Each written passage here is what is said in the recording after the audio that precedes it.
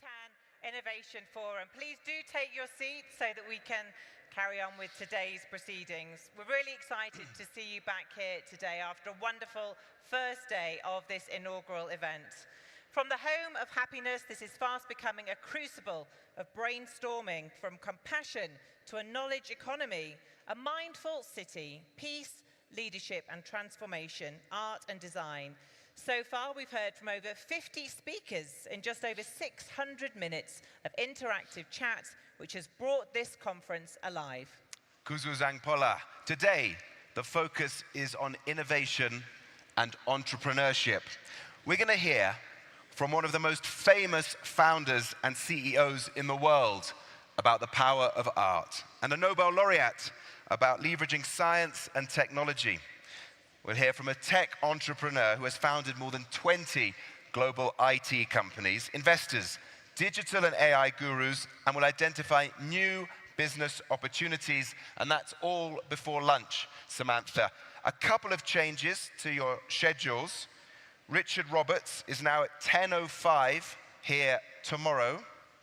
Konstantin Novoselov is going to be here at 9:35 today. The world of AI is going to be discussed at 10:40 today in the Founders Hall, and leveraging big data is here at 3 p.m. today. Mark, thank you. Certainly a packed day. Well, looking back on yesterday, one of my favorite moments was how, as we delved deeper into the subject of mindfulness, we had the chance to hear from a Buddhist scholar, a Nobel Peace Prize winner, a multi-award-winning architect, on the same day, right here in the Royal Academic in the Dzong. It really feels like a conversation has started, Samantha. Speakers are responding to each other, even here on the stage, whether it's realizing that they're already working on a sustainable project that other speakers are seeking out, or jumping on Professor Stiglitz's bandwagon to liberate traffic lights on the streets of Thimphu and Paro. Delegates have also swapped cloud computing for cloud networking, and I hear that's going pretty well too. So without further ado, let's get on with our first day. I'm so excited about our first speaker. Snap. I'm so excited about our first fireside chat with one of the most successful owners of a social media company. Snap. Why do you keep saying Snap? Because I agree. I'm excited too. Oh, I thought it was because the CEO of Snap is coming on stage in a minute. Yeah, that too. Anyway, you better be snappy, because I hear he gets up at 5 a.m. He's been up for ages already, Samantha, and he's probably already been meditating too.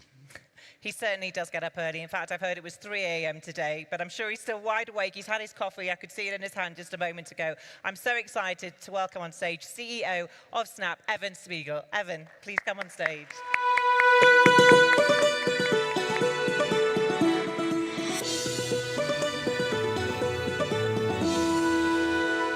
Welcome. Thank you. Sit down. Take a seat. It's so fantastic to have you here, Evan.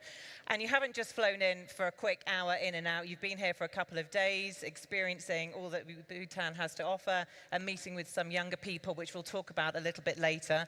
For those who don't know what Snap is, it is one of the biggest social media companies in the world now. It has hundreds of millions, 850 million users worldwide. Evan set up the company when he was at Stanford University, studying product design when you were 22. You were, a couple of years later, one of the youngest billionaires in the world. So you certainly have a lot of experience in this field, and we're really excited to hear more about it. I'm sure, put your hands up here if you're on Snapchat. Let's have a look. Okay, so it's a smattering, but I think that will also indicate a sort of age range suggestion here, dare I say. But tell us, for those who don't know, what Snapchat is, Evan.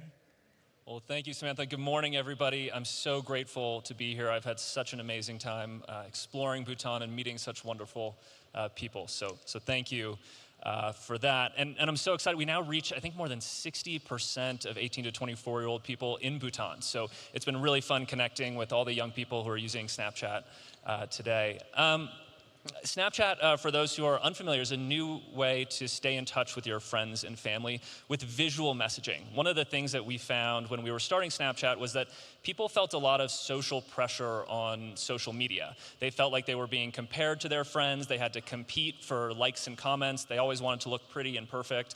And that wasn't very fun. People wanted to express themselves with their friends and family, do that in the moment in a way that felt really lighthearted and impermanent. So we invented Snapchat, starting with images that would disappear after a few seconds. And that made conversations visual, of course, but also feel much more like face-to-face conversations where everything you say isn't saved forever. And since then, of course, now we've evolved the business quite a lot. We can talk about some of the other products and services we've created, and we reach now over 850 million people around the world. It is an incredible success story. It's not been linear. You've had ups and downs, some successes, some failures. But the constant with Snapchat is innovation, isn't it? You're constantly moving, constantly trying to create new products and new ideas. And you're very much behind that, aren't you? You are an innovator. Tell us about that process, how that works.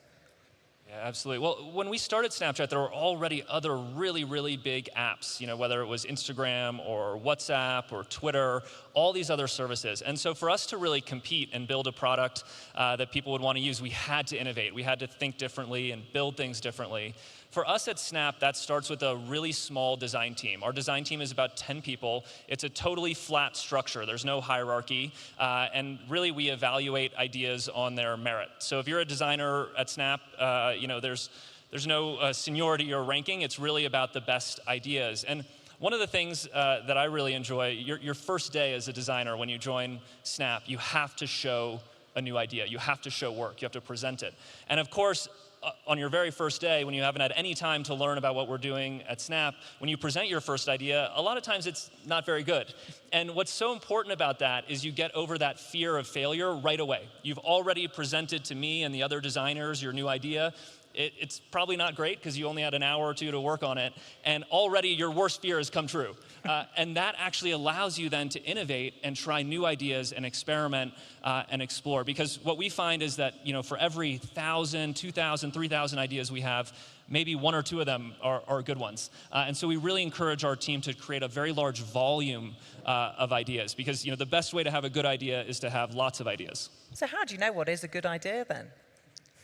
That's a great question. I think, sometimes you know a good idea when you see one. Other times you just have to iterate. So, for example, when we built Stories, at the time, social media was architected around feeds. So everything was in reverse chronological order.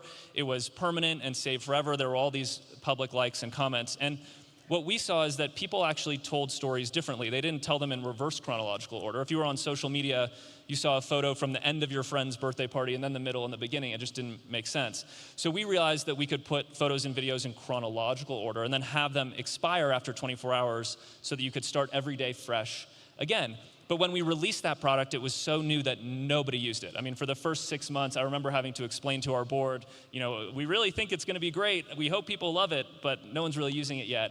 But as people learned how to use it, because it was something new, and adopted it and started using it together with their friends, it ended up growing. So sometimes with ideas, you don't know right away, but if you really have conviction in the idea and the philosophy behind it, you can see it through and iterate towards something better.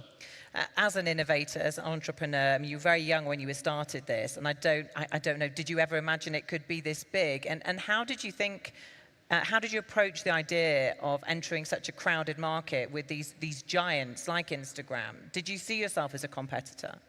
We never could have imagined growing the business that we have. In fact, Bobby and I had first started working on something called Future Freshman, which was designed to help students apply to college. And we actually had two younger siblings. Bobby had a younger brother, I had a younger sister, both applying to college at the time. And neither of them used the product, which was not a very good sign. I was very grateful my mother used it. Of course, it's always the mum. So I appreciated the support. But we had spent a very long time working on Future Freshman. I think it had been maybe a year and a half. We had poured everything, working 24 hours a day, it felt like, to build Future Freshman. And then to not have anyone use it was really tough. And I remember when we made the decision to shut it down and try something new, how painful that was. It was really difficult. So for our next sort of projects, all we wanted was to build something that people would actually use.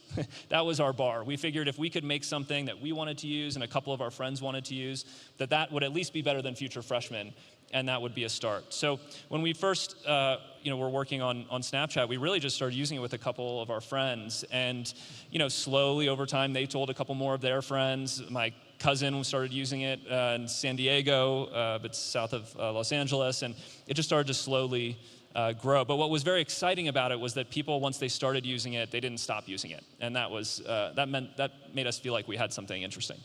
Now, I mentioned that you were studying product design, and a lot of people have compared you to an artist. Can you talk a little bit about the intersection of art and design and how it's inspired you and works with your creative process?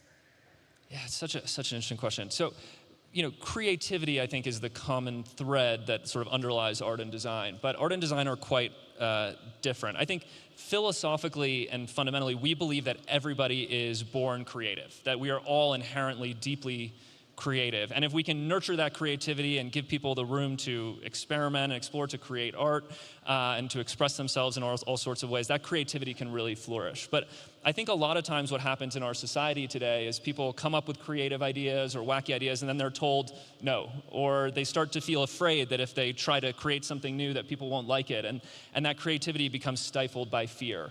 And I think what's really interesting about design is that design is a repeatable process to help you generate new ideas and to overcome that fear of being creative. So for us, design really starts with human needs. It starts with understanding the problems that people are facing, understanding the challenges that they have in their lives, and really empathizing with them to understand where the opportunities are. And then trying to brainstorm a lot of different ideas, prototype very early, and test those ideas, and then start the process all over again. Bring those prototypes to the people who shared their problems with you, see if it actually helps fix the problem, and then slowly over time make products that are better and better. And that to me is a bit different than art, which is a much more generative process that's about self-expression, whereas design is actually more grounded in empathy. And a lot of artists get what's kind of called writer's block, I suppose. They get periods in their life when they feel a bit stuck and they're not sure what to do and the creative process is blocked. Have you ever got to that point and sort of panicked and been anxious and thought, I don't know what's next? I think it's very natural to feel that sort of artist block, but I think what's so interesting about design is that there's endless inspiration in other people's problems and in our community's frustrations. We have 850 million people that have all sorts of ideas about how we could do a better job. And so they are an endless source of inspiration for us. And so, anytime that we're feeling stuck or blocked, just listening to our community, connecting with them and their needs is a really, I think, helpful way to overcome that. Tell us a little bit more about how you managed to create this number of users. Is it kind of the viral effect that actually just the more people that are on it, then their friends are on it? Do you believe it's kind of that, or is it very much about the product, or just a combination of both? Yeah, Snapchat's really only fun if you've got a friend on it. What's great is it is fun with just one friend. If you've got your best friend on Snapchat, it's a really fun and engaging service to use because it's about connecting with your closest friends and family. So I do think that it really has helped driven the growth over time. When we started the service, I actually went out. We have a mall in Los Angeles near where my dad's house was. That's where we were living at the time when we were starting the company. And I printed out flyers, and I went to the mall, and I went around and asked people, hey, do you want to send disappearing messages? And everyone was like, no. and that was a very eye-opening moment for me because I think the disappearing messages part was not really the core value proposition. What we learned actually was that people loved sharing images and videos back and forth really quickly, and they loved that it was way faster than text message, but it was really hard to understand unless you used it yourself. And so I think for us, the growth of Snapchat has always been driven by people who use the product and want to share it together with their friends. So you talked about the key audience being 18 to 24-year-olds. Most of this audience is not that age group. And as we showed there, that actually a lot of older people are not on it. And I was telling you a little earlier that I did join Snapchat, in honor of this conversation. And I tried to make friends with my 16-year-old son, who messaged me back on WhatsApp saying, "Why are you trying to contact me on Snapchat?" And I was like, "Because you're my new Snapchat friend." He said, "No, I'm not." So that was that, which was, a bit of a rude awakening to the generational differences. But do you find that that is the case, that actually that this is for something for younger people, and then you hope that the product will grow with them? Well, we have a teenager at home also, so Yeah. I empathize. I empathize. But I bet he's a Snapchat friend of yours. He is indeed. So I think one of the interesting things about Snapchat and the way that it's built around messaging means that you can use it with your whole family, because I think young people in particular don't feel worried that their parents are going to embarrass them publicly or something, because there isn't a way to do that with public comments and whatever on Snapchat. So I do think that Snapchat's really fun. We've got a great family group chat going, and it's such a fun way to stay in touch. Miranda's parents live in Australia, and my parents travel a bit. So it's been really nice for everyone to watch our kids grow up and whatnot through the group chat. So highly recommend for families. And we also have a great set of tools for parents called Family Center, where you can link your account with your teenager's account, see who they're talking to on Snapchat, control content settings and things like that. So we've really tried to make the service something that enhances relationships between parents and their teenagers. So maybe ask again later today. Ask nicely. Yeah, I'm going to have to insist.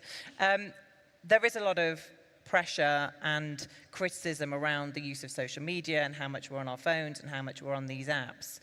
How do you respond to that, and how much responsibility do you feel around our, all of us are addicted to our phones, really?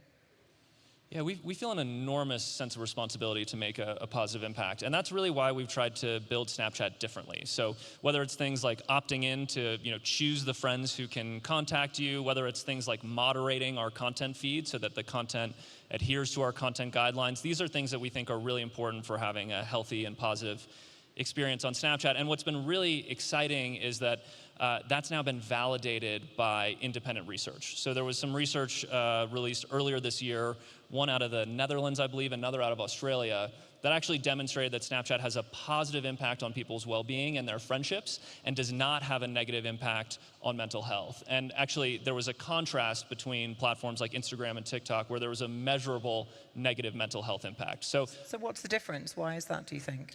I think one of the big differences is the lack of social comparison on Snapchat. So as I mentioned, not having public likes and comments on the stories you share with your friends, and building the service around close friendships. We know from research that a close friendship is actually the #1 predictor of being able to survive a depressive episode. So if you're having mental health struggles, just having one friend to check in with and stay in touch with can be really powerful. And so I think Snapchat plays an important role in enhancing people's real-world relationships and their close friendships. When people can't be physically together, they can connect through Snapchat. So I think it's exciting to see some of these design choices that we've made really validated in the independent research, because we are concerned about the impact that, of course, technology products can have. Yeah, and we're here in Bhutan, and when we met a couple of days ago, you said to me, I've always wanted to come to Bhutan, which I'm sure everybody here will be so pleased to hear. So you are here, and you've been meeting with some younger students as well, who gave you a bit of a grilling yesterday. Tell me about what the kind of questions they had for you, and why it's important for you to be here. Yeah, wow.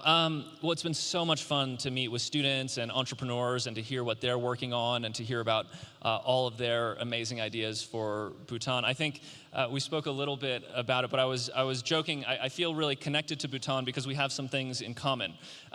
For example, Bhutan has some very big neighbors in India and China. We have some very big neighbors in Meta and Google. The royal color in Bhutan is yellow, and our color is yellow. But I think most importantly, what I see here in Bhutan is a real commitment to values, a very deep set of values. And everyone who I've talked to, as they think about innovation, as they think about growth and development, there's a very strong desire to tie that to the values that are so important here and in Bhutan, whether they're things like family and friends, or faith, or sustainability. And those sorts of things have really resonated with me, because we at Snap really care deeply about our values of being kind and smart and creative. Those are really important to us. So I think throughout all the conversations I've had, it's really that commitment to values that's resonated the most with me. And I know you're very keen on meditation. We've spoken about that, and breathing techniques, and something that you've also explored here. You got up yesterday and made the climb in 1 hour, 20 minutes, may I say, to the Tiger's Nest Monastery, which I still can't walk, and I went 2 days ago. So you're obviously a lot fitter than I am. But I know that you had a really special time there as well, and that's important to you as a person, but also the way that you bring that to your business and your practice as well. So talk a little bit about that. Well, as a leader, I feel a lot of responsibility to show up in the best way possible for our team. A lot of my job as a leader is actually to absorb stress and to help people, manage the stress they might feel in our business. And so I think in order to be the best version of myself, it's really important that I get a good night's sleep, which has been a little tough with the jet lag, but also that I do things like meditating, which can help me, I think, navigate some of the day-to-day pressures of running our business. How do you learn to be a leader? Because you were 22 when you started this business. As you say, you never imagined it would grow to the size it has. How many employees do you have around the world? I think it's about 5,000. Okay, that's huge, and that's a massive responsibility. So you sort of had to grow up and learn to be a leader, didn't you? How did you manage that? Did you have mentors? Did you seek advice from people? What was the process? Well, I made a lot of mistakes. It was really fun starting the business at such a young age because we didn't know anything about how to run a company. And so I think that meant that we felt very comfortable asking for help. We never had to pretend that we knew what we were talking about because we had no idea. We'd never built a company before. And so many business leaders were so generous with their time and with their help. I remember, I was very fortunate at Stanford to meet Eric Schmidt, who had been the CEO of Google. And he would say, I'm coming down to Los Angeles. Just make a list of all your questions and your problems, and I'll come, help you out. And so we would have questions like, do we need a CFO? And the answer was yes. Actually, he was like, no. Oh, really? You're not making any money. So, so it was really nice, I think, to just have that beginner's mindset, and that's something that we try to carry through even to this day. So even 13 years later, running our business, just really that openness to learning and listening. One of my mentors has a saying: "You have 2 ears and 1 mouth. Use them in that proportion." And so we really try to listen and learn as much as we can from so many different types of folks who have a lot more experience than we do. Is there any one piece of advice that really stuck with you and sort of carried you through tough times? I think when you're building a business, you're very, very resource constrained.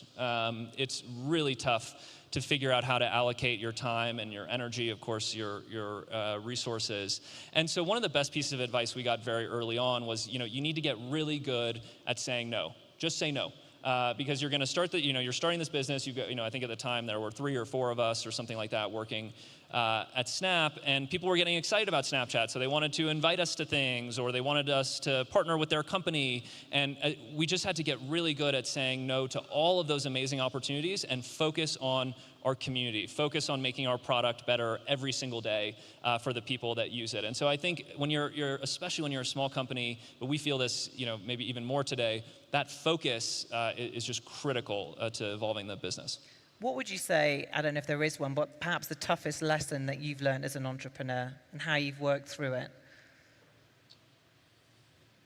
I think one of the really tough lessons is as the business started to grow and got a lot bigger, I think I felt a bit insecure as a leader. And, we had an opportunity to hire so many people who were amazing experts who we could learn from. And who had run much bigger businesses. But I think, I felt some pressure maybe to drift from the intuition that I have or the conviction that I have in our product and our vision, and to delegate more of that to people who are more experienced and whatnot. And I think it's so important for leaders to really focus on their own personal strengths. All the leaders that I know have different strengths and abilities, and to focus on those strengths and then complement yourself with other people who have different talents or who are better than you at different things. And so I think for me there was maybe a couple years ago just sort of a moment where I realized that I had maybe spent too much time drifting from my own leadership style and practices and kind of relying too heavily on maybe leaders who had come from bigger businesses or had a different way of doing things. And I think at Snap, we're very hands-on. We're very scrappy. As a smaller, in technology, when you reach 850 million people, that's considered small. And so as a smaller company, we really have to be scrappy and work really hard as a team. There's no job that's too small for any of us, including me. And I think we drifted a little bit from that ethos, and we've really returned to that, and that's helped drive a lot of our more recent progress and growth. So do you still feel like an underdog? Oh yeah, big time. I hope we always do. I think that's how big the opportunity is. Quite early on, you were offered a massive deal, and you didn't take it. A lot of people might be surprised by that, because a lot of people think, well, the goal is build a business, sell it, make the money, go and retire. Why didn't you? Well, we saw an opportunity to build a much bigger business. So when we looked at the way that people were engaging with our product and the opportunity that we saw, we thought that it'd be far too early to sell the business, that we had a much bigger opportunity in front of us. But I think personally for Bobby and I, there was really a question of values. I think social media companies have made a different set of choices. Their businesses work very differently than ours do, even though we both sell digital advertising.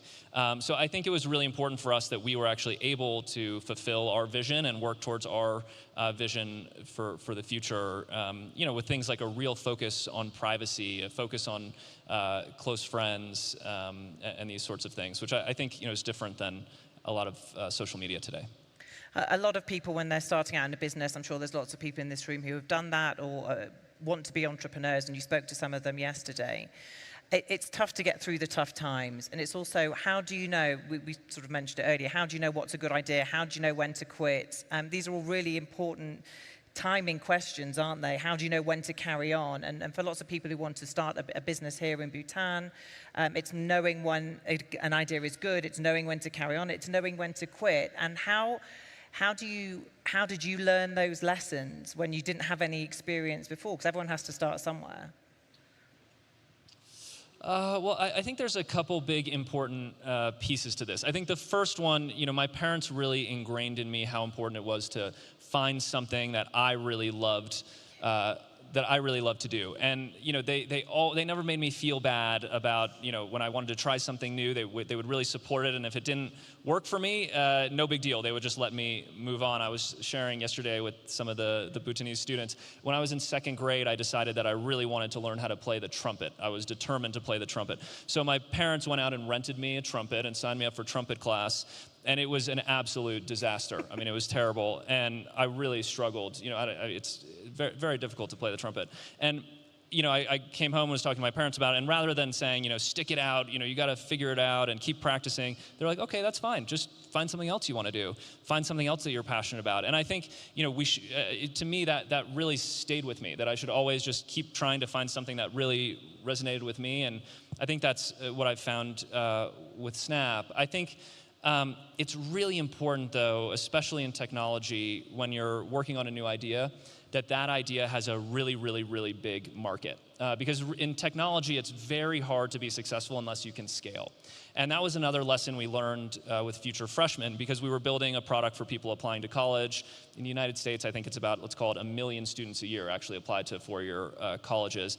And then obviously you lose those customers every year because they go off to college and you have a new set of students. And so the market was very constrained. It was only about 1 million people. With Snapchat, we've made a product that we believe can resonate with billions of people.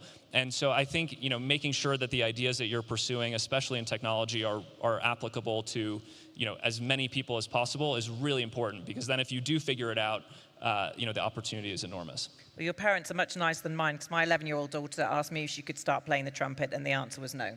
So they were very nice and very encouraging. Just lastly from me, what are sort of your key take-homes for anybody who wants to start a business and isn't really sure if they've got the grit, because you do really need the grit? And what are your hopes going forward now for Snapchat? You still think that you are an underdog and you're a minnow, which many people would find quite surprising with this amount of users.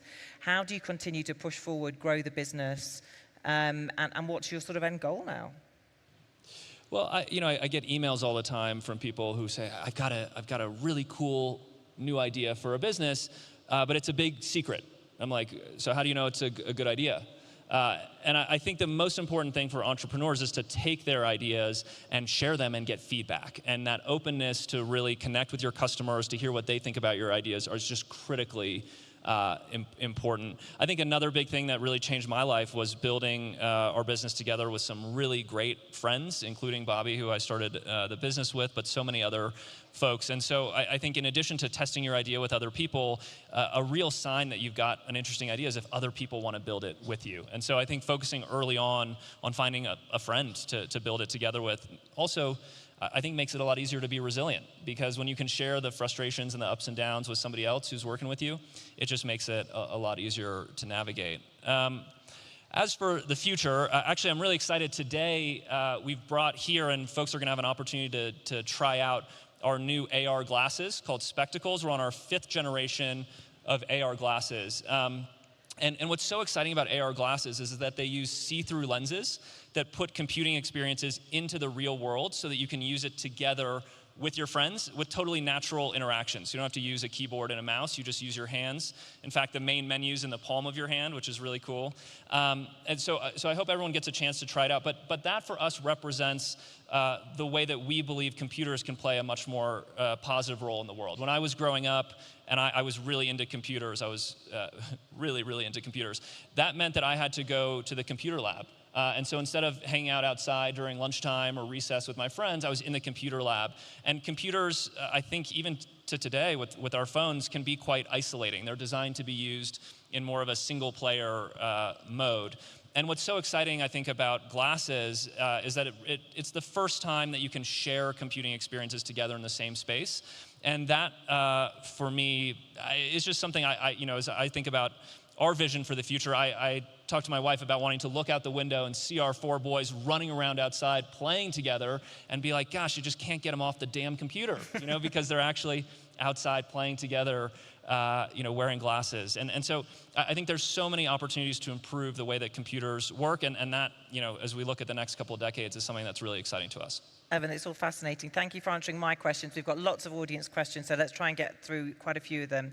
First off, journey of Snapchat started small. How did you scale it up? What were the challenges and the lessons you learned, including financing and the tech involved? Yeah, that's a great question. Financing was a challenge for Snap because it was such a new product, and people didn't really understand how it worked, especially if they hadn't used it themselves. Actually, it was pretty funny. When we would meet with venture capitalists, we'd sort of ask, how do you know about Snapchat? And there was a huge divide between venture capitalists who had kids that were using Snapchat and venture capitalists who didn't. And it was almost a waste of time to talk to venture capitalists who didn't have kids using Snapchat or hadn't used it themselves because they didn't understand the value that the product provided. But we were very fortunate to find some early venture investors. We raised $485,000. I was getting some random emails at the time from people who were interested in financing Snapchat, and I got a Facebook message from an investor who had their profile picture with Barack Obama. So I was like, it seems legit, and we ended up meeting. But the thing I think that got them excited about investing and willing to write that $485,000 check was the retention metrics. So we just shared the retention metrics that showed once people started using Snapchat, they used it very consistently with their friends for a very long period of time. And I think even at that time when it seemed like Snapchat was very new and people didn't understand why visual communication and messaging was so important, when they saw the retention numbers, that I think gave people a lot of conviction in the business. Okay, next one is around mental health and phones, which we have touched on, but this one asks specifically about this person's involved in suicide prevention and mental health and sees concerns, as we've talked about, around phone app addiction. How do you approach this as a concern for youngsters? You talked about the fact that there is a facility for parents to control it, but they can't see everything.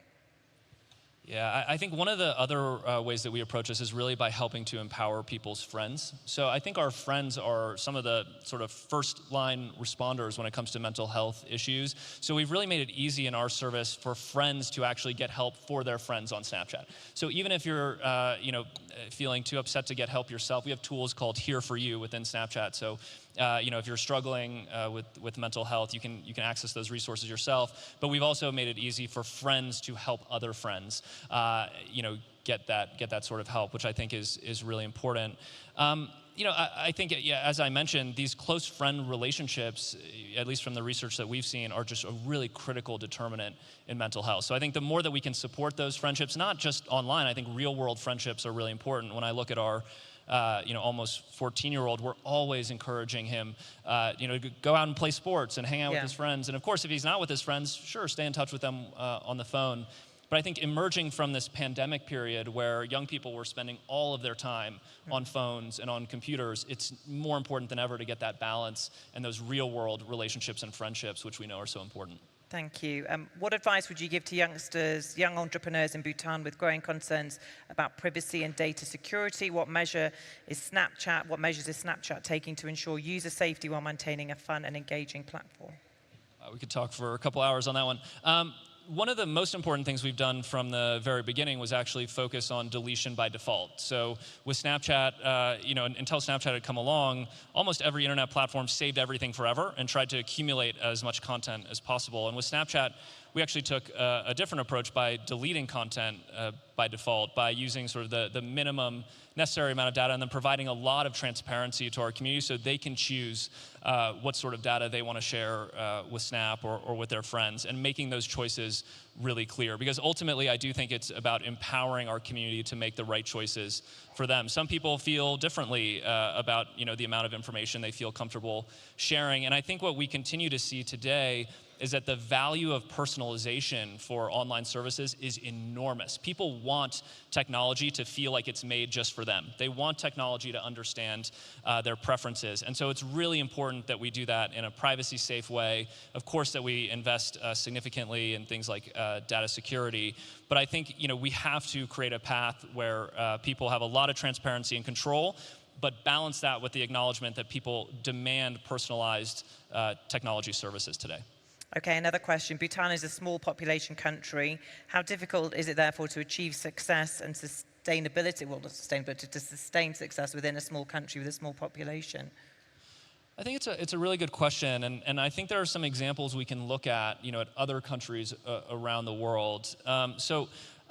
For example, I've oftentimes sort of seen a contrast between what I see in European countries and what I see in Australia, for example. What I see in European countries very early on, especially because there are so many different languages spoken throughout Europe, entrepreneurs usually start with their domestic market, their country, and it's very, very hard to scale then country by country throughout Europe. I contrast that with what I've seen in Australia, where because Australia is a small market and quite remote, Australian entrepreneurs are instantly thinking, how do I take this idea or this company global? They think global first, rather than think about their domestic market first. And so I think especially as it pertains to technology products here in Bhutan, of course, Bhutan is a really exciting market. I'm sure there's a lot of opportunity here domestically, but it's also a country that's adjacent to two of the largest economies in the world in terms of China and India. And I think that presents a lot of opportunity to be able to offer products and services that appeal to billions of people. Evan, we are out of time. Thank you so much for being here, for your time, for answering my questions and our audience questions. We're really grateful. Thank you so much.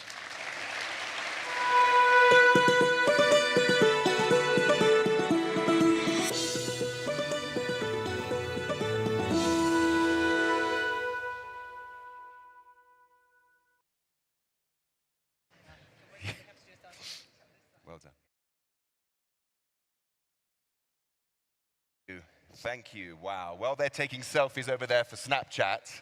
And anyone who wants to take a selfie of them taking a selfie, do that. What a fascinating guest. We've got another fascinating guest here after Evan and Samantha's chat there. It is amazing, isn't it, what using 2 ears and 1 mouth in that proportion can do, where it can get you. What a success story. This is now another success story, incredible success story I want to tell you about, because I'm delighted to welcome another Nobel laureate to the stage, another day, another Nobel laureate for this conference, for a fireside chat. The world-renowned physicist, currently at the National University of Singapore, Konstantin Novoselov. Now, Konstantin has changed the world with the discovery exactly 20 years ago, Konstantin, to this month. That's actually true. Yeah, October. of how to isolate graphene. The discovery in Manchester has enhanced thousands of items that we use every day, from batteries, electric vehicles, and screens, and more, with its remarkable strength and its conducting abilities and its quantum properties, which I'm not going to pretend I understand. So let's all start with the basics. Konstantin, how are discoveries made? Well, it's actually quite often discoveries are serendipitous or accidental, and graphene was not that much different in that respect. But I would say it's probably, you should call it a planned serendipity or planned accident. Maybe let's take a step back and talk how science is done in general. So science is quite a strange beast. So we are charged as scientists, we're charged with the creation of the new knowledge. And it's quite different, say, from engineering, for example, because if an engineer needs to create a device, the answer is known, that the answer exists. You just need to find a way. When you are a scientist, you basically don't know if the answer is there. So you just search for something which doesn't exist. And the banana's not part of discovering something. No. But I thought you were about to give us a secret of discovery, the way you unwrapped your banana. I was watching very closely. Right, but you see that there is a bigger problem, that our brain, that's exactly what Evan was talking, that we are all feared of something new. And this fear is actually programmed in our brain, because is the evolution program, because we just try to make it very snapped reaction on any danger. So your brain is just programmed to walk on the straight line, on the paved road. So how do you make a discovery if your brain is always wired to go straight? Right. But that's where the accidents come from. Yeah. You basically just sleep on a banana skin. Could be anywhere. Could be on a stage. And then you just taken away from this road, and then you wake up, and then hopefully you are in a new place in your brain, and you make a discovery. And the only way, I mean, and we cannot predict it. So, but the job for scientists, and actually for the artists as well, is to position those banana skins strategically to increase the chance of the slipperage. And that's every single scientist find its own way how to, and they find their own tricks how to position those. Thank you. I'm enjoying the way your brain works. I mean, I'm looking forward to asking you about all the painting that you do. I mean, all these things are relevant. How did you work this one out? How did you find out about graphene? It's a pretty significant discovery. So we've been working. So it's the style of work which was introduced in our lab by my teacher and my colleague and a very good friend, Andre Geim. And we had this so-called Friday evening experiments where you try something completely different, which is not the mainstream for your research. And Andre himself, he's known for frog levitation. So for those who don't know it, just Google. So we've done some Spider-Man, the Gecko tape story, and graphene was one of those stories. We just try. If it doesn't work, it doesn't work. And then we tried. That exactly didn't work, of course, from the very beginning. And we just left it. We just give it up, and then 2 weeks later something happens in your brain, and we just came with a simple solution how to create it. And since then, all the labs in the world do use this method. Okay. How is graphene used to support renewable energies and sustainability? Well, there is actually quite a few options here for graphene, and the simplest ones that we use it. So probably the largest amount of graphene these days is being used for batteries for electric vehicles. It's tons and tons and tons, and the recipe for the modern battery are quite complex. So it's carbon nanotubes, graphene, nanosilicon, and so on, and graphene plays an important role there. But that's more or less a straightforward solution. But what I really like even better is the sort of spiral solution, where we can take graphene, graphene is basically carbon. We can take carbon out of atmosphere via CO2 or just use the petrochemicals to split it into hydrogen and carbon, and then we can create these functional carbons like graphene. And then we can use it, for example, to increase the strength of concrete. So just now that's relevant because concrete is, you were telling me yesterday, the biggest CO2 emitter. Concrete is one of the largest CO2 emitter for as a single industry. And with minute amount of graphene, you increase the strength 20–50%. So you just don't need to produce that much concrete. So we take carbon from the atmosphere and we add it into concrete and we reduce the amount of CO2 which we emit. And for me, this spiral cycle is the most exciting.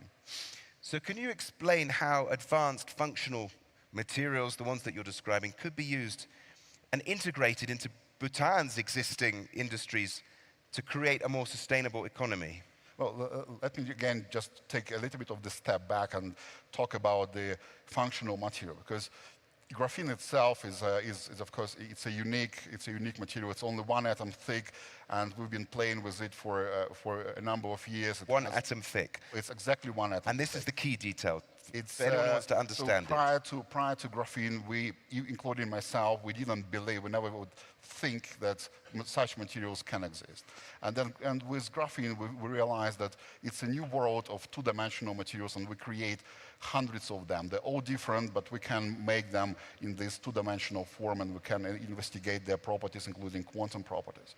But then it also gave us a new opportunity, because you may imagine I come to my lab and I have those two-dimensional crystals available to me. So what I do, I start positioning them one on top of another and just build an artificial material which doesn't exist in nature, but I can create it artificially.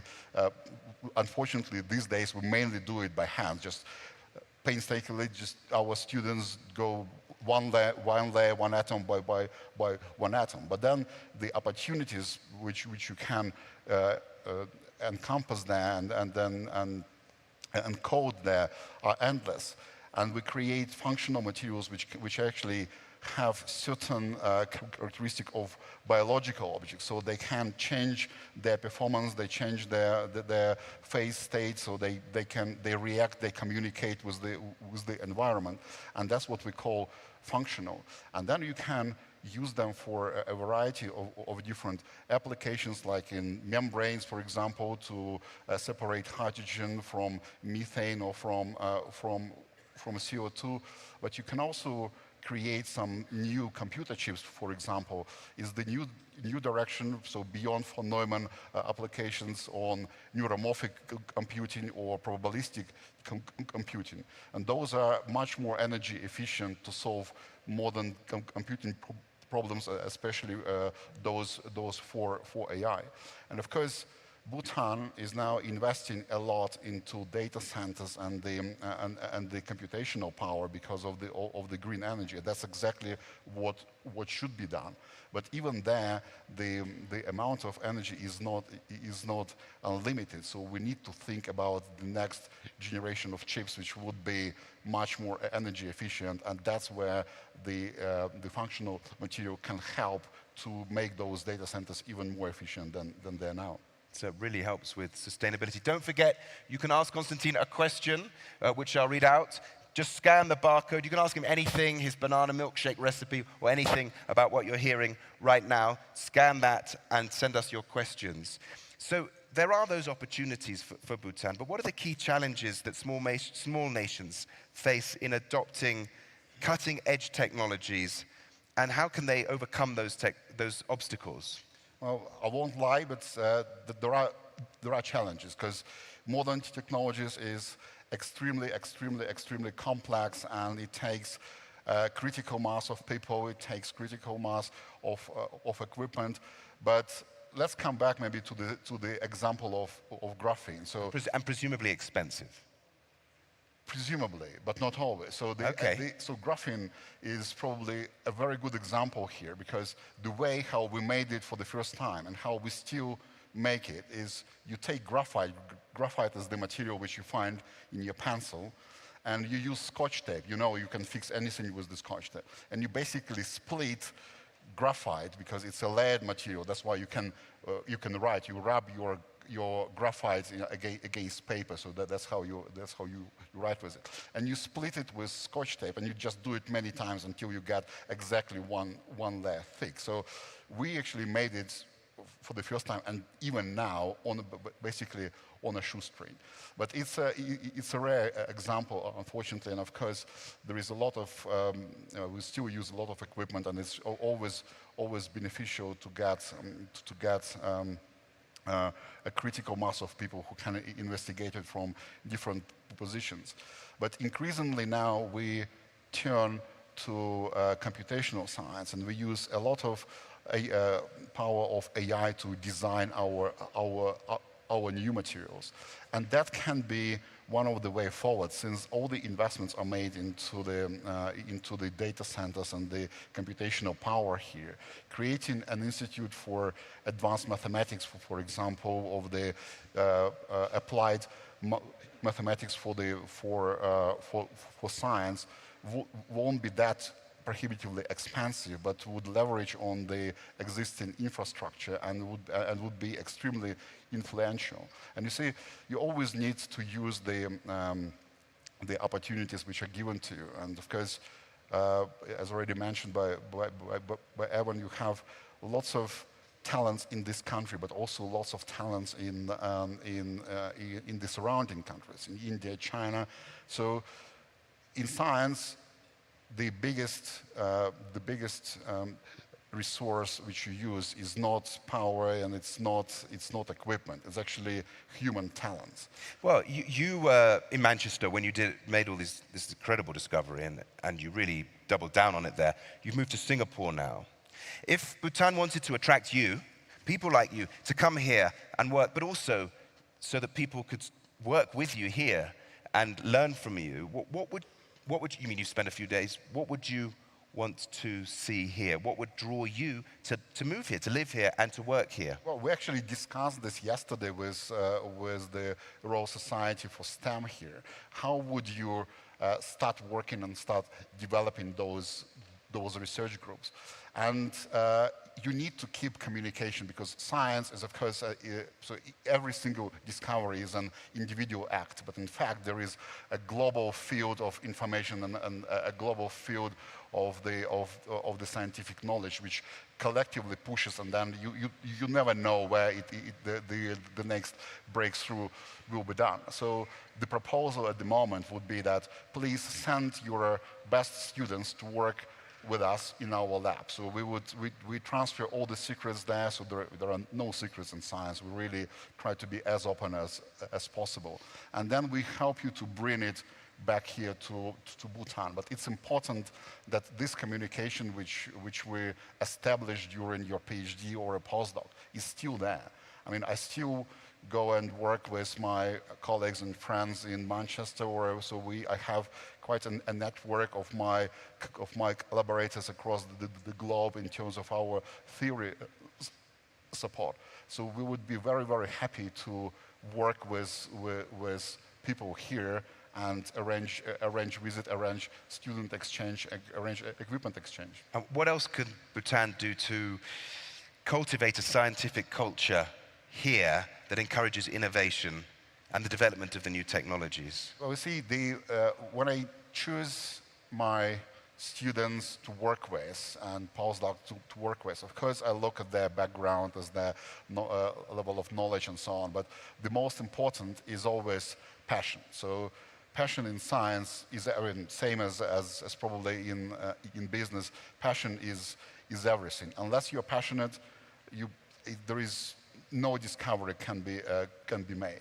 And that's what really attracts lots of businesses and lots of people to Bhutan, is this sincere passion about knowledge. It's a lot of talents as well.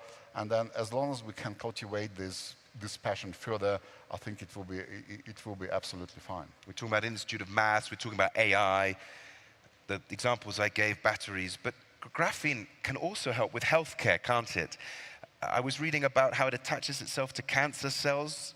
What does it do there? Remarkable. Oh, there are many applications in healthcare. So we work on, again, functional membranes to create artificial tissues like artificial kidney or three-dimensional model of heart.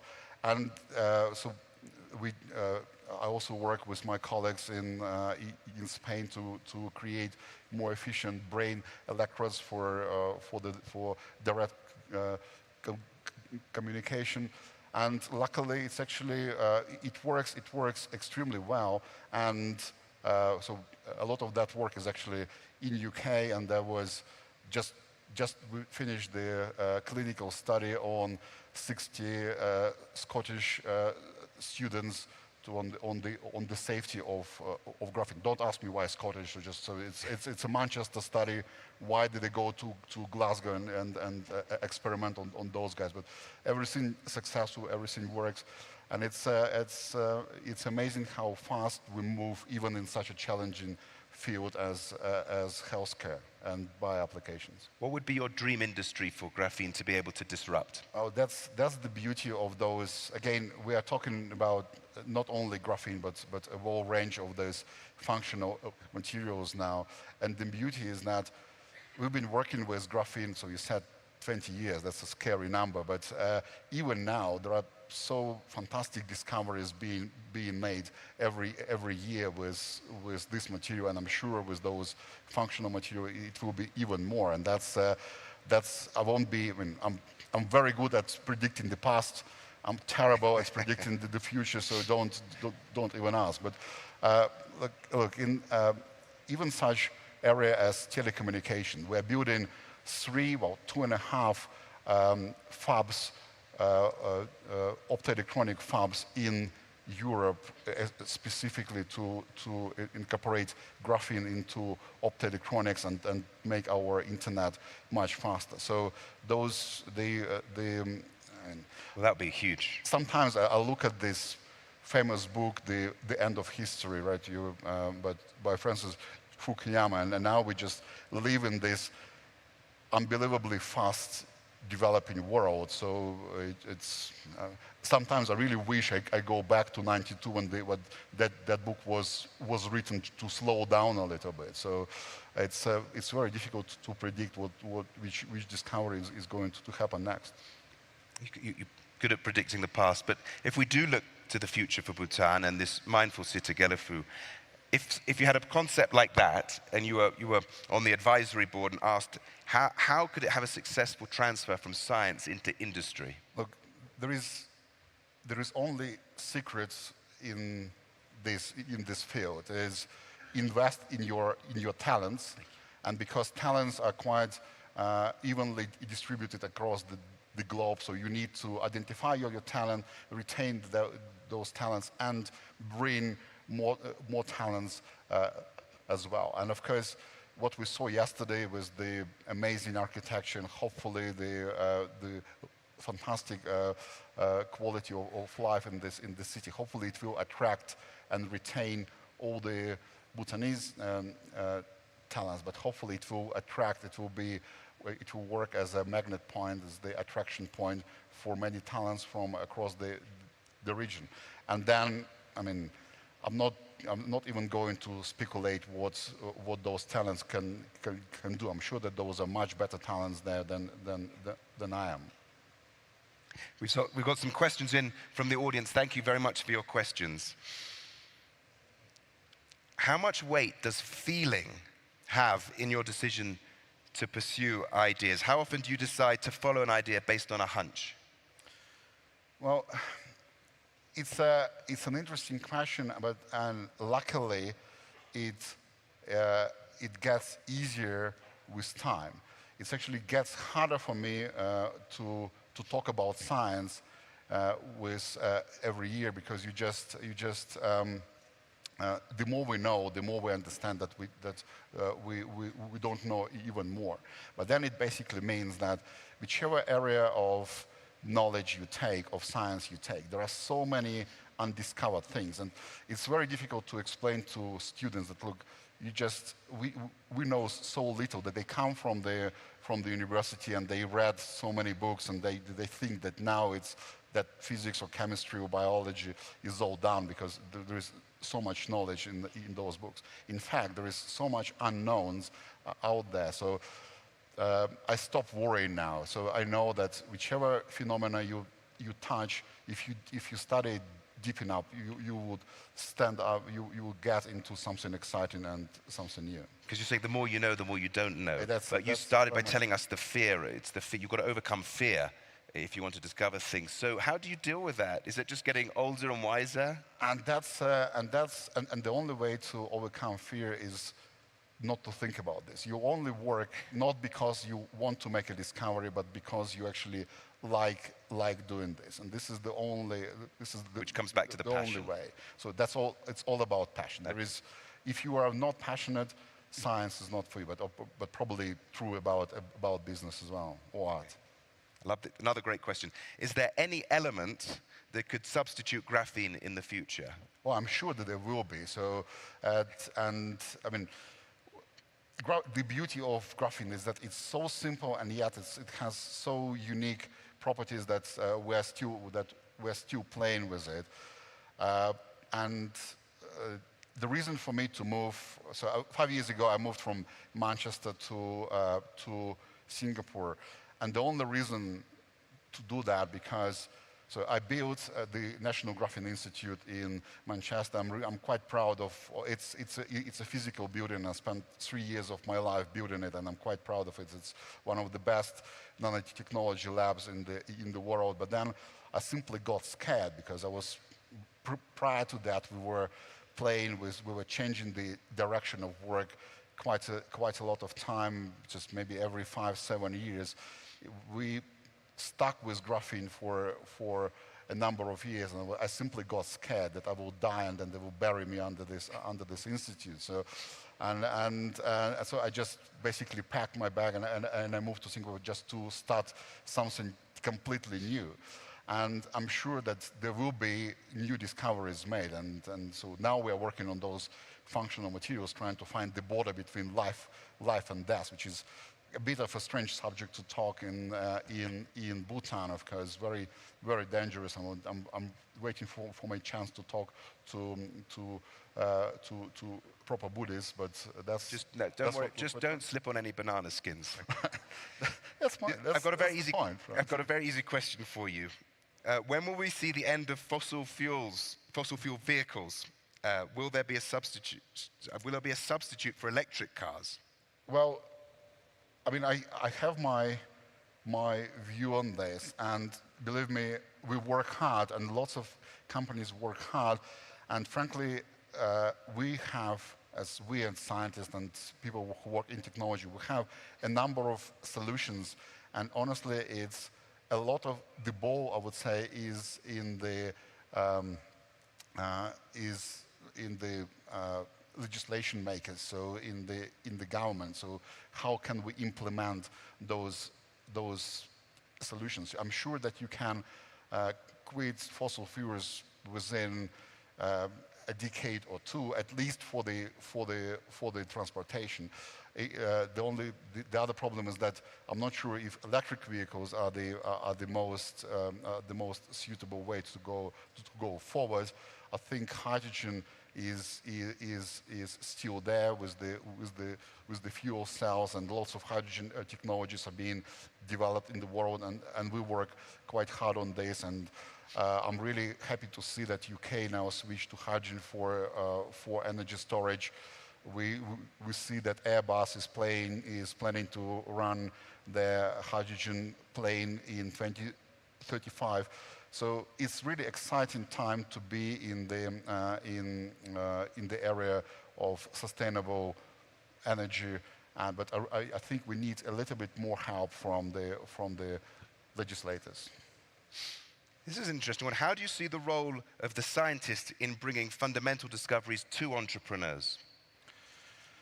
Well, you see, traditionally in every country, fortunately or unfortunately, this role of translating the science to industry was given to universities and to scientists.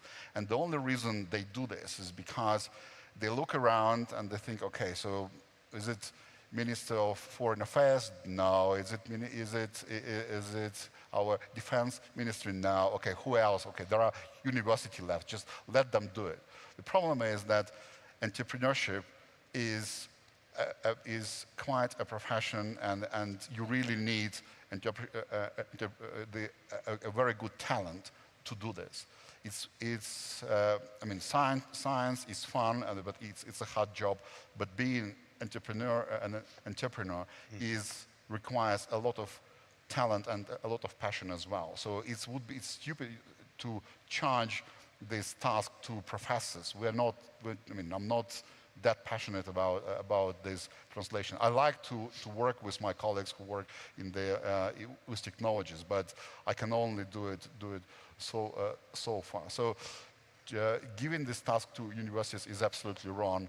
How to do it exactly, I don't really know, but you need to create those ecosystems where entrepreneurs work very closely with people who make those discoveries. Okay, and before we go, you practice Chinese art. You're there doing calligraphy with graphene ink, I believe. You're a scientist. Does one skill help another? Is that the secret? Well, you're going to do Chinese art? I won't say that. I mean, it does, but not on the superficial level. That's okay. I need to meditate and I go and paint something. But painting actually taught me a lot how your brain works, and this moment of discovery and the moment of inspiration, they have something in common. It's just this sudden quantum rewiring of your brain. Like prior to before I started actively practicing my art, I would talk to artists and say, oh, come on, inspiration. So you either can paint or you cannot paint. Now I paint and I know that, I mean, I produce, I don't have much time. I'm a director of a big institute now, and it takes enormous amount of time, but I do produce maybe 10, 20 pieces a year, which I'm reasonably proud of. But it needs a special moment of inspiration, and I know that you need to catch it somehow, and it's the same for science. You need to find this special moment of discovery. How to do it? People get their own tricks. I don't really know. I cannot plan, but it does happen from time to time. And that's where the two professions actually meet each other. Well, you've given us a moment of inspiration. Konstantin Novoselov, thank you very much. Thank you. Thank you so much. Okay, you can stay there. You can stay there. Thank you. Just before we go, you've had two fantastic speakers. You've all deserved a 20-minute coffee break. Please go and have a drink. 20 minutes, come back here, and just while you're going out, please do watch out for any banana skins. Thank you.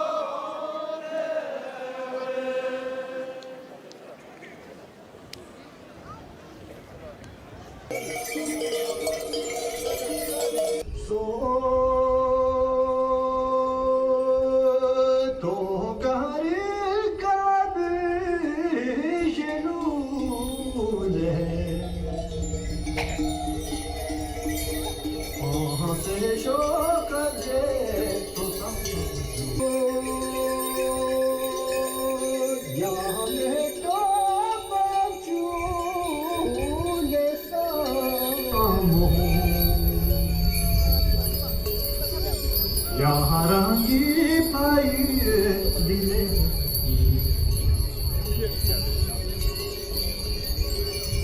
So Java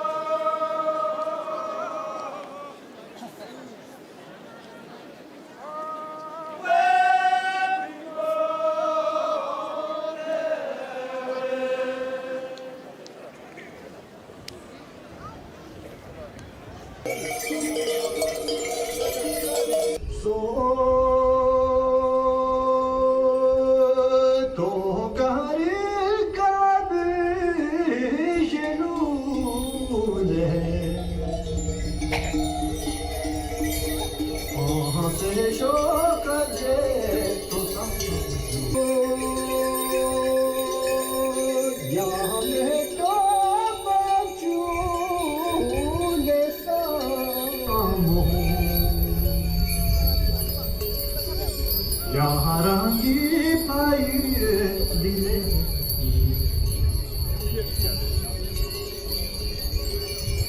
소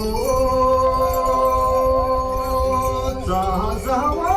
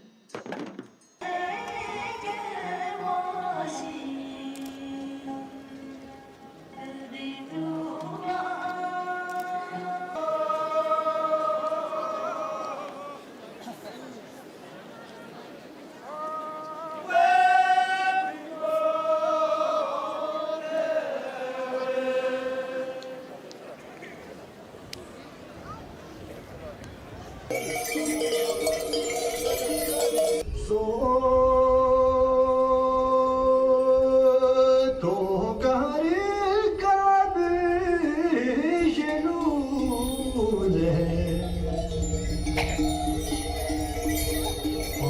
se choca de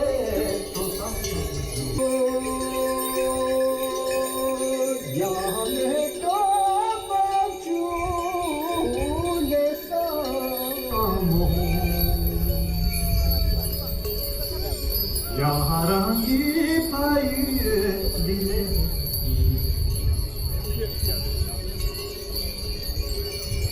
so za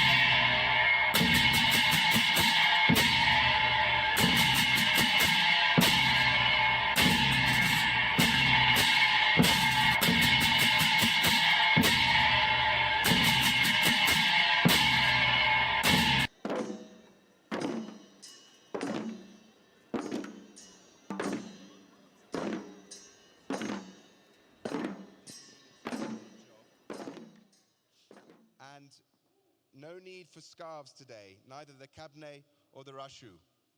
Rachu. Okay, I'm delighted to introduce our next speaker. The next speaker is Dr. Serge Bell. He's the founder of the Constructor Group. He's a tech entrepreneur who has founded more than a dozen global IT companies, including Acronis, Parallels, Acumatica, and WebPros. He's dedicated much of his career to advancing science and education, having established multiple educational institutions and venture funds. With a PhD in computer science and over 350 patents to his name, Serge is a driving force behind cutting-edge technological innovation. And today, for you, right now, he is going to outline his thoughts on the evolving roles of research and education. A warm welcome, please, for Serge.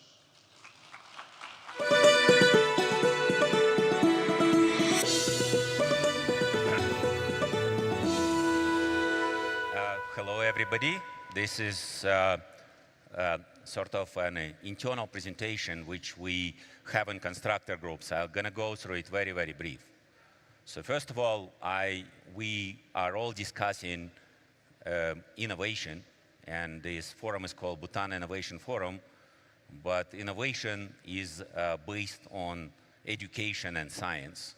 And so we need education and science to do innovation more than anything. Kostya, in a previous speech, mentions that the most important part of science and research is actually people, and the people are created by education. And so first, let's go very quickly through the current state of education. First of all, it is relatively recent.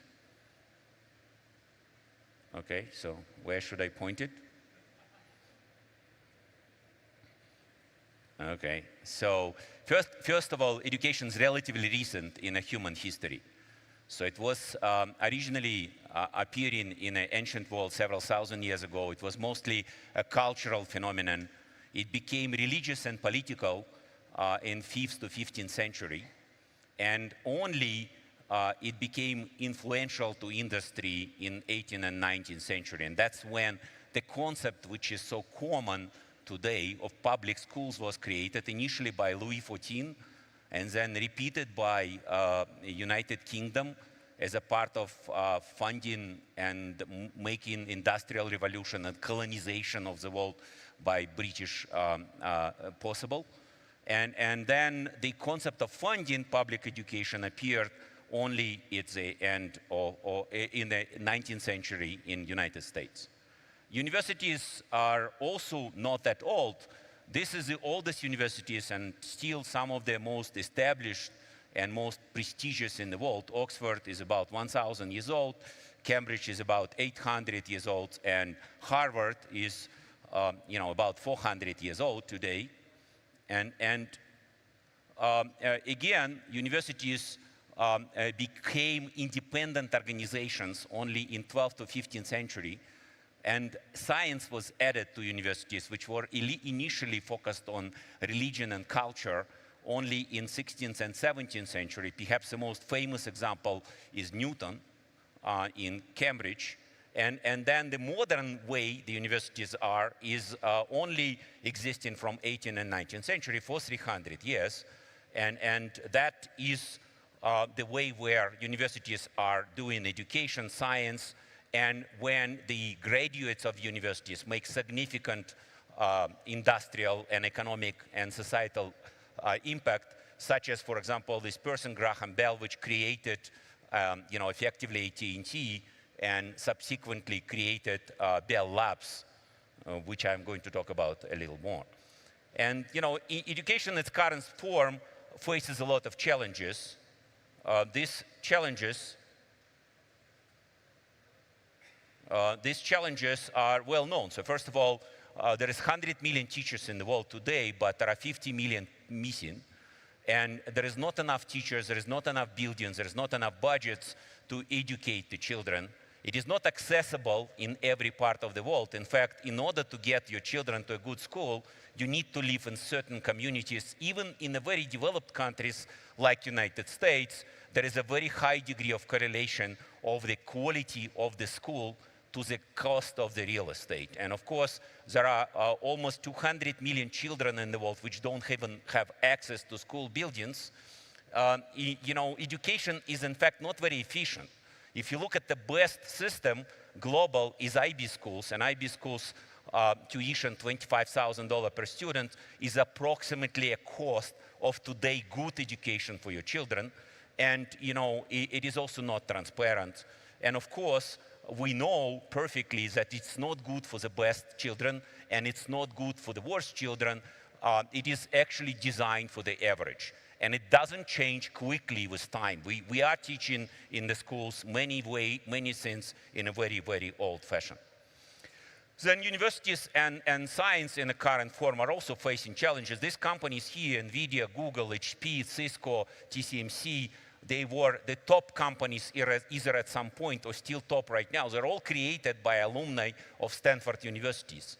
But nevertheless, it is not always possible to fund the universities. And you cannot really do proper university education without research. Without research, university education is proven to be less efficient. However, there is not enough money to fund research, despite the fact that science effectively generated trillions and tens of trillions of economic impact and generated tens of trillions and maybe hundreds of trillions of valuations. And the alignment of universities, even in the highly developed societies like United States in terms of science and education, to the industry is relatively minimal. And with that, it is not that it's impossible to address those issues. We know what we need to do. What we need to do is, of course, one ideal scenario is just something like Neuralink, but what we need to do is just these three things.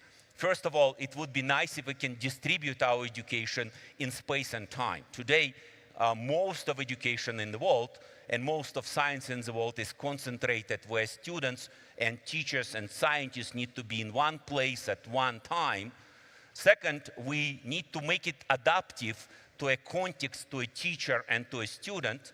And the third, we need to make it constructive. It is proven and by both K-12 education and university education that involving your students in the collaborative multidisciplinary research is the best way for them to learn. Luckily for us, we know that in many industries, in order for them to be productive, you have to have a significant percentage of the industry spent on enabling technologies. For example, in semiconductor industry, 18% of the industry are enabling technology, companies which make stuff to make semiconductor chips.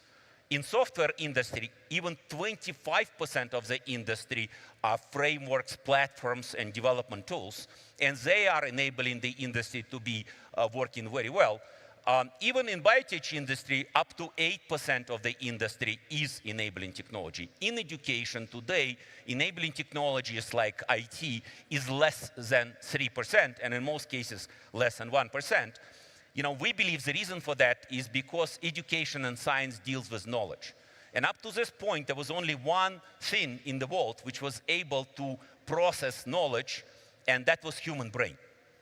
Now, we know that today we have a revolution in generative AI. And the revolution in generative AI makes generative AI another way to automate working with knowledge.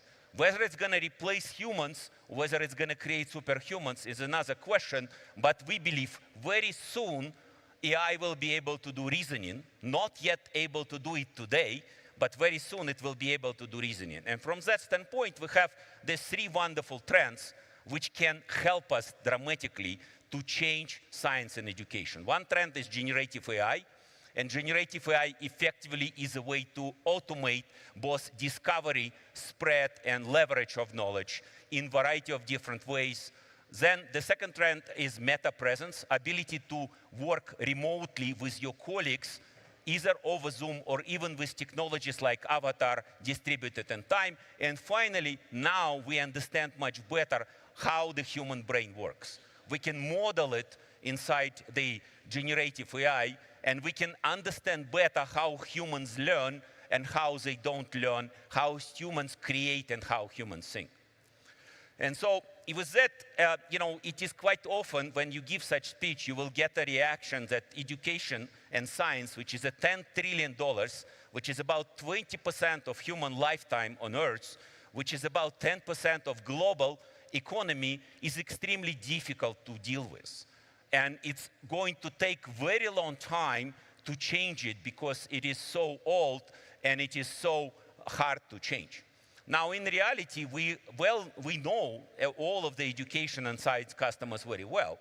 And so they are just these three types of customers. You have schools and school districts. There is about 3 to 5 million schools in the world, which are divided to approximately 300,000 to 1 million school districts. Those are the customers of K-12.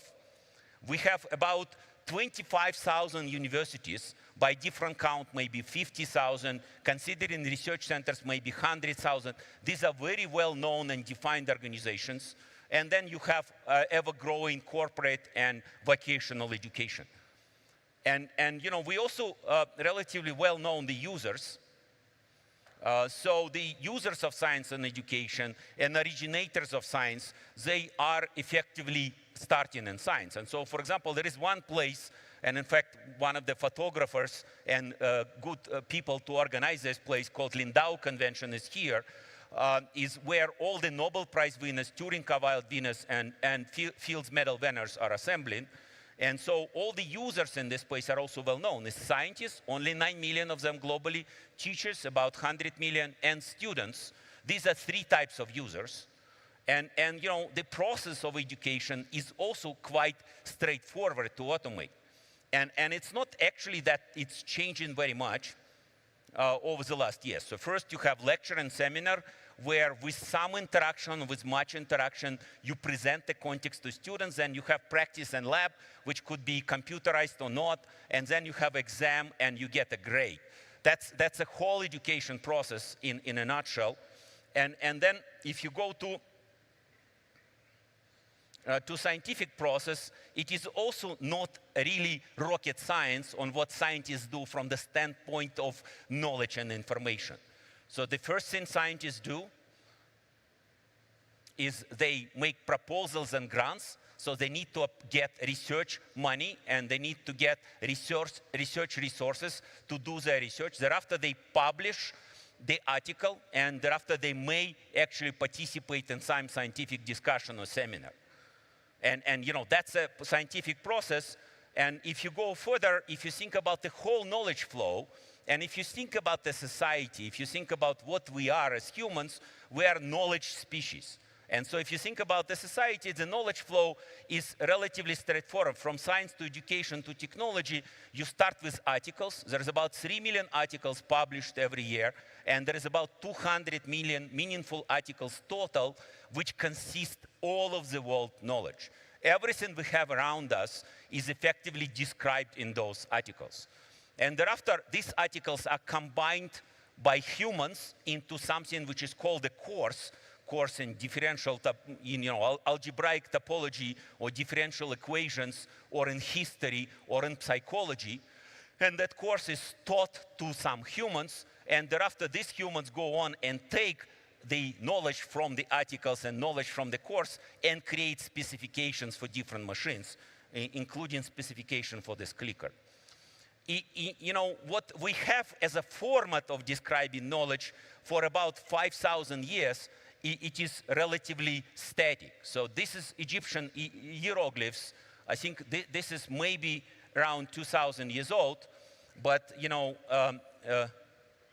yeah, so how does this clicker work again? Yeah, okay, but it's not clicking back. Okay, it's click back.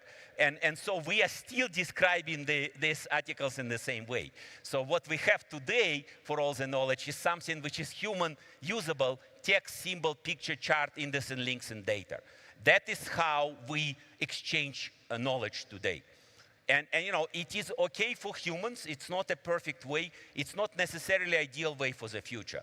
We propose a new format for knowledge, which is significantly better, we believe, for the future. And that knowledge format shall include code and config codes to create the knowledge models and small language models or small knowledge models for each subject. So instead of an article, you get a trained neural network which knows everything about this article, about its authors, about its past, and in fact about its future. And you can work with this article, and the article could be working with you. And so such format, we believe, it's a much better format for describing knowledge because it could be adaptive. The article can describe itself in a very different way to a different user, in a very different way, in a different context, like in a very different way. It could speak, it could present a video, it can do a presentation, and it can, most importantly, personalize itself to whomever is trying to consume it. It is interactive. You can ask the article questions, and the article can learn from your questions and can ask questions to other articles or other knowledge bases or to authors, and thereafter answer the questions better. In fact, the article or the model can ask yourself questions. And more importantly, such concept is dynamic. today, if you look at the original article of Einstein from 1905, it is still a very interesting piece of information. And it's good to read it, but it is perhaps not the best description of neither special or special theory of relativity or anything else which he described in that year. However, if you have an article in this format, you can get an article which will systematically learn about the new articles referring to it. So it will become cleverer over time.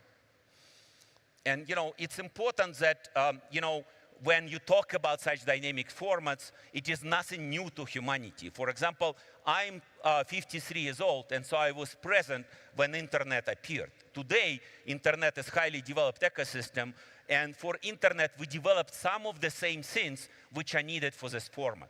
You need browsers and studios to actually create and browse those knowledge models in a convenient and sophisticated way.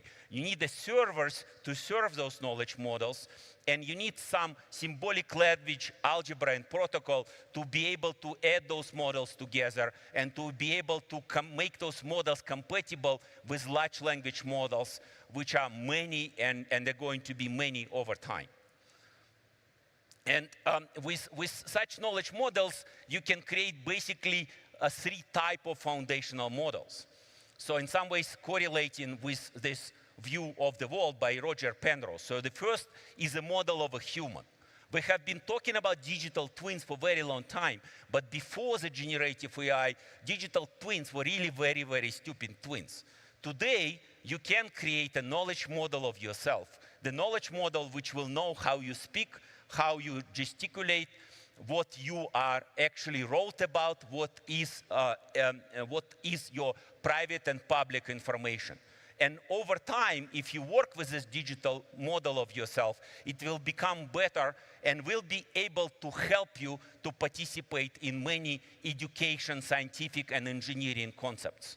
And so that's the first model. The second type of model is a model of a record. Model of some field in physics, model of the article, model of some field in some other science, model of education, model of some significant part of the area. It is important that such models have to be specialized and curated, so they are different from general purpose large knowledge models or large language models, as we keep calling them today. And the final language model is a model of the machine, where the model knows how to build itself. And so effectively, it is specific to that particular piece of machine, say model of the plane, or model of the car, or model of this clicker.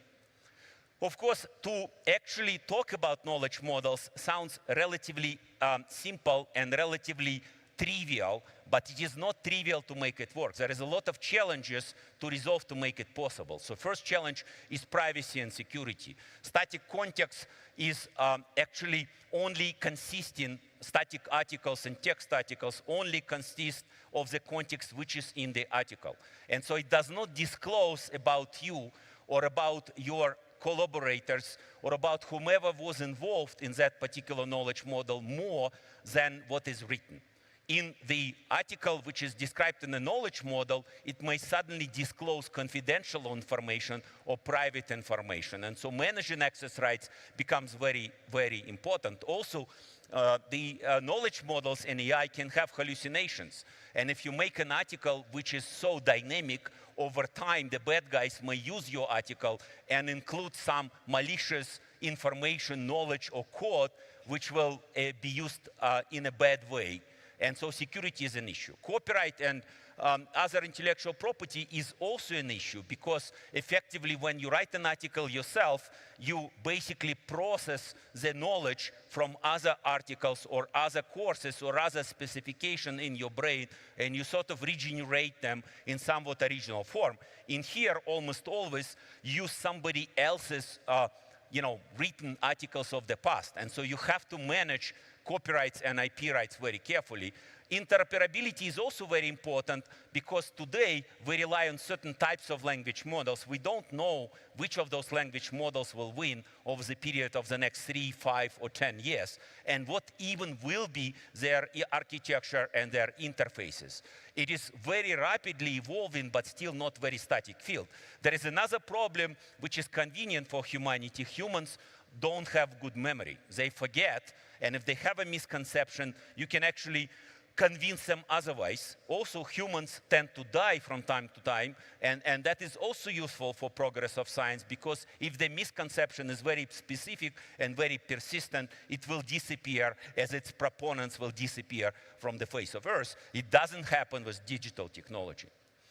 And so, because of that revolution, I want to spend just a few minutes of talking about what we do in Constructor. In Constructor, we decided to work on making scientists, teachers, and students more effective and more efficient.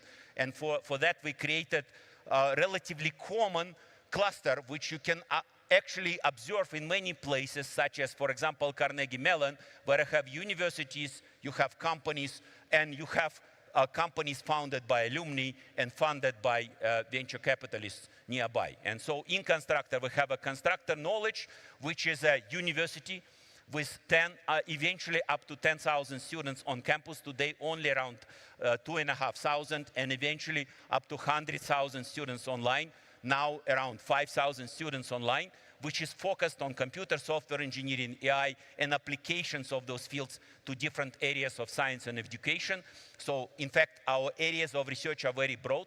Constructor Capital, which is an investment firm, which invests in companies which originate from universities and either are a result of these trends or are helping these trends to happen, including the trend of making education better. And Constructor Technology, which is a company which I run, which is a company which creates a platform infrastructure and set of application for research and education. Again, our mission is broader than only our company. Part of our inspiration comes from places like Carnegie Mellon, which have went to being one of the top institutions in the world through our wide adoption of computers and software engineering in the world. And today we think about adoption of AI, meta presence, and neuroscience for the needs of education, science, and research. And partially it comes from such institution as Bell Labs, which was created for very, very applied purpose of making communication better. But over time, it have made number of fundamental discoveries in science, specifically 10 Nobel Prizes and 5 Turing Awards, and many, many, many patents and innovation, which is what actually, in many ways, created the modern era of technology. And so we believe in our case, we can create a very significant amount of collaboration between the three entities, one entity helping another. And so the difference between what we're building and Carnegie Mellon, Oxford, Cambridge, Harvard, Stanford, is that those places went and grown without a necessarily specific applied mission, which we believe now is justified. Our mission is specific and applied, making scientists, teachers, and students more effective and more efficient. And they also went up and grow from bottom up. We're trying to create it from top down. So we are connecting these three entities one to another. And again, if you think about what we're actually building inside Constructor Tech, I want to show it here just as an example. Because our mission is broader, we believe either us or many others will make it possible for knowledge to be stored, to be discovered, to be spread, and to be leveraged in much better forms that we have in the past 10,000 and 5,000 years as humanity. And so we, in Constructor Tech, we actually have a specialized infrastructure platform for science and education. We believe in the future there is a huge amount of compute, storage, and network resources needed for every research topic, for every engineering topic, and as such also for education, because you cannot do good education without research and without engineering. Also with a platform And also, everything we do includes third parties. And so we are working with a number of third parties to provide a complete solution to education. If you look at this whole area of education, science, and research, you may be surprised that while it is a $10 trillion part of a global economy, and it is 10% of global economy, and basically it has 3 billion users, there is not a specialized infrastructure, and there is not a specialized platform, and all of the applications in this field are completely disintegrated. And so with that, we provide 12 applications covering all scenarios on science and education. And again, in this context, you can think about this as just an example of what you need to do to cover complete life cycle of knowledge, starting from science to education and some to engineering. So the first parts are common applications dealing with infrastructure, dealing with foundational models, including the models of human, and dealing with communication. Then application for science, grants, research, build and publish, application for teachers compose, students learn, and students and teachers practice and exam. So this is just 12 scenarios. So if you think about whether it's possible to make a complete platform, infrastructure, and set of applications to make teachers, scientists, and students more efficient and more effective, it is not impossible, but unfortunately at this point, it is not done in full entirety. And so here's my last slide. So typically I'm asked, what are we doing here? Why are we in Bhutan? And reality is that Bhutan is an amazing place, both in terms of nature and culture. This is Tiger Nest. I don't know how many people in the audience have been to Tiger Nest. I mean, I've been to Tiger Nest. So if you still have time, go up. It's a very good exercise. This is Bumtang Zone, completely different side of the country, perhaps around 10 hours drive from here. And this is a beautiful monastery, the place where first Guru Rinpoche, the sort of cultural and religious founder of Bhutan, appeared in Bhutan. And finally, this is Gelifu. And I specifically make this picture of Gelifu with this amazing airport strip. I came to Bhutan almost 10 times. Every time I land in Bhutan, whether it's on commercial jet or on a private jet, I experience significant stress. So landing in Paro is quite stressful, especially if you have not welcome weather. In Gelifu, as we've heard from the architect, it's going to be amazing. And we will have this amazing 3-kilometer strip where you can land in any weather and on any plane, which is amazing way to access all the Bhutan's beauty. And so we love Bhutan and we want to be useful. We are mostly looking for students and research collaboration in our university. We are, of course, looking for startups. Vuteta startups will be in our area, which is deep tech, ed tech, and just software 3.0, software with leverage of AI. And we are very happy to provide variety of our application for science and research to make Bhutan better place, because I do believe that for Bhutan, the main challenge and opportunity is building local talent. Without talent, without clever scientists, researchers, engineers, managers, people working in the government, it will not be possible to succeed with ambitious projects. And so doing science research and education can be done more efficient and more effective with modern technology. Thank you very much.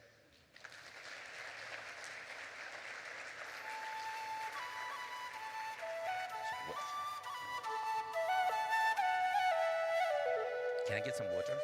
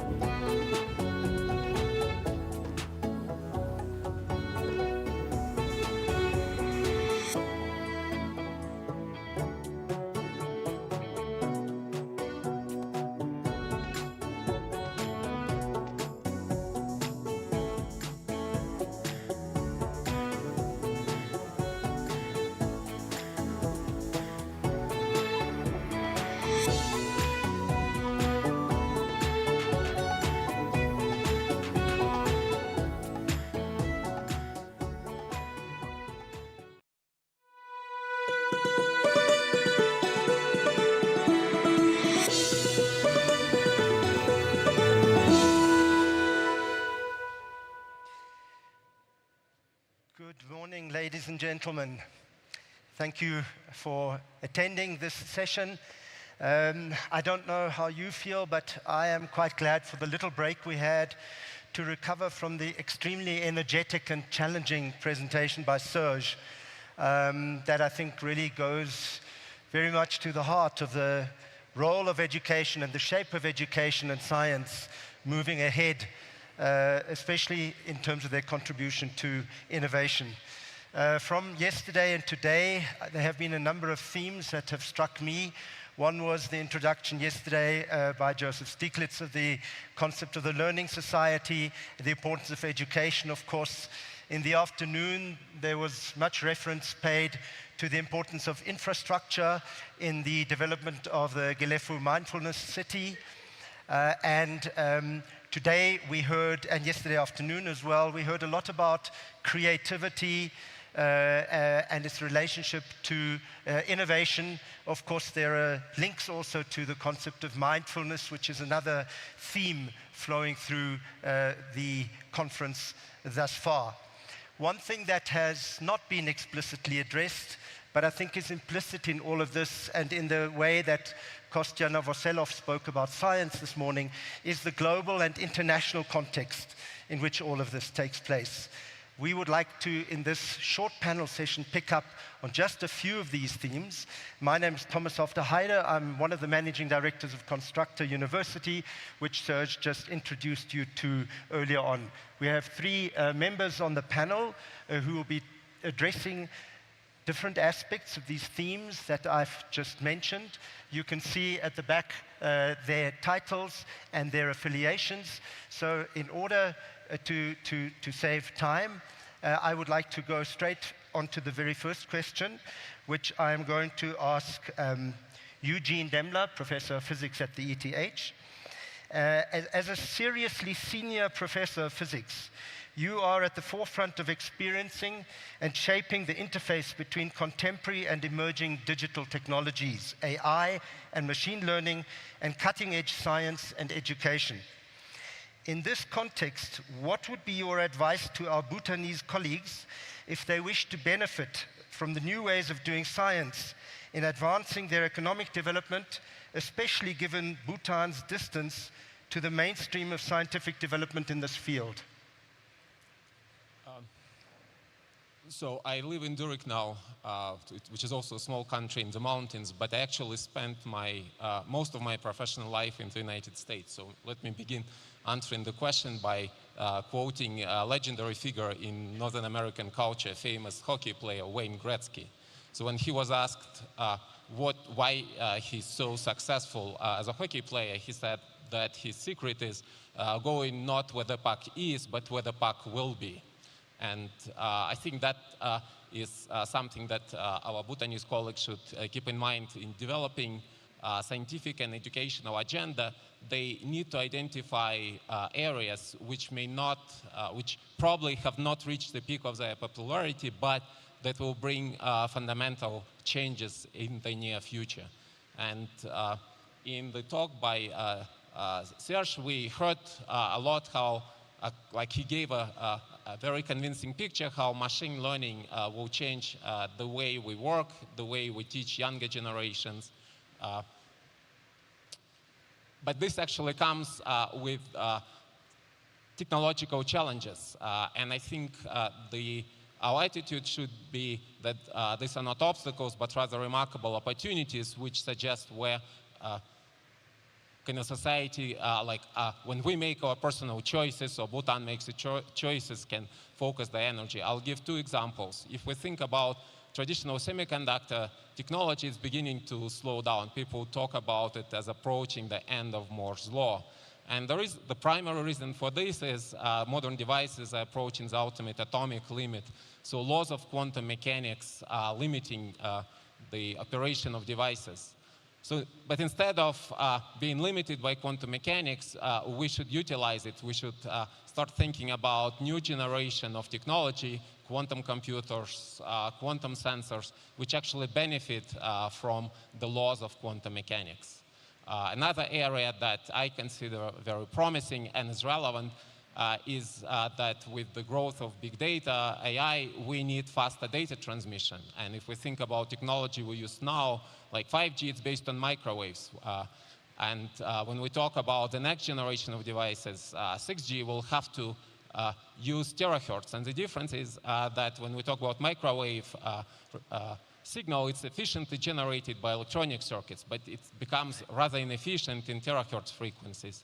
And the alternative popular technology, which is used, say, in laser pointers, which Serge was using, operates on optical devices, but it also becomes inefficient when we talk about terahertz frequencies. So this is the famous problem of terahertz gap. And we're only beginning to see kind of initial progress in this domain of technology, but it also brings exciting questions in science of, let's say, terahertz range of frequencies. So I guess a summary of my advice, make choices and focus on areas which you believe will make a big impact. Thank you very much, Eugene. Next, we'd like to talk to the theme very briefly of internationalization as the global context for Bhutan's ambitions to develop itself and especially the Gelefu Mindfulness City. And here I'd like to turn to Özlem Bell, Chancellor of Constructor University, who has been deeply involved in internationalizing universities through international cooperation and student recruitment. So much so that the university which he leads currently is the most international university in Europe and the second most globally as rated per Times Higher Education. In this context, she has valuable insights into what makes a university attractive to international students. And I'd like to ask you, Özlem, what strategies can Bhutanese universities implement to attract international students? And do you believe it is realistic for them to establish themselves as a destination for international students in coming years? Okay, actually it's a good point, Thomas. We discussed it before with some of the executives in Bhutan in the past years. So actually I thought about it before. I mean, how a university can become international or how it can become a part of this global education to attract all of these international students. I mean, there are many ways. You can Google it, or even better, you can ask it to AI. So I'm sure they're going to give you some really good insights. But today, I don't want to talk about all of these classical answers, like because it's going to tell you that, okay, do some international marketing, yeah, sure, and go do some collaborations. Okay, it's a good idea. But I mean, in this case, I would like to give a little bit more of my insights as the chancellor of one of the really most international universities in the world. So from the first hand, I actually know many of the motivation behind the students traveling from another corner of the world to another one. And I appreciate the effect of globalization. But in this case, here in Bhutan, I think globalization is much better fit. Bhutan is special country. We all know it, most of us here because of this. So its uniqueness is, it is value proposition. So it is really important to adapting all of these global education practices, but at the same time, while preserving its own deep traditional value, can create a really good educational model. I mean, already this GNH, this gross national happiness philosophy has a huge impact. In it is higher education and all of this education. This is great. I mean, this is the key asset here. Just, you know, the keeping it and focusing it more and just involving it and contributing it, the courses, it's going to give really a good positioning for all of this Bhutanese institute. Actually, it's a trend in education right now. More and more, the students keep asking for something beyond only for this academic satisfaction, right? They would like to emphasize, they would like to know about what they can do about their personal growth.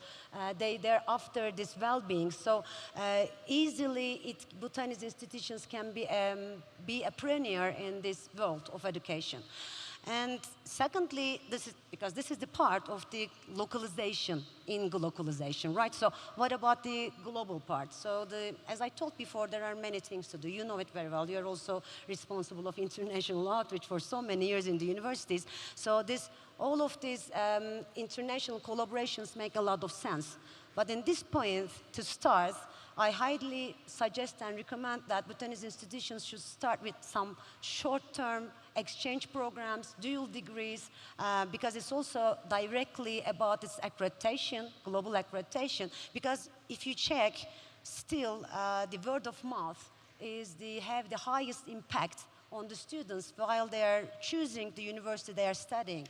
So Bhutanese institutions need to increase this word of mouth more because they are new in this international area, right? So to do that, it is much easier to find students rather than committing, the high, all of their education for 3 years, 4 years commitment. It's going to be difficult. So it is the best way to start with this. And the last, not least, I can see a lot of potential collaborations here, the international collaborations in the industry. This is one of the most important things. While we are doing all of them, of course, digitalization is the another thing. I know a lot of ization, but this is the last one, I promise.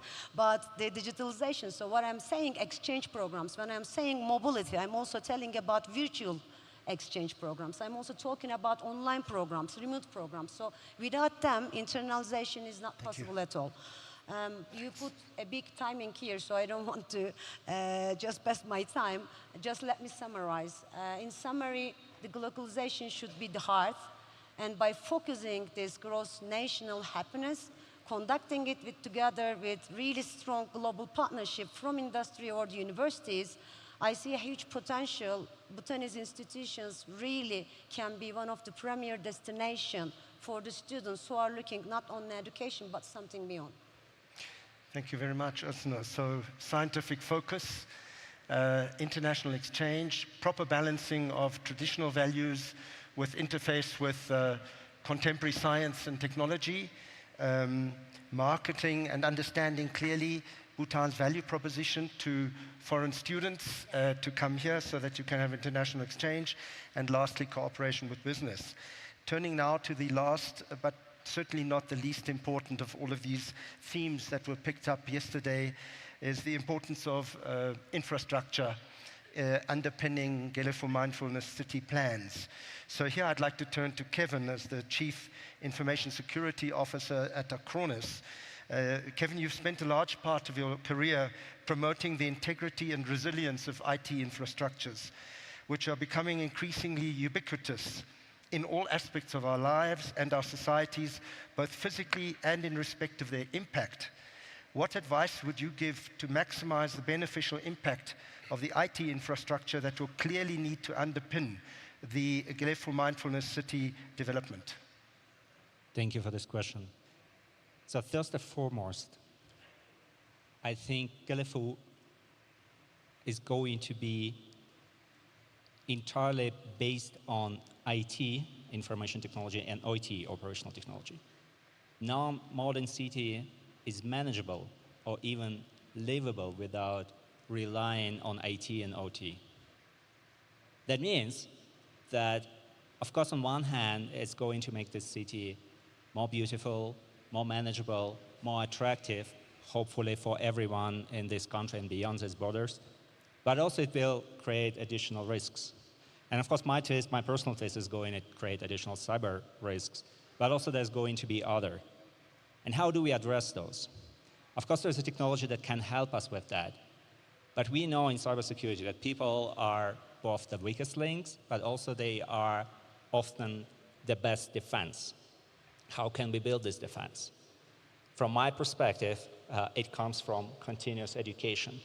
Serge mentioned during his presentation that there are 200 million 30-something students in the world right now.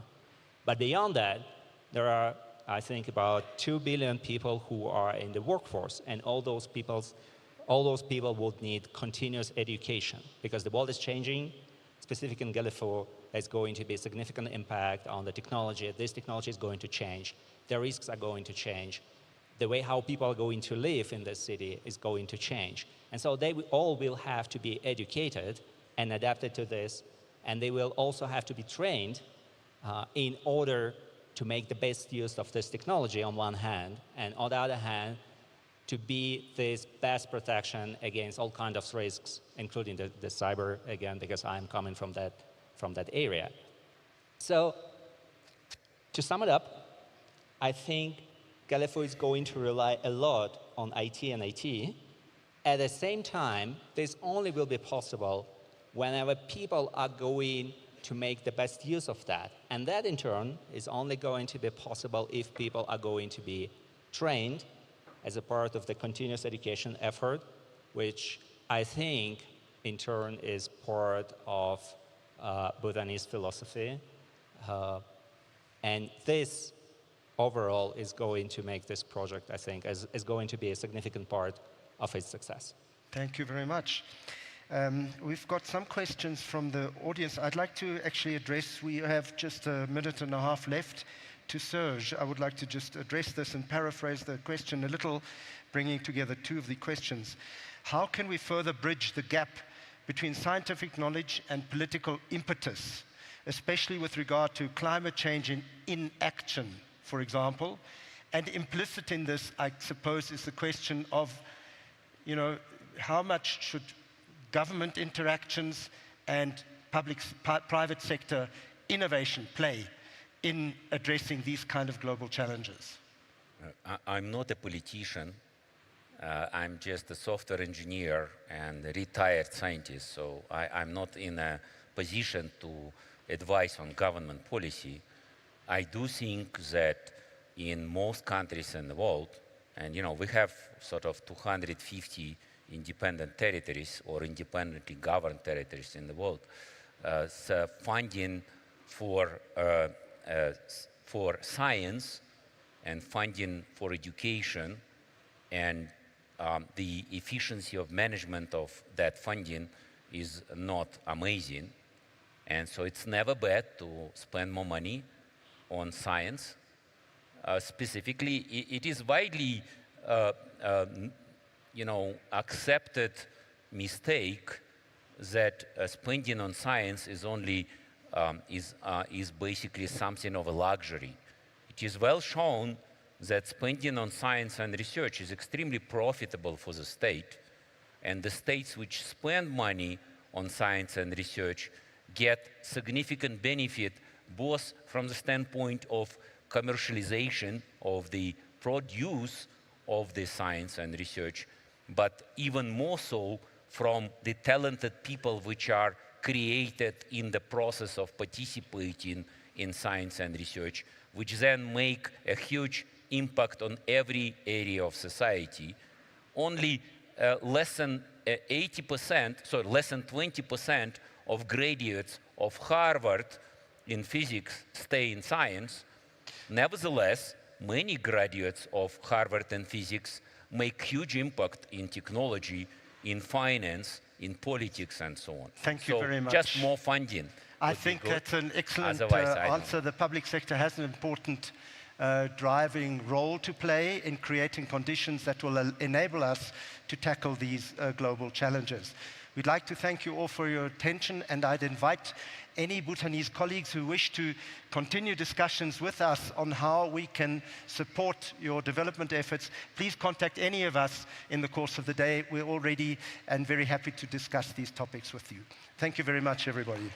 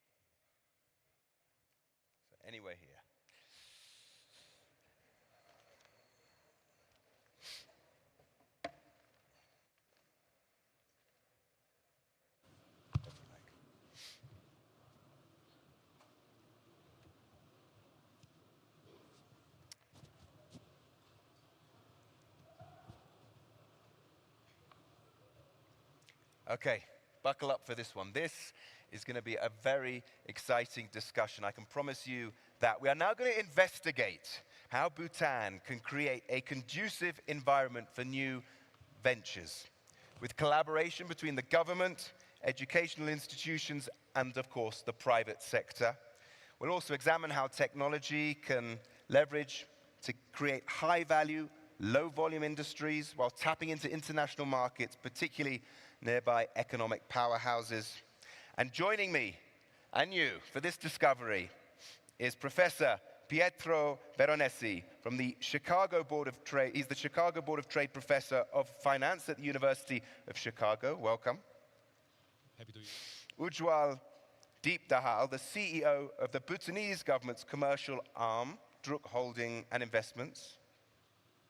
Delighted that we're joined by Fatin Late, the president of European Capital Coverage at the investment and merchant bank Liontree, which is closely working with the media, tech, comms, consumer, and creative industries. And joining us too, Alex Fishman, the founder and managing partner of the venture capital firm Empros Capital, which focuses on tech companies they judge ripe for growth and market domination. So a real spread of investors, a professor to put us all right, and we're going to hear what the latest plans are from Bhutan too. Let's start, though, with a plan for Bhutan, which no one's heard before, including us, from Fatin. Reveal it. Wow. So thank you. So I think it's very interesting to speak about innovation. And of course, innovation is key to create jobs and to grow any economy. But innovation is quite a vague concept. And I think it's interesting to discuss about what kind of innovation, in what sector. I'm a board member of the Sovereign Fund of Morocco because I'm half Moroccan. And for example, Morocco, 30 years ago, decided to invest in aerostructure. So around Casablanca, you have a huge hub for aerostructure. Then they decided after to become a very important port in Mediterranean, and they have created the Tangier port. So I think, of course, it's extremely interesting to be able to design what kind of innovation. So I suggest we start brainstorming on the foundations. The GMC presentation yesterday is raising a lot of questions on the project. What is the market? What is the product? What are the competitive advantages? Who is my consumer? What is the positioning, the branding? There is a certain logic. You cannot market a tax-free hub and a mindful place. And if you need to combine the two, then you need to choose the right equity story and market it accordingly. Bhutan needs to work on the narrative, the equity story, super important. GMC should not be Disneyland, nor Dubai. Bhutan is between two mass market-oriented countries, India and China. Their populations will have more and more money and live elder and elder. Silver economy is already growing fast, but Bhutan is above and could create a platinum economy ecosystem. And because the more age you get and the more money you get are driving you nowhere, mindfulness is more and more needed. When you get more money, you buy properties, you buy boats, cars, paintings, but at the end, the only thing you care about is mindfulness. So that's what Bhutan can bring, the precious mindfulness. Think about Bhutan like a high-end product, a luxury product, exclusive, very difficult to access. Think about highness. Himalaya is above, Bhutan is above, mindfulness is above. For me, I would love to propose a baseline for Bhutan. Bhutan is the ultimate luxury destination for your soul.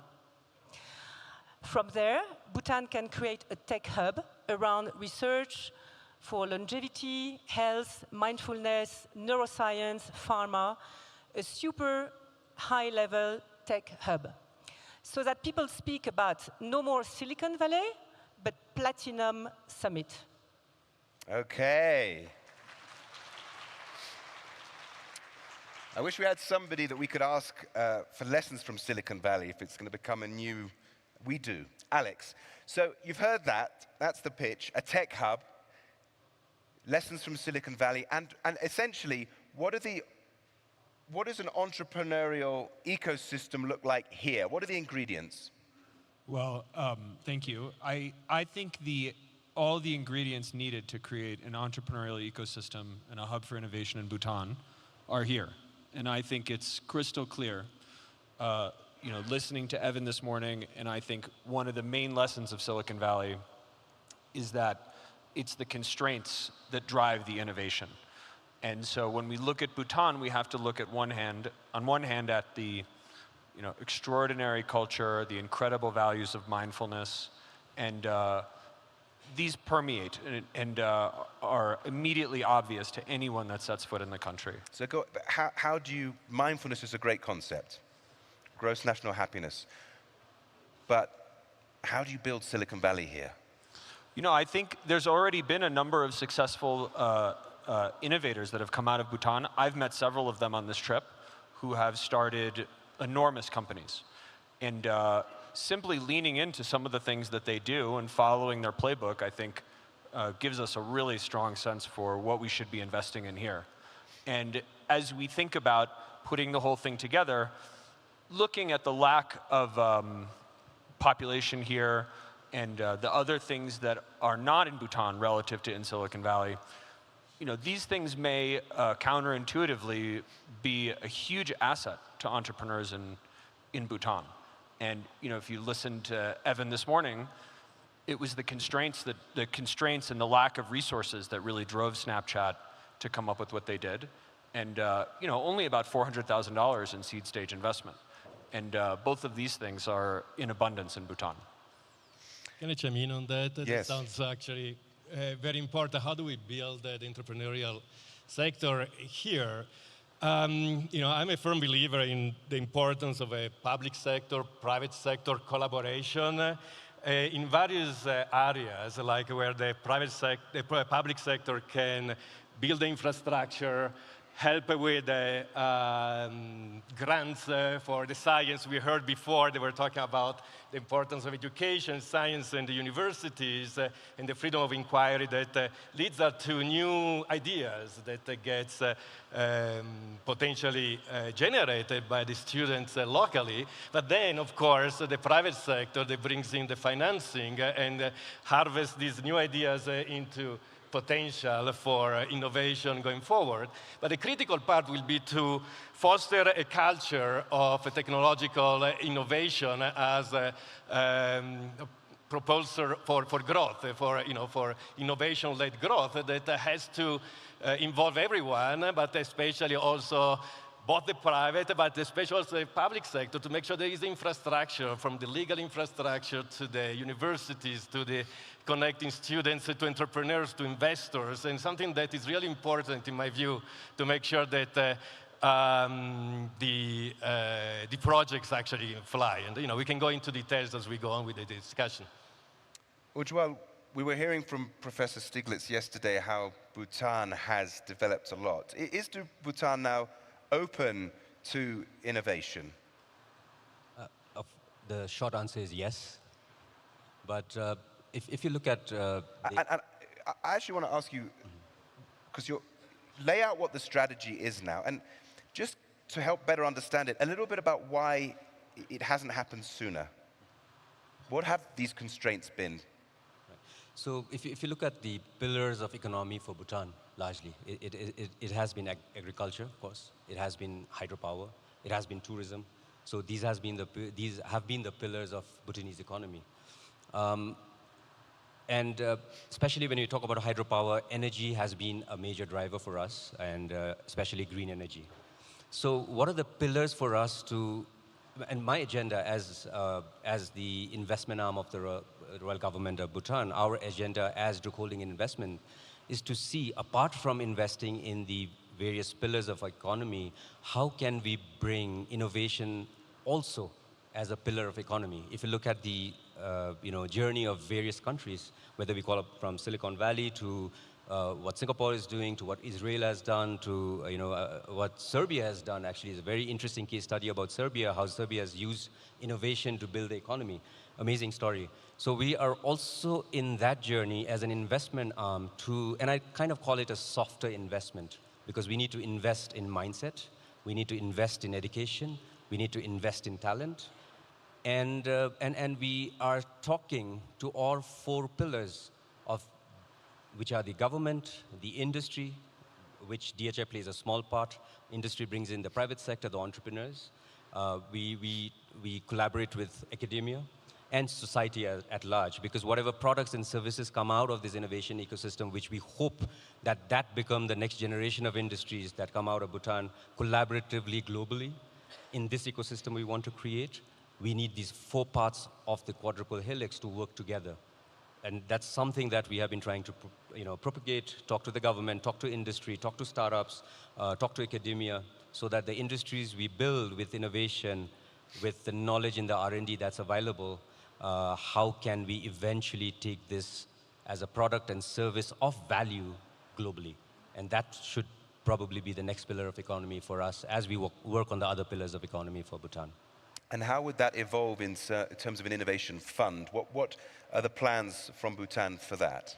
So one of the strategies for us, apart from managing the portfolio of companies as an investment arm of the government, looking at investments in hardcore areas, whether we are building the next hydropower or we are building the next geothermal or looking at the next whatever big investments, the innovation strategy is core to this, where I described earlier how we want to do it. But I think at the end of it, what is more important is how to make it sustainable.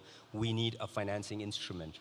So one of the areas that we've been working on at DHI is to see how we can build a multi-channel fund, which is a global fund, which is established in Bhutan, separate corporate governance, strong, credible, transparent corporate governance of a fund that funds pre-seed, seed, and scale of the ideas and innovations that we do in Bhutan, but with partners globally. And I would want to discuss more, and we were having a backstage discussion about this fund. How can we create a fund? Can we look at Yozma Fund? Can we look at how Israel did the Yozma Fund? Can we look at what Serbia did? Let's look at what Singapore is doing today, or for that matter, Japan. And every country has an innovation strategy. And in a way, so do we now, and hence the Bhutan Innovation Forum. And I do reach out for advice and collaboration to set this fund together. Alex, what would that advice be? I think culturally speaking, cultivating the outliers that exist here in Bhutan today is a critical thing. And again, just from my short time here, it's so obvious. It's so obvious to me that the talent is here in Bhutan, waiting to be developed and waiting to start companies. I think bringing the best people in the world to Bhutan is another obvious strategy for bringing innovation to Bhutan. And of all of the top engineers and entrepreneurs that I've met, I know with complete certainty that they would love to come to visit and spend time here in Bhutan, not only seeing the sites, but also spending time working, writing code and building their businesses. And the opportunity for their experience to rub off on the local population, I just don't think it should be underestimated. And I think the government should look to these people as co-investors to co-invest alongside of them in all kinds of new ventures. Really interesting. Go on. Yeah, that's what we have done in Morocco with the Mohammed VI Fund, where you, for $1 of local money, sovereign money, you have $100 from private other funds. And also what I wanted to say is that it's important to discuss the structure of the fund, so public-private, but also it's important, I think, to really design content. So what kind of strategy? You need to decide. For example, in Morocco, we decided to go on agri-tech because agriculture is extremely important, so everything around water, etc. you need to decide really where you want to go, and the more precise it's going to be, the easiest it's going to be to raise money, because you're going to have the storytelling, you're going to have the positioning, and again, what is my market? Who is the client? Who is my customer? You need to know what kind of market you want to target. Let's answer that question now. Before we do, if you have your questions for the panel, I'm going to ask them on your behalf. What you've got to do is you've got to scan that barcode, you fill in your question, and then we'll get to them at the end. So do that while you have time. Do you want to pick up on that? And I just want to throw one thought in. When you're answering that Fatine's question, this idea of high value, low volume, it's a model that we see in tourism here. At the moment, it's expensive to come as a tourist, but you get the benefit that there aren't huge amounts of tourists when you go and see the sites, and also the quality and the experience is phenomenal. People remember it, it's a life-changing experience. People remember it for the rest of their lives. That perhaps fits very well with a sustainable model of business. Yeah, and going back to this, who are the clients, and one way to think about this, being finance professor, economics, what is the comparative advantage of Bhutan compared to other possibilities where this tech hub can be created? And one thing I was thinking about, is of course the clean energy that can be produced in this place. And going back to one of the things that has been said also yesterday about the digital technology, digital economy, and we have to remember how the digital economy is consuming massive amount of energy. We are talking about something like 3% of global emissions are coming from digital economies, our telephones, our supercomputers, etc. And the ability to, and many firms around the world will need to find ways to create and sustain their digital products through data servers, supercomputers, etc.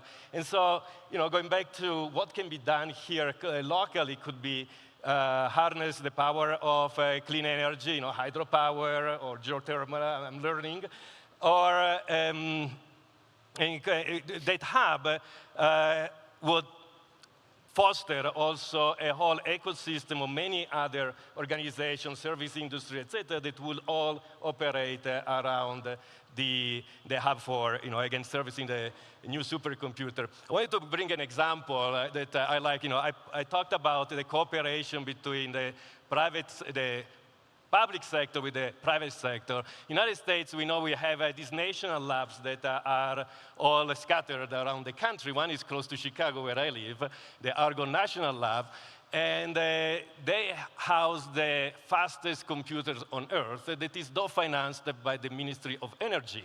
And so I asked them, who is using the supercomputer? And, surprisingly, many private corporations use the supercomputer so long it's for the public good. So they have to submit a research proposal. If they are making up new proteins for cancer research or new structures, then sure, use our supercomputer. So I'm thinking that that type of values really filling into the Bhutan mindset of helping others to some extent. You could think about the public sector putting the money, the infrastructure to set up a supercomputer powered by clean energy, and at the same time, private company potentially who is using those computers to do their businesses, so long it's for public good. They seem to resonate well in this country. Absolutely, and in Bhutan, it's leading the way in Bitcoin mining, which is powered entirely by renewable energies from hydropower. So it's got a track record here. This could be a strong area,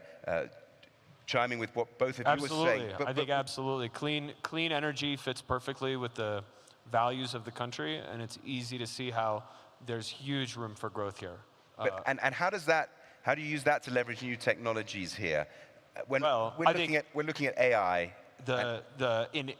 AI is going to consume power like nothing we've ever seen before on Earth. And even in the United States, just a couple of days ago, a nuclear facility that was shut down was re-provisioned to do the training for the OpenAI models with Microsoft. So clean energy is something that's in extremely high demand. And if it's something that, I understand Bhutan is under-provisioned with respect to its overall capacity here. And if this can be made available globally, it will get taken up almost instantly. Alex, just fill us in about digital nomads. Who are they? How important are they? And do they fit in, or how could they fit in with a plan of, I don't know, let's say a mindfulness city? Sure. So, you know, I think what we've seen over the last couple of decades is that the number of people required to build a big business has gone down dramatically. You know, Instagram sold to Facebook for $1 billion. I think many people would say that Instagram today is a several $100 billion enterprise. And you know, when they sold to Facebook, there were less than 40 people at the whole company. You know, what we're seeing today, especially with AI, is that you know, fewer and fewer people are able to have a larger and larger impact on the world.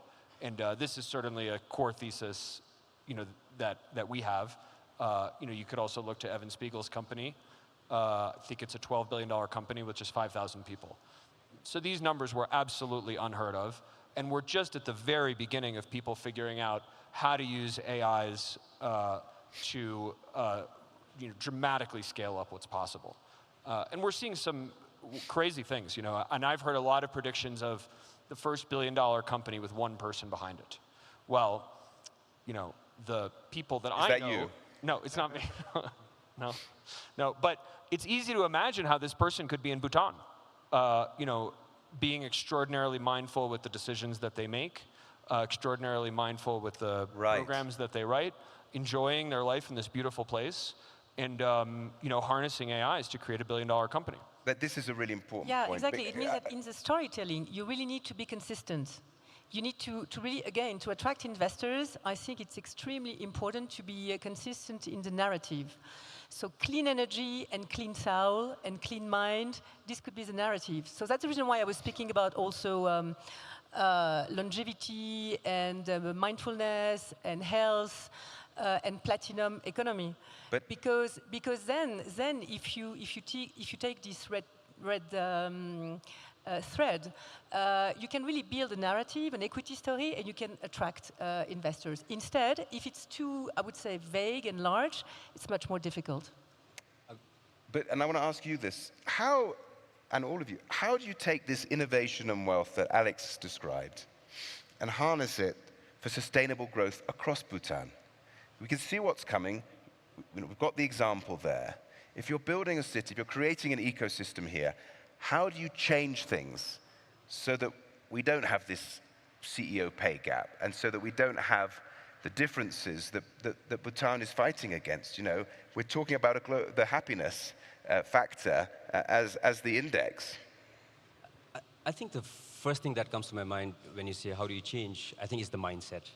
Right? So, and it starts from your primary education. It's nurture and nature, right? So we need to work on that for a long-term, innovative society. Okay, so I'm going to push you on this because you both mentioned it's the mindset, but how do you enforce that for people coming in if you're creating a space for them which, you know, we've touched on, may have economic benefits, tax benefits, and extraordinary, you were talking about this earlier with me, Alex, the right infrastructure, what we were saying, the gyms, the coffee shops, whatever people need to be comfortable. But where's the regulation? What is the model? Is there a model, or do you have to make up a new model? Right. So let me give you an example very quickly. I mean, we always looked at hydropower development, but we have never largely looked at how do we develop our energy resources, connecting that to the development of industry in Bhutan, right? So that is kind of a storytelling we're trying to talk to the investors to say now, we want to develop this hydro, for example, or the next geothermal or whatever, but we also want to bring demand home. And then you bring in investors for the energy investors, and you also bring demand investors, which could be the fast computing centers going beyond Bitcoin mining, which consumes a lot of energy at the end. And we provide green energy. There's one bit of the story that we can come up with in terms of trying to leverage financing.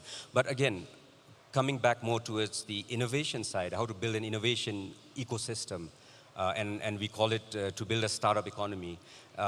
If you look at the experiences of the governments globally, right, it's always the government which invests in the infrastructure. So what are the infrastructure required for innovation? I think we can look at the infrastructure from the policy side, and we look at infrastructure from the physical infrastructure side. And of course, I did talk about the mindset, which is the other infrastructure we need from the talent side, right?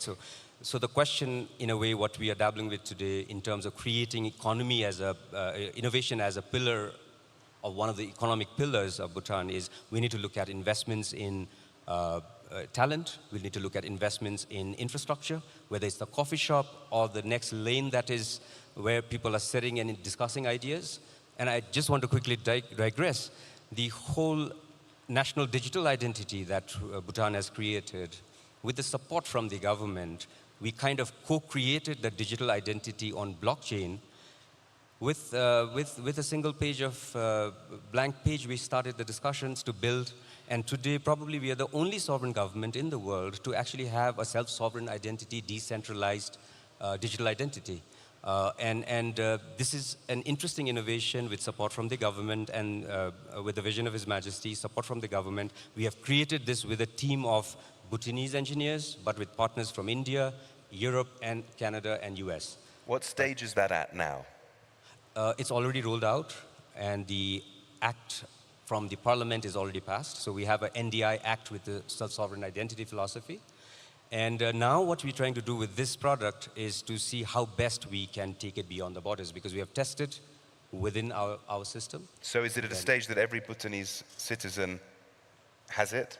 So it's by choice, opt-in. It's an opt-in. So we have about, if I know the latest data, about 150,000 of us are onboarded to it. But I think the idea is to create as many use cases around it so that everybody onboards on it. So the team is now working, how do we build a use case so that you can leverage the identity on the internet, so you can imagine the possibilities there for innovation. And that's where we talk to startups, entrepreneurs, to use this as a foundation platform, because we have given digital identity decentralized on the internet. We can do wonders from there. I mean, that's where we encourage and we reach out to private sector, individuals, innovators in Bhutan and globally to see how we can leverage that infrastructure to bring the next best use case. So when you Can I hear get back that, to infrastructure for a second?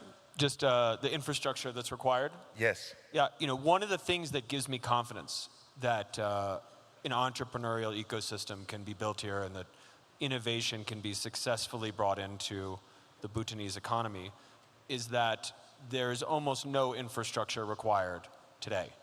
And the infrastructure that is required largely is already here.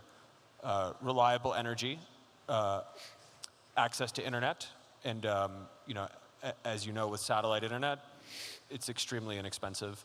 And then I think, the couple of creature comforts that people enjoy, which again are already plentiful in this country.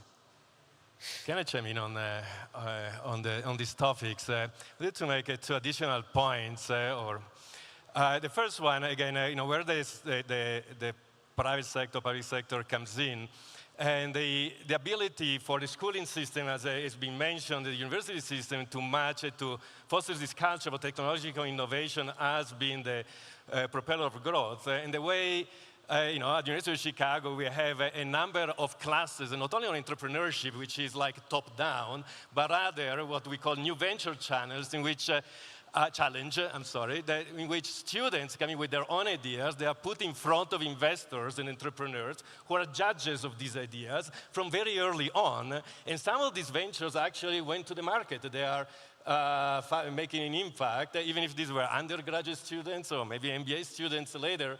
But this idea that the ideas cannot be top-down. These have to be ideas coming from the bottom up, from the students, one way.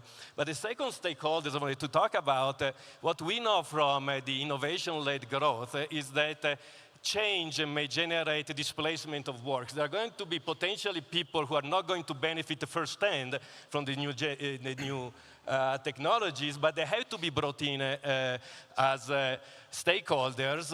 And so that's where, again, the public sector comes in as an insurance market. So, making sure that these people don't end up without jobs or, having courses, educational courses to be reinserting the new innovation ecosystem or anything, because what we know about innovation-led growth is that it's going to generate a number of people who are not happy about innovation. It's going to resist innovation, and these are the ones that are less likely to be involved in the new ventures, and we have to make sure that they are happy too, through healthcare, making sure that they have what they need to send the children to schools or anything of that kind. And I think that Bhutan happened to already have that in place, which is wonderful because it already provides for its citizens a kind of security that many other societies may actually lack. We were hearing earlier from Konstantin about the fear holding you back from discoveries, and of course he made that incredible discovery.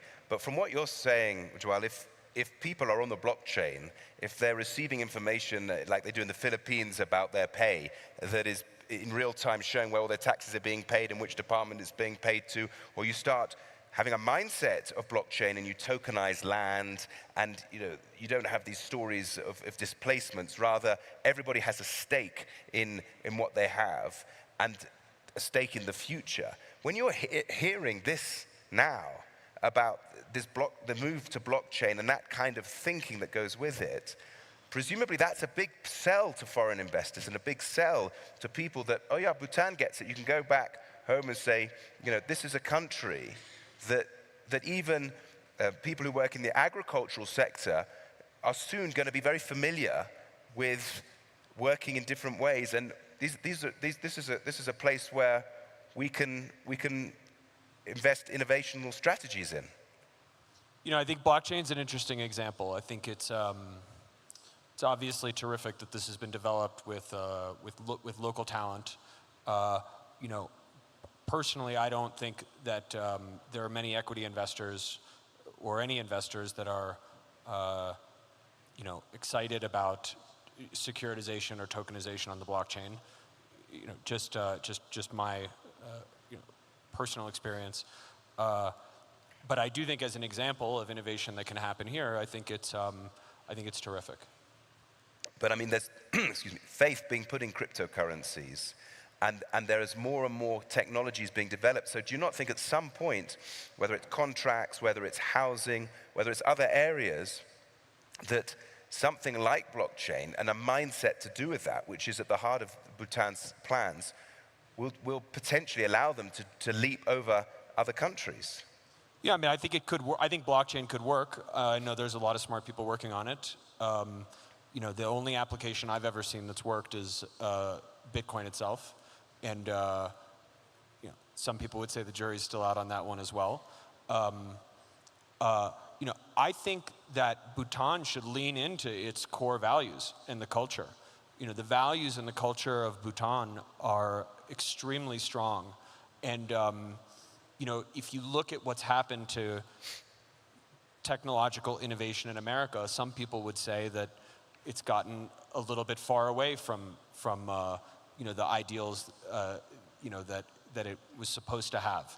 And, perhaps the values of Bhutan offer us an antidote to some of what we've seen in the West. That's a very interesting idea, Alex. So if you were to infuse Bhutanese values into this ecosystem, how could that become a profitable, reliable selling point?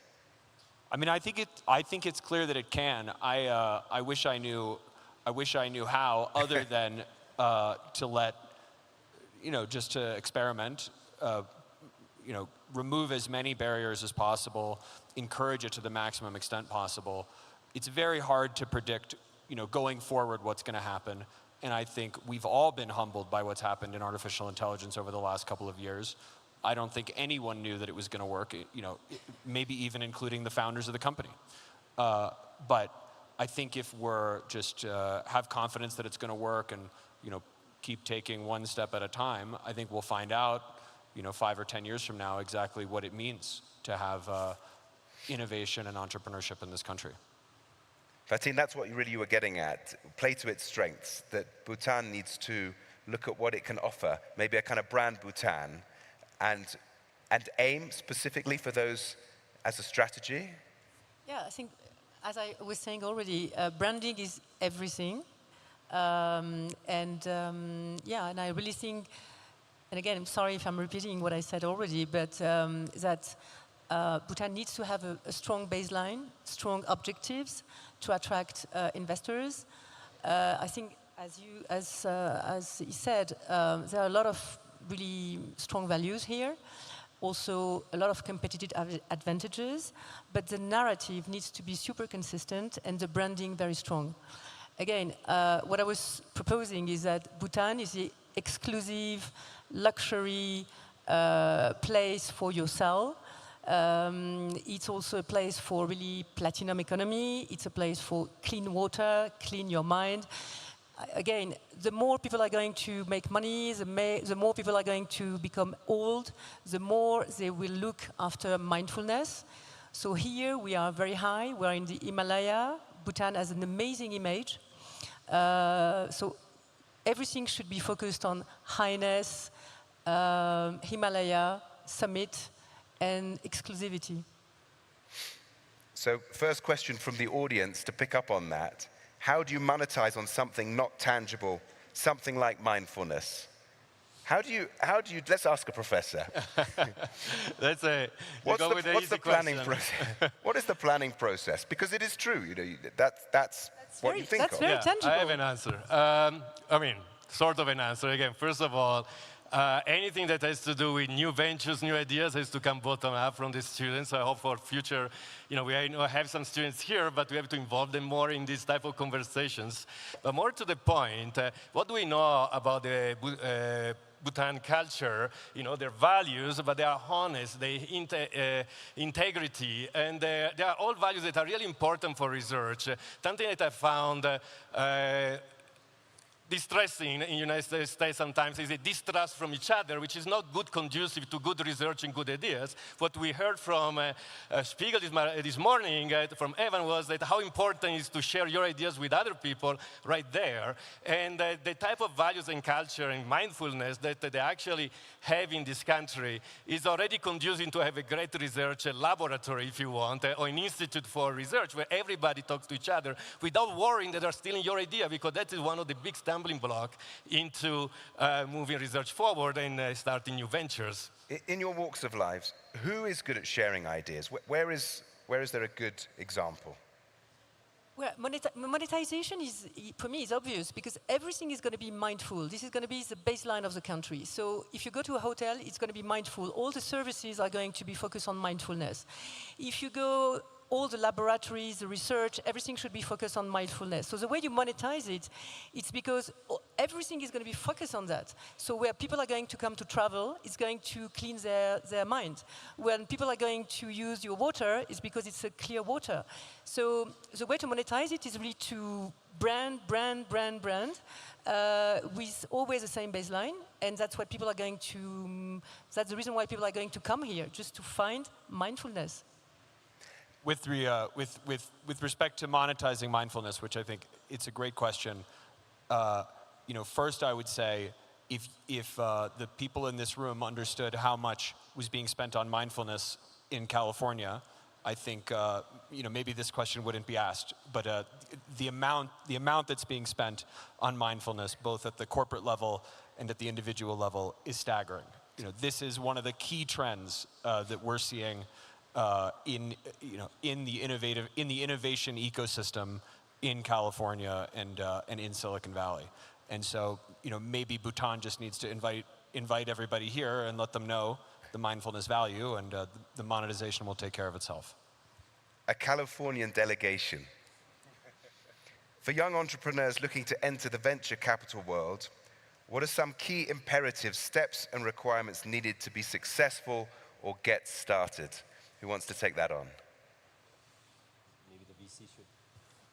We would love to hear from the VC to see what can Bhutanese entrepreneurs really look to prepare as we prepare to build an innovation economy.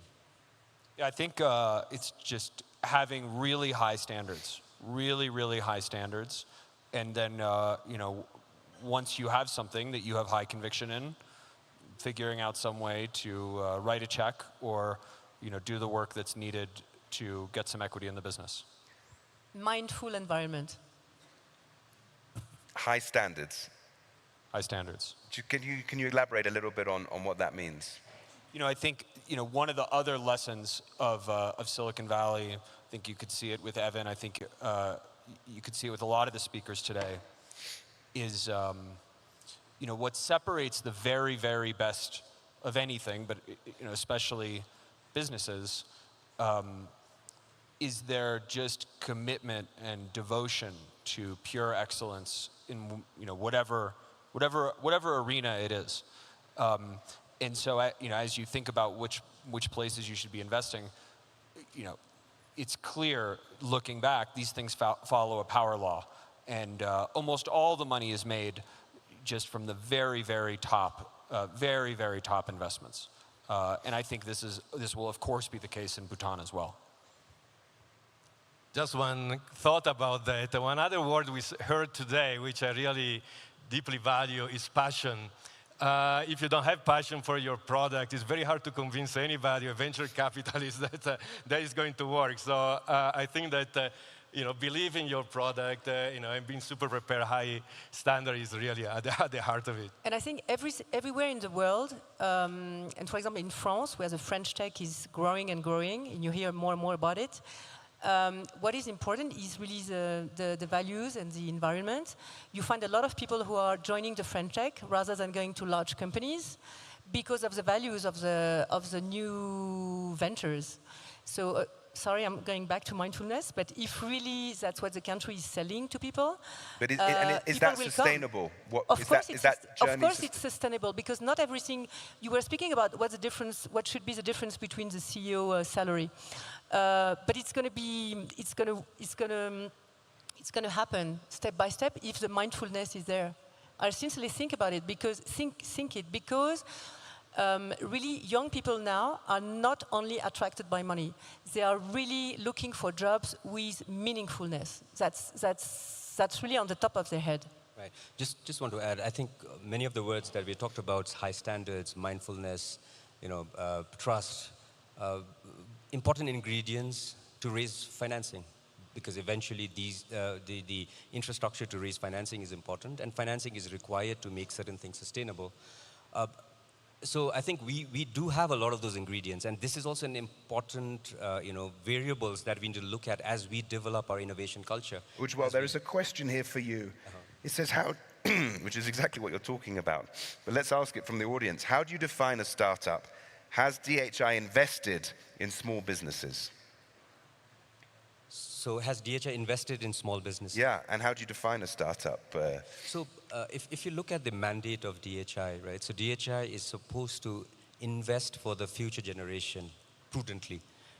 So some of the specific areas we invest are not really in the small companies.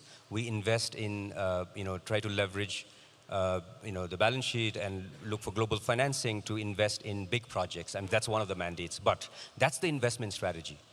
And we don't definitely want to invest in small businesses because the private sector is matured to do that. And where we can provide support to the private sector, of course we are there. We are also looking to see how we should divest some of the company portfolios that we have because the market is mature. And those are other strategies in the portfolio management that we have. But again, just to answer or just to give a perspective on the question raised, is I feel one of the areas that DHI is looking to invest is to build an ecosystem of innovation, and which we feel as a government-owned investment arm of the government, it's not just investing in the next hydro, but also to invest in the foundations of the ecosystem. And digital identity being one of the investments as a foundation for innovation to grow. Similarly, what are the other areas? Because for that matter, we discuss infrastructure. So those are the places where DHI would come and see, in collaboration with the government, how do we build that infrastructure for innovation? And that's where we come into support. But we work together with the entrepreneurs, private sector, to build the next big startup from Bhutan. And if we build one, I think that's good enough, and the verticals will be good enough for us to take it forward. We're nearly running out of time, so I just want to, there are 3 questions here. This is probably my fault, all about Bitcoin and crypto. So let me just throw them all together and see if we can answer them. How safe is Bhutan's crypto investment? I believe they're the 4th or 5th largest holder of Bitcoins as a country or something. So how safe is the crypto investment? How do you see Bitcoin contributing to financial inclusion, raising financial consciousness, and driving innovation, especially in Bhutan? And Bhutan is banking heavily on blockchain with all the green energy produced. Do you think Bhutan has the resources to pioneer in the field of blockchain?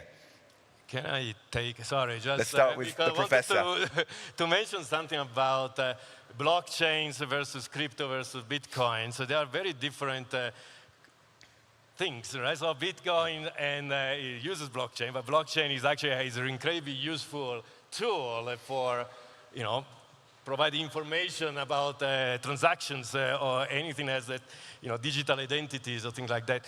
What worries me a little bit in this context, and that's now my personal opinion of over-investing in cryptocurrencies, is to potentially be at risk of generating or being part of a financial crisis that we've seen in the last few years that had to do with cryptocurrencies and unfortunately fraud or unfortunately misconceptions about some crypto tokens, etc., that generate really bad publicity. Given the type of ideas that we have for Bhutan as moving forward, if it was to be enveloped into such a crisis, that could be really shining a dark light into Bhutan. So as a risk manager, I teach risk management, I would be a little careful of over-investing. It's an interesting choice. It isn't sustainable.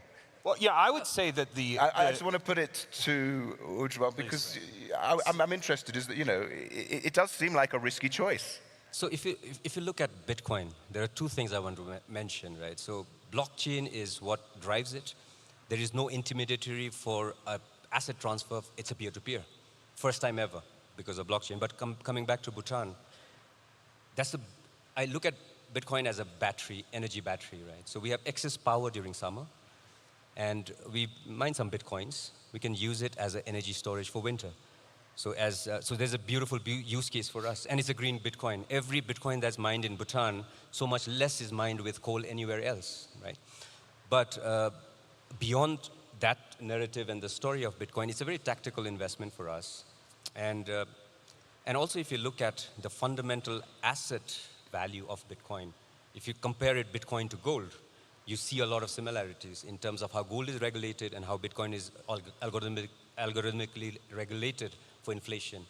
But gold is actually regulated with policy in terms of mining. And energy spent in mining gold out of the ground, energy spent to build security in the asset. So we look at Bitcoin as an energy battery, but also as an asset of the future.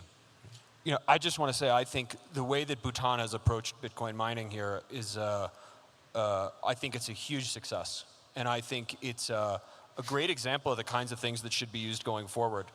Using crypto mining to bootstrap clean energy is something that we've seen work in a number of other arenas. The way that Bhutan has done it you could just think of it as a very effective way of financing the creation of clean infrastructure, which is obviously consistent with the values of the country. A great example to end on of how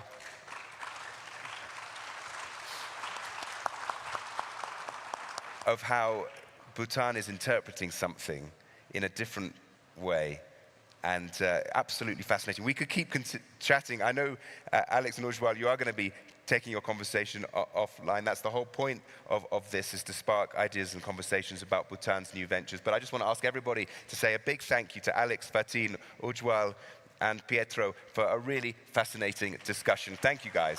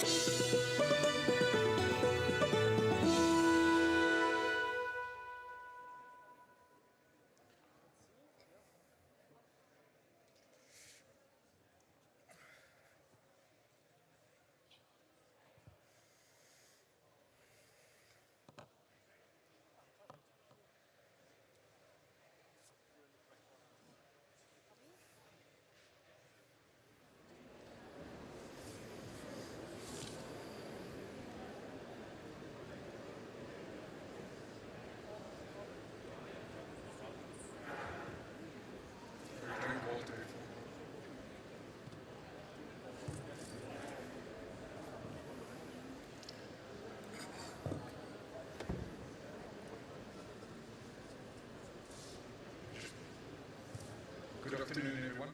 Thank you for staying in this last session before lunch. Our panel today is going to discuss how digital transformation is actually helping Bhutan. And to remind you a little bit about the session that we're having, I'm going to just give you a few points, and then I'll introduce the panel that's with us, which is a very esteemed panel. So Bhutan's digital transformation is modernizing its economy and improving the quality of life of its citizens. The broadband access rates in Bhutan have significantly improved over the last few years, where today nearly 95% of the Bhutanese have access to mobile internet. By leveraging these advancements in digital technology, Bhutan aims to streamline the government services, and there's already been significant advancements in digitizing the government services. And through that, they hope to enhance transparency in business operations and improve access to healthcare, education, and public services. Bhutan's focus on sustainable and mindful development makes it particularly well positioned to implement a digital transformation that is inclusive, transparent, and aligned with its cultural values. So in the setting of that, I want to introduce you to our esteemed panel, and we'll start on the far side. This is Secretary Jigme Tenzing, who leads the Government Technology Agency in Bhutan. He has worked in IT and in the public sector, focusing on the adoption of IT in government and helping to shape the path of IT development in the country. He has worked as a systems analyst, transforming government systems, and also managed technical teams in the government around innovation and transformation. His skills and experience enable him to guide and motivate the ICT fraternity to digitally transform public services in Bhutan, while also strengthening the domestic ICT and telecoms industry. Next to me is Florian Marcus.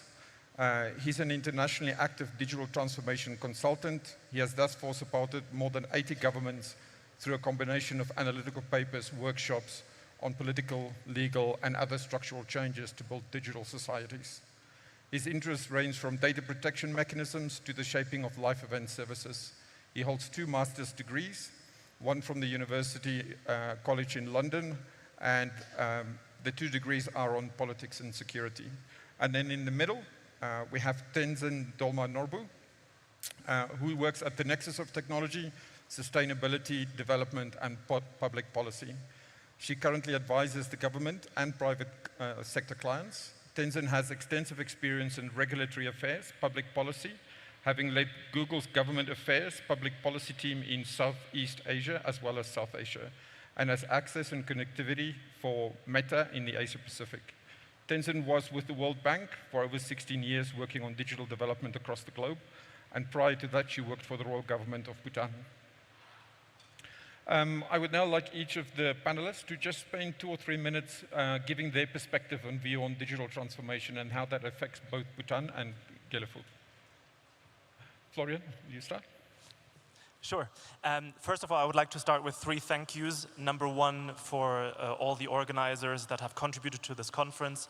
Number 2, for the people of Bhutan who have been unbelievably hospitable. And number 3, to all of you who are here for the last session before the lunch break. Thank you very much for being here.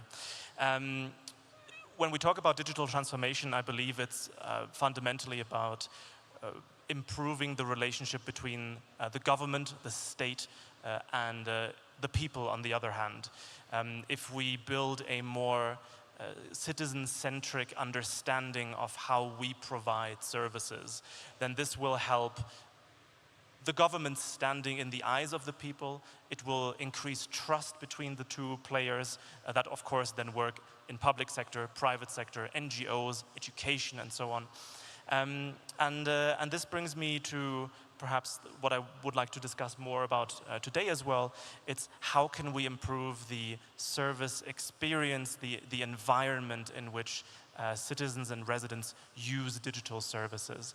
So for example, if you would retire and you would get a notification that says, congratulations on your retirement, we know that you will probably want to retire.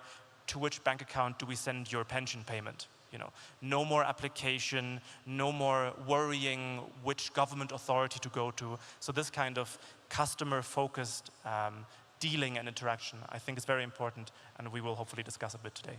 Awesome. Thank you, Florian. Tenzin? Yeah, so thank you. It's such a privilege and honor to be back home in Bhutan and sitting here today. For me, digital transformation in the context of Bhutan is really about Bhutan being a nation where people live fulfilled lives. That's really enabled by technology, where all Bhutanese people, enjoy a high standard of living with access to good jobs and other opportunities. Basically, where we thrive with digital. I think digital transformation is also extremely important in the context of what the goals for our 13th five-year plan are, especially in becoming a high-income economy, gross national happiness economy by 2034. And this is critical to, as we try to achieve the objectives of the Gelfu Mindfulness City, as well as the 13th five-year plan. I think digital transformation is just a journey that we have to embrace as a country. Digital transformation can mean so many things to different people, but at the end of the day, for me, it's really about outcomes and about improving lives for citizens, using digital to help establish a better doing business environment so that it can help the private sector thrive. Like Jacques mentioned, our digital transformation journey started a while ago and we've made great progress.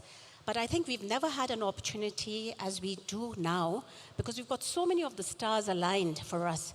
Of course, His Majesty's vision and leadership for Bhutan's digital future, some of the changes that have taken place within government to restructure policies and leadership for digital transformation, the fact that almost everybody here in the schools outside are actually digital natives now, and finally the technologies that are on offer, whether it's AI, blockchain, just cloud computing, data analytics. I think these are all there for us to embrace. And so, in my view, but the final thing really is digital transformation is not about technology alone.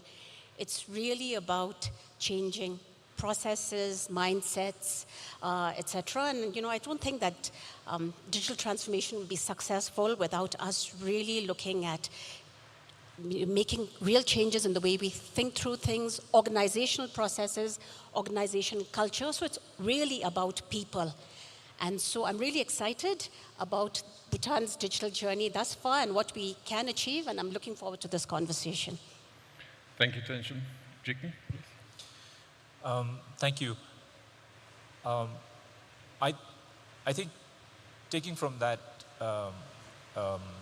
I would like to discuss further what we can learn from the private sector and how we can apply it in government, how we can think about services that are available 24/7 and not 9 to 5,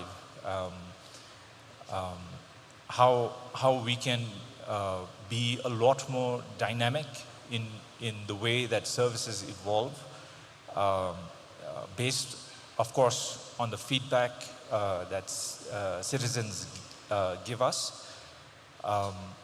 And I think really learning about how to fail quickly and minimize the risk in achieving the outcomes as Tenzing was talking about. But also, I think it's very important that we consider some of the risks that are also there with digital transformation, because what we expose people to that undermine safety, data privacy, identity theft. These are also considerations that we need to think about very carefully, and I'm very interested to have a good discussion on that. Thank you very much, Jigme. And actually, I'd like to stay with you as the head of a big part of this digital transformation. How do you make sure that the digital transformation still at the heart of it has the gross national happiness, so the happiness of the citizens? Because the technology is changing so quickly. So how do we balance happiness of the people through gross national happiness with technology changes and the digital transformation? Thank you. I think first and foremost, we need to think about the principles. We are providing digital services for citizens because it is a lot more effective. It's an equalizing platform. We are able to provide services to anyone, anywhere. And what we need to focus on is making sure that these services are reliable. These services, as Tenzing was highlighting, actually meet the outcomes. And I think we can learn, as I was saying, a lot from the private sector. There's a lot of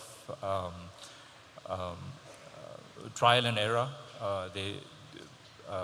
in really looking at the feedback from citizens and overall designing services that can transform lives of citizens. So overall, we need to really design services that meet those goals. But at the same time, I think one thing that we need to be concerned about is when we talk about digital services, it makes everything very easy, right? There is a possibility that somebody else could steal your identity and be getting access to services that in a manual world wouldn't be possible. So in Bhutan, what we have done is we've really considered these risks, and we've actually designed our national digital identity really considering the risk of online privacy concerns and data privacy concerns. So we have designed a decentralized self-sovereign identity. Essentially, what that means is I like to use this analogy of identities that are issued by government. If you take a traditional approach, government issues you a physical ID card, and you essentially take that ID card and whether you want to open up a bank account or you want to apply for your passport or you want to open up a business, you actually take your physical ID card and you physically present it to that agency, and there's no need to go back to the central registry and say, oh, I'm taking my ID card and I'm using it to open up a bank account, right? I mean, there's no need to do that. But essentially, when you move to an online space, you potentially expose yourself to that risk. I mean, in a traditional centralized ID system, when you apply for any service, you essentially authorize this third party, this agency that you want services from, the authority to go and access your information that is provided by a government entity. And therein is the concern. There is a possibility that an agency can consolidate a lot of information, and there is a big risk with that.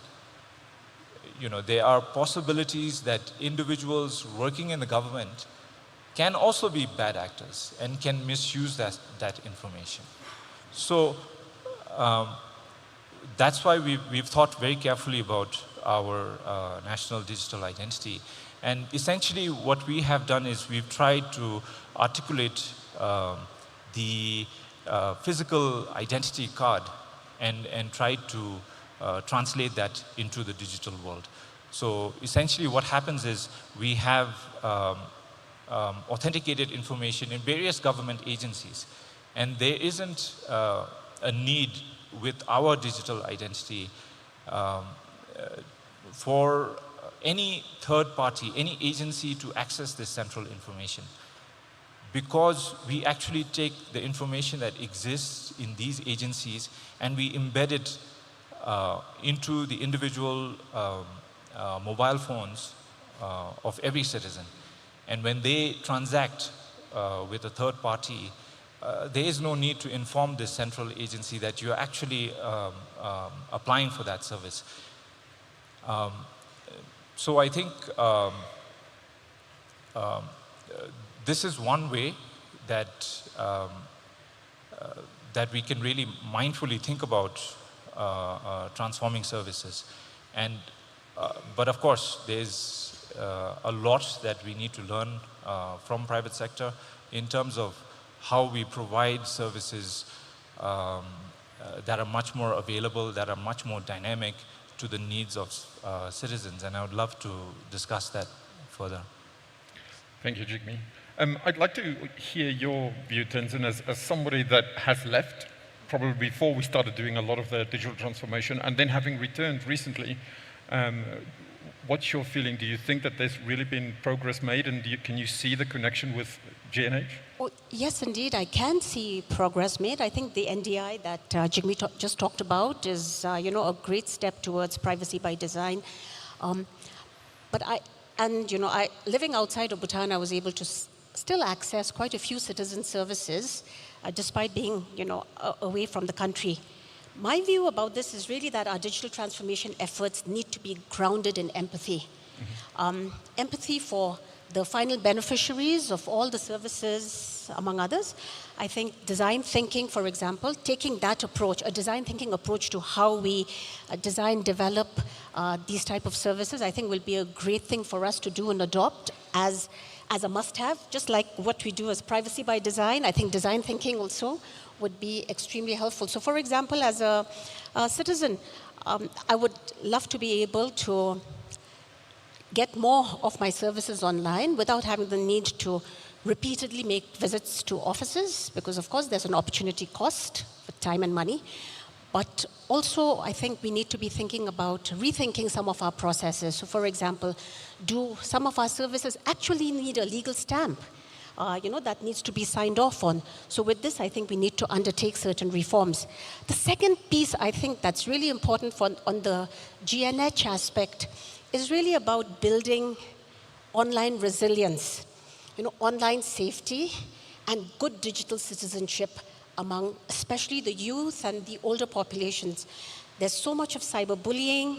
And this is a global phenomena, right? Whether it's online fraud, scams, identity theft, etc. And I think we need to have a really concerted effort so that people can stay safe online. And this, again, will take a partnership in education, among influencers, teachers, just us as being responsible citizens. But I think there's so many ways in which you can actually use digital to also enhance online security and resilience. And we have the month of October is, it's basically a cybersecurity awareness month. And I'd love for next year in October for us to see a lot more activities around cyber awareness. Similarly, in February, we have Safer Internet Day, and it would be a great time to also launch a safer internet program for our youth.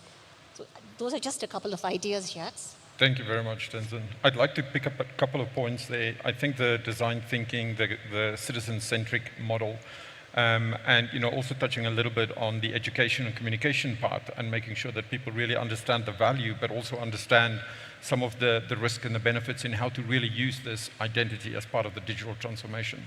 So I'd like to ask Florian, having worked with so many other governments around the world, do you see some of these things happening in those governments? And what are sort of the key lessons that you've seen, from all the different countries that you would probably help us with? Sure. So I'll try to contextualize this with some specific examples.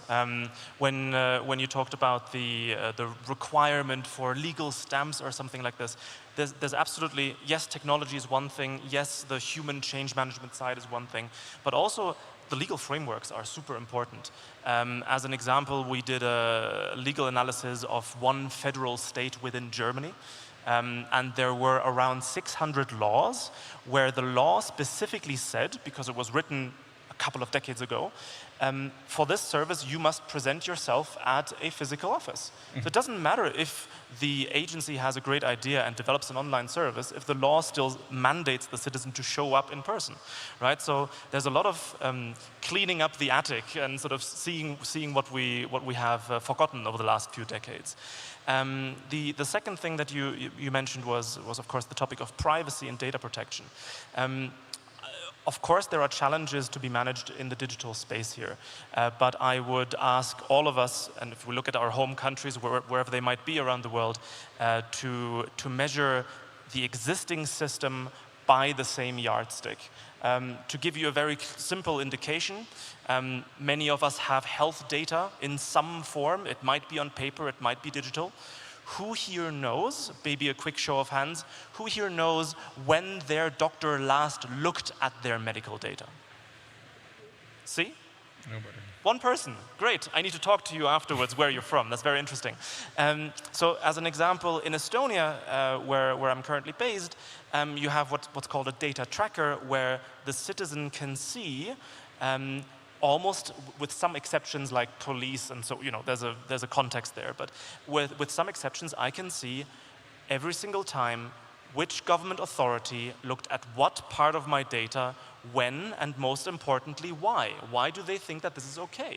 So yes, it's about responsible data management from the public sector side, absolutely, security by design, privacy by design, but also to give the citizens the tools to make sure that that's actually the case. Yeah? I think these trust-building mechanisms are super important. And then last but not least, if we just talk about the relationship between government and the citizenry, I think there's sometimes the challenge of only looking at what the private sector does and how it does it better. It's also good to learn from other governments around the world because we don't really need to reinvent the wheel. We all serve people at the end. And what I've noticed is that government always thinks about how can we make the interaction with the citizen better. The truth is, the ideal number of interactions between citizen and government from the perspective of the citizen is 0. They don't want to talk to you, right? You want them to talk to you if you're the government. And so the customer relationship is fundamentally different between citizen and private sector and citizen and public sector. I want to do online shopping every day. I want to make a bank transaction every day. So my impetus as a citizen is very, very different. And so if we want to build a really good digital society, not just e-government, it's very much about learning from other governments how they dealt with their private sectors, and then incorporate that within the context of Bhutan. And I see some very promising signs, and we've seen the discussions both today and earlier yesterday as well. Yeah. Fantastic, thanks, Florian. I want to pick up on the point around how citizens want to interact with the government. It's one of the principles that we had in the National Digital Identity Program is that it should be really inclusive because we want to make sure that the unbanked community, which is quite a large community in Bhutan, actually can get an identity that allows them to be banked. So that was one of the first reasons. And then the second one was, we still have a lot of farmers. Nearly 55% of the people in Bhutan work in the agriculture industry. And so we wanted to also be sure that we are very inclusive of those communities, and also the communities that mightn't be as digital savvy as the rest of us are. So I was wondering, how do we make sure that if we have a digital identity and we create all these services that people can enjoy, how do we make sure the person who doesn't want to carry one of these smartphones, how do we keep them included? And I'd like to start with Jigme and see your view. Thank you, Jacques. I think in the case of Bhutan, inclusion is extremely important. I think it's one of the primary principles that we started with when we talked about our digital identity initiative. And so one approach that we are looking at is just looking at the approach that we take in the manual way that we do things right now.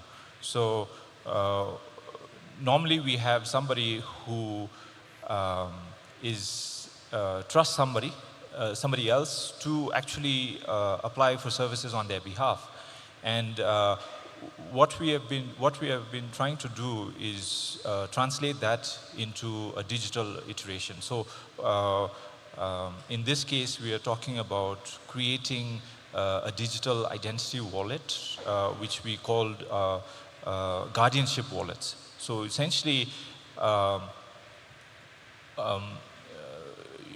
looking at the physical world, you authorize somebody to apply for services on your behalf, but it's just a verbal agreement, right? I mean, you don't actually know whether this transaction really occurred or not. But in the digital space, what we are trying to do is we are trying to create a guardianship wallet whereby if the individual that we have authorized to apply for a service on one's behalf, you can actually digitally verify that this service was applied by me on behalf of Jacques, for instance. And you can actually trace that. So this is one way that we're looking at. We hope that there will be some other interesting ways that we can explore how we can overcome this challenge. Thanks, Jigme. Tenzing, do you want to add?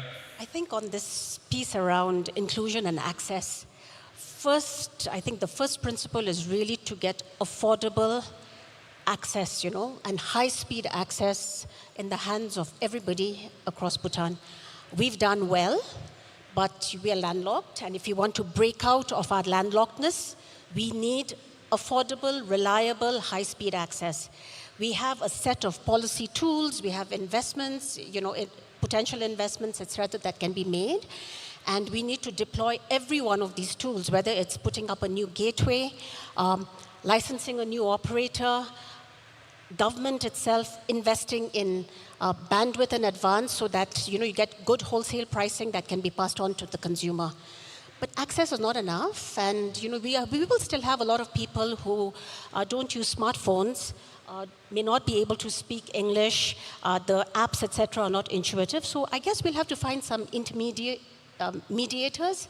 Yep. So in the past, in all our geogs, we used to have, I think, like a one-stop center. Perhaps this is a good time to relook at these one-stop centers, but really, use, say, for example, and most of our geog officials, etc., are well-educated, so getting them to be the intermediaries. But you've also got video available, so, being able to create small snippets of digital education so that you can actually guide people on how to use a particular app, how to avail of a particular service, and you do this in all of the languages and dialects that we have in the country, I think would be useful ways in getting access and including people. Yeah, thank you, Tenzin. I did see in one of the sessions yesterday, one of the speakers talk about the Bhutan NDI YouTube channel, where there's a lot of these videos which you mentioned. There's probably not enough, and we can probably see that they should add some more videos and things. But I think it's a critical part. There has to be these online resources for people to be able to access, but there should still also be a human connection where you can go to somebody and say, hey, just, show me and help me. And I know that earlier in the year, there was a program where they took some of the desups and actually trained some of the desups, and some of the desups in one of the geogs went from house to house and actually showed them the benefit and how to use the wallet and actually help them on board. And it kind of leads me into my next question, which I want to ask Florian.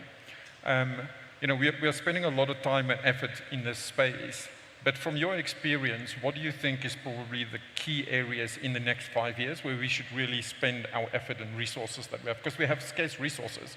We can't just, spread them across the whole spectrum.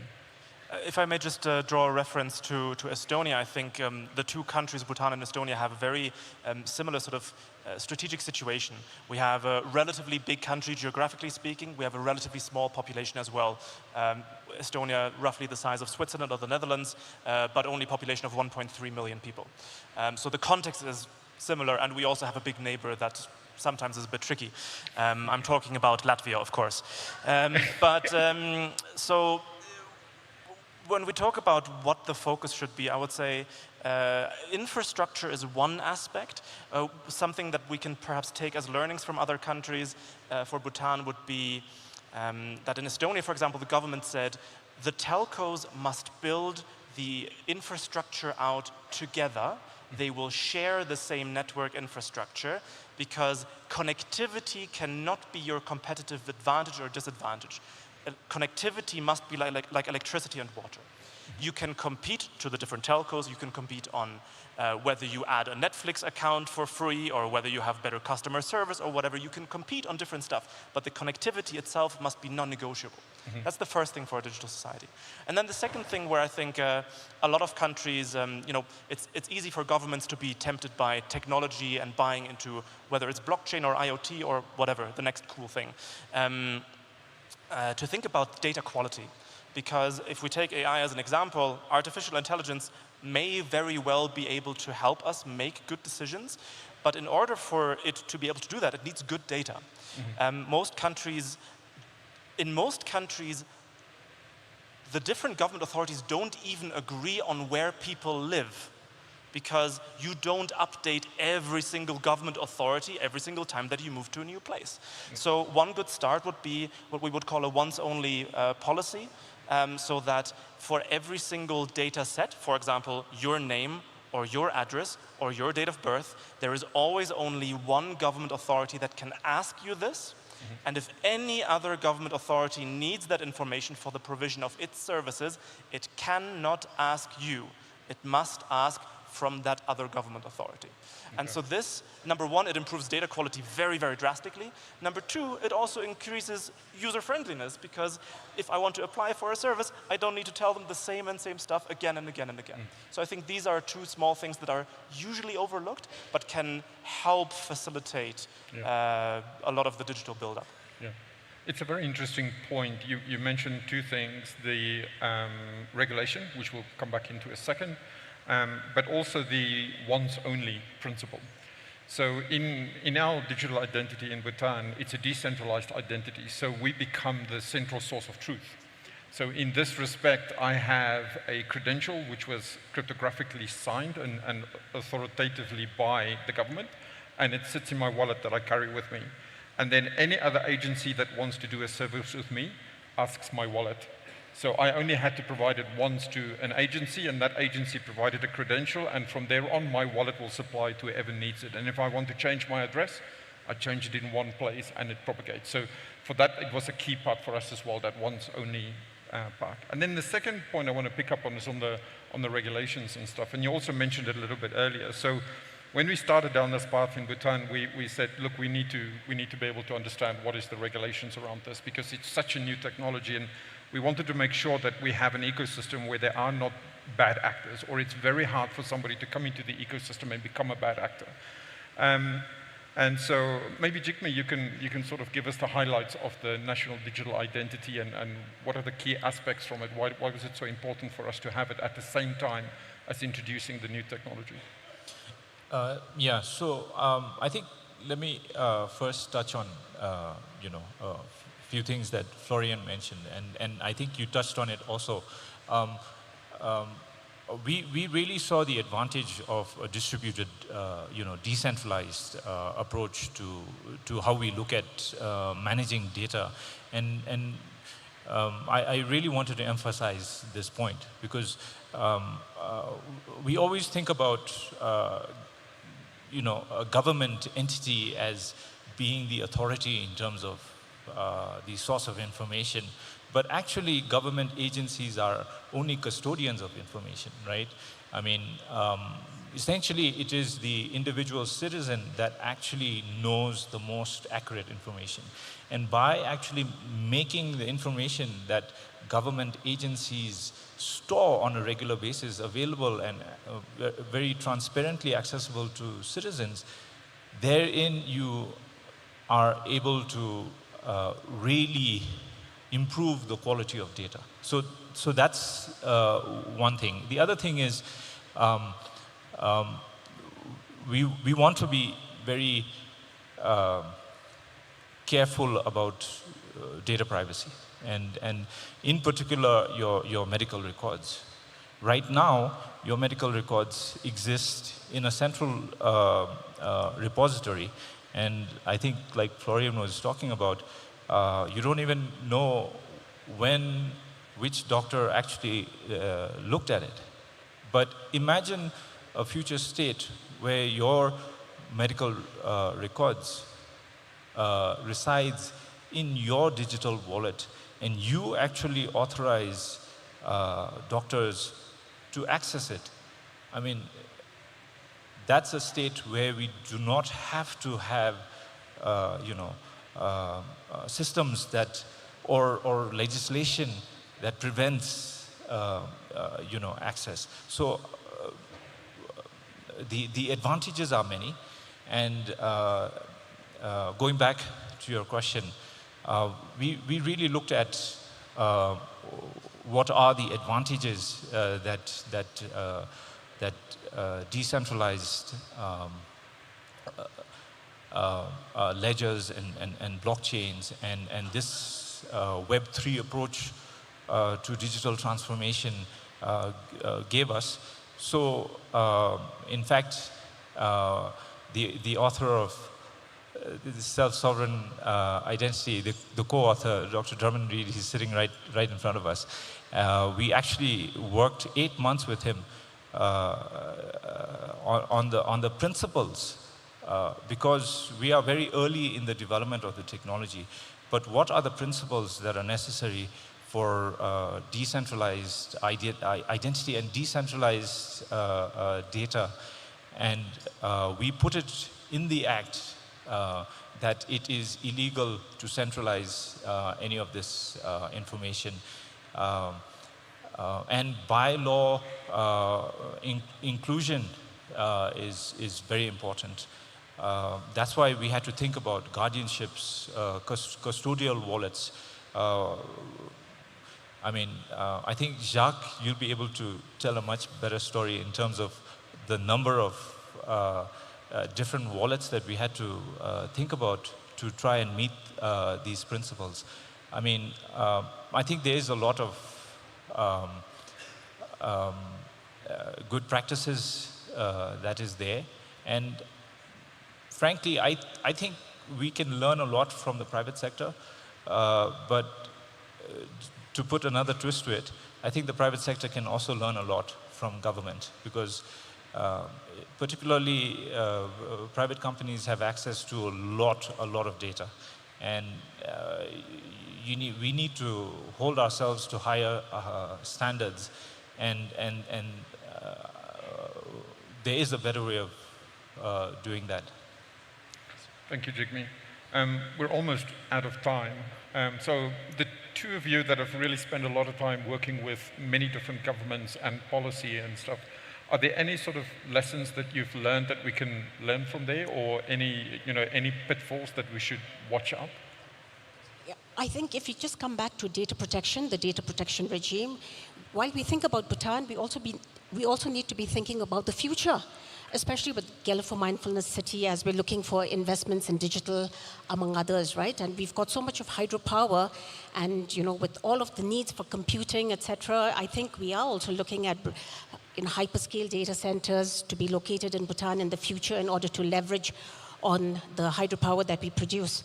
So with all of this, I think our data protection regime also needs to be harmonized with that of other countries in the region and globally, so that there is mutual, harmonization, recognition, and trust that's built in, not just for Bhutanese citizens, but also for businesses and people from the rest of the world whose data might actually reside in Bhutan.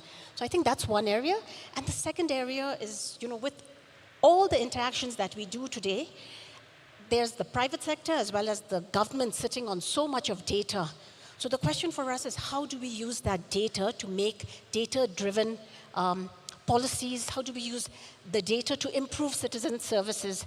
I had the pleasure of living in Singapore, and I always used public transportation because it was so, just affordable, convenient. But there's so much of work that goes into it because the Land Transport Authority in Singapore uses the data. Every time we tap in with a fare card, there's anonymized data being used to basically ensure that there's no crowding. They use that to plan new routes. So I think we can do something similar with the data that we use. So those are the two things from my end. Being very mindful of the time, being German, otherwise I will lose my citizenship after this. I would say that there's 2.5 things. Number 1.5 is leadership and organizational failure. The problem is that many countries are active in digital transformation, and then at some point the initiatives break down, and that's usually because they haven't figured out their why. Why are we digitalizing? Are we trying to save money?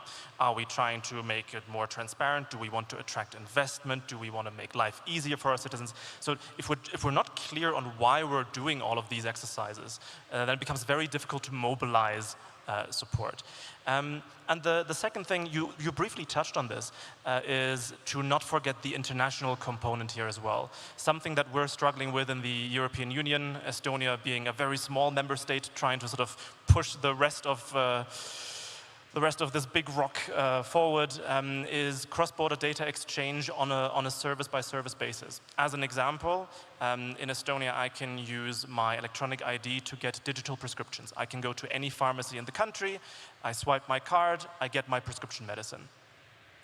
Why can't I do that in Germany or Spain or Croatia? And so the truth of the matter is that even though the EU could do something like this and push more for this, right now it's only bilateral agreements. You can do this in Croatia, you can do it in Spain, you can do it in Finland and so on, but this is just bilateral work. If we agree on more technological standards and infrastructure across borders, then this work will be made easier for us, this integration, and also it will significantly improve the lives of global citizens, of which there are more and more every day. Perfect. Thank you so much, Florian. We did actually get a couple of questions, but I've just read through them, and I think we've answered most of them. I think on the last points that Florian were making around the cross-border aspects, there is actually a really good session just after lunch, which is connected to digital identity, digital transformation, and the whole cross-border aspect. So please have a look, and if you have more deeper questions to that, most of us will also be there, and then we can discuss those aspects with you. I'd like to thank my panel guests. Thank you very much for your insights. And anybody here that wants to have a longer, deeper conversation, Jigme and Tenzin and Florian are here all the time, so just look us up and stop us anytime. And again, thank you so much for staying here, and we're done. Please enjoy your lunch, and thank you very much.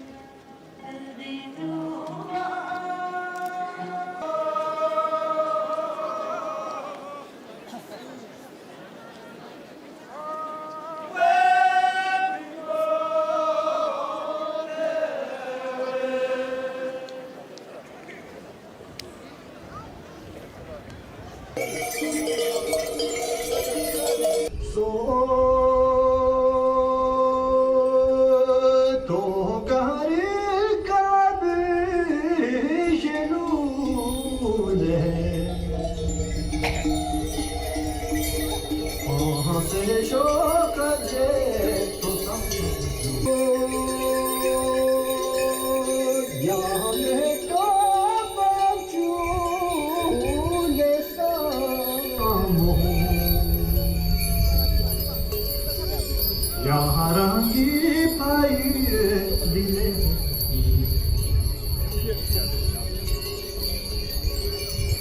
so za za wa.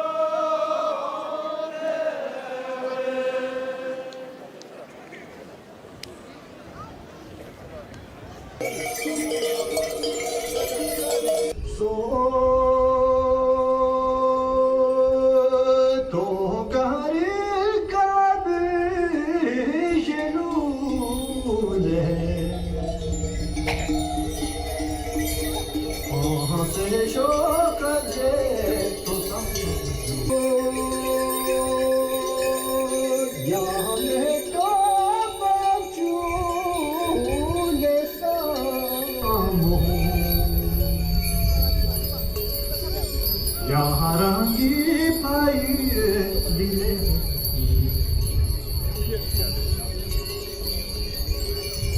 so za za wa.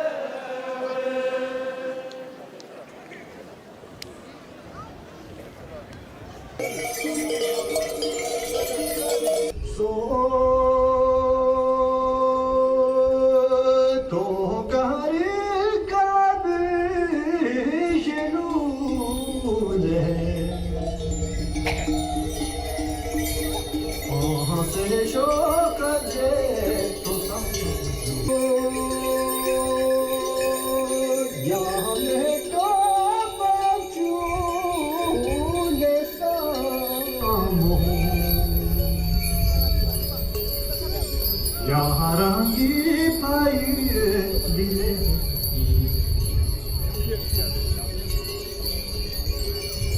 so zazawa.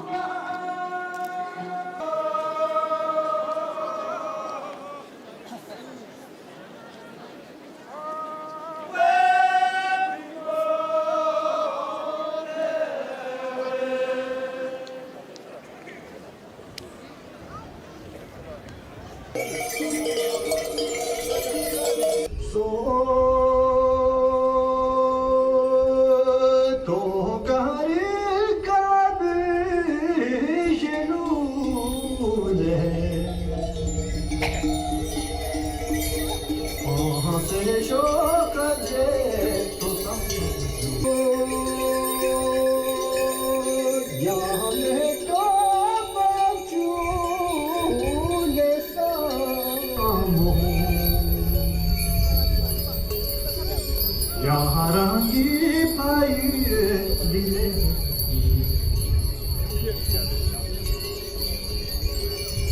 so za za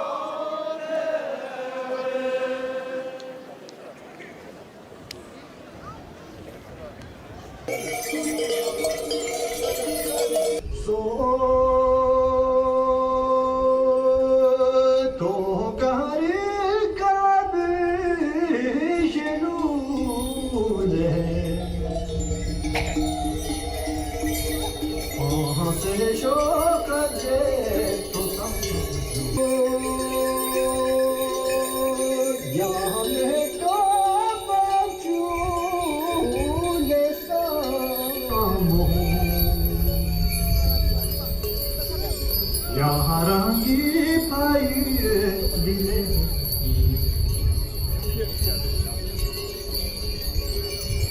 so zazawa.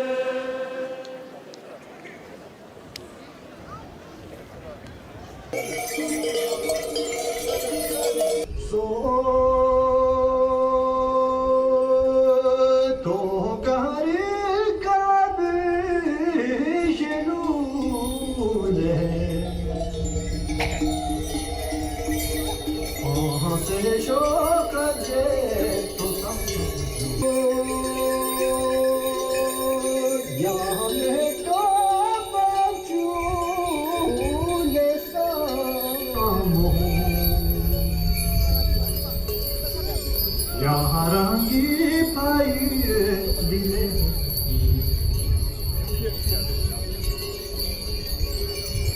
so zazawa.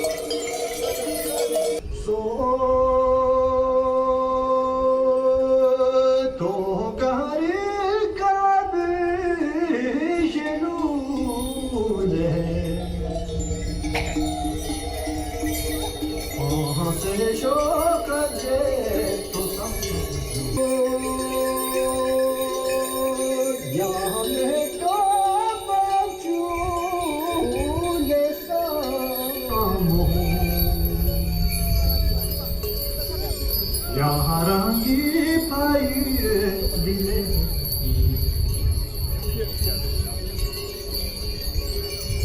So zazawa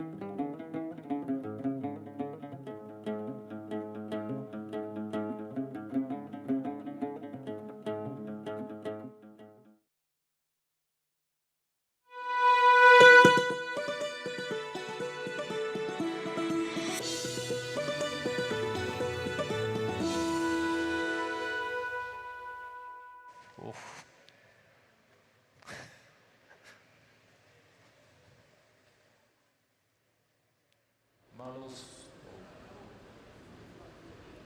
These are the like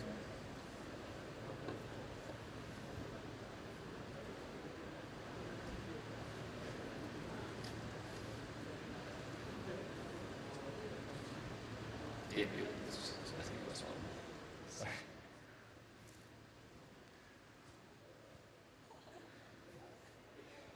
Hi, everyone. Good afternoon. I hope you guys had an enjoyable lunch. We're here talking about decentralization in AI. With me, I have Marloes Pomp, who is the advisor to the Dutch government and also European Union's European AI from the European AI Forum. I also have Nico Gilch, who is a financial journalist and an entrepreneur, and he's also a speaker and has a background in a lot of blockchain and cryptocurrency. We have Dave Raj. Dave Raj is part of the Bhutan NDI team. He's the DevOps engineer. And we also have Aya Miyaguchi, who is the executive director of the Ethereum Foundation. Anyway, thank you very much. So maybe with all the, I'll just start off with a very broad question, and we can go in order of seating. With all the movement and energy and the developments in blockchain and AI, and like with all that's happened in the last 10 years, maybe can I ask Marloes to start off on like what inspires you about this technology that allows us to, inspires you to see that technology can be used for good? Yeah. Well, thank you. I think the main goal is to build a digital economy, a trusted economy with digital identities, digital services, and artificial intelligence will be a huge part of it. But what we do see at this moment that most AI solutions are central-owned solutions like OpenAI, not transparent. And for example, within Europe, we had, for example, Mistral, an AI company, but it was immediately sold by Microsoft. So we have a problem with if we don't want to have the same problem as with the race of social media. We don't want to have all the power at big tech. Then we have to build other solutions, die more community-owned zijn, which are, for example, from the people from Bhutan. Right. And it makes it also more safe and more autonomous. And you don't have to, it's not necessary for everything, but for the most crucial infrastructures, I think we should build alternatives and share lessons. And for me, I work in blockchain and artificial intelligence now for years. They have different skills. Blockchain community, they do understand how to build decentralized, stable, transparent, safe infrastructures. They have these mindsets from the beginning, and they have experimented a lot. In the AI community, everybody wants to build some fancy stuff. And every person loves it to test all this fancy stuff. But there is hardly discussion about the digital infrastructure. How are we going to make it? And it must become even important as the physical infrastructure. And for example, the roads, you're also not going to say, oh, let's sell them to Microsoft. But it's the same for the physical roads and the physical infrastructure. So we must be aware and work together. And last sentence, I think, and because it's not easy, we are competing against big tech. Alleen, I think Bhutan can be a good testing bed because you have some centralization. And it's a paradox, but I think you need some centralization to build the decentralized models. Otherwise, it will be chaotic. In the blockchain community, in the crypto community, there's also always a leadership team. And I think you can start from scratch.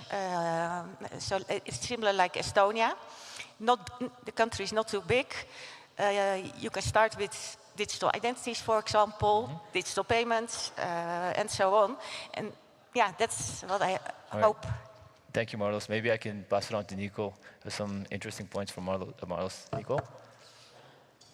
Thank you very much. I learned so much the last couple of days, and I just had the enormous pleasure to attend a lunch with His Majesty, and we also talked a little bit about the strategy for Bhutan, and I think the one really important thing is that you have a young leader, young leadership for a young nation in this very special time, because we should all close our eyes and think about how quickly our lives have changed because of technology, and blockchain, AI, and Bitcoin are parts of that. Even the internet is still in its infancy, right? Our brain is still trying to make out cave paintings. And now we are connected. The world is going small, and I'm very privileged to be sitting here with you today. It's all about energy. Life is energy. And everything that happens in the digital world is also about energy. And Bhutan has this unique position where the economy has one thing in surplus, and that is energy, green energy. Very important. So the decision by the government to quote unquote mine Bitcoin, but what they actually do is they export excess energy into a capital asset that they can use to build up capital, or they can use to get foreign currency, and also, of course, know-how and investment. I am extremely impressed, I have to say. I would go as far as to say I've been working on Bitcoin for many years, exclusively now for 4 years. There's probably not a country in the world that is this forward-thinking when it comes to this topic. Of course, there is risks. Of course, there's problems. But I mean, that's everything in life has risks and problems. I think that this pathway is very good. I think it's at the beginning. But I mean, just like one young person can go online today and build a business, one country can position itself in this global digital economy, and it's not about where you live anymore. And I think for Bhutan, as far as I understand, this is very important, because you want the people to stay here, to build their life here, and ideally, you want to reverse brain drain. Right. I'm from Austria. It's a small country in Europe, has lots of mountains. Is a little bit different, but we don't see the problems, and we don't see these solutions because we don't see the problems. But I think you already seeing the problems is actually an advantage. Right. Thank you, Nico, for that very expansive comment on Bhutan strategy, decentralization. Well, coming back to decentralization, maybe Dave from NDI, can you tell us more about NDI and then what we've done the past couple of years? Hello, everyone. I'm Dave. So we have been a part of digital transformation in Bhutan for a couple of years now, even though our product, Bhutan National Digital Identity, it's a mobile app, it's a wallet, came a little bit less than a year ago. In fact, in October 13 this year, Bhutan National Digital Identity Wallet will be hitting 1 year exactly. So Bhutan NDI has been at the forefront of digital transformation in Bhutan. Our technology is based on blockchain, so it's a decentralized model. We use a blockchain called Polygon, which is a sidechain of Ethereum. So what has the opportunities and the ease of access and the usefulness that Bhutan NDI has provided in terms of accessibility to people. For example, one crucial aspect of the accessibility is people living in remote areas, because our country is very mountainous, and we are trying to bank the unbanked people. People during heavy monsoon do not have to travel all the way to the town, sign physical documents, and open their bank accounts. They can do it at the ease of their hands using Bhutan NDI. So this is one accessibility and inclusion feature that we have as a part of decentralizing our infrastructure and empowering the people. Another is security and control. So blockchain by design is meant to be secure. It is immutable. It is tamper-proof.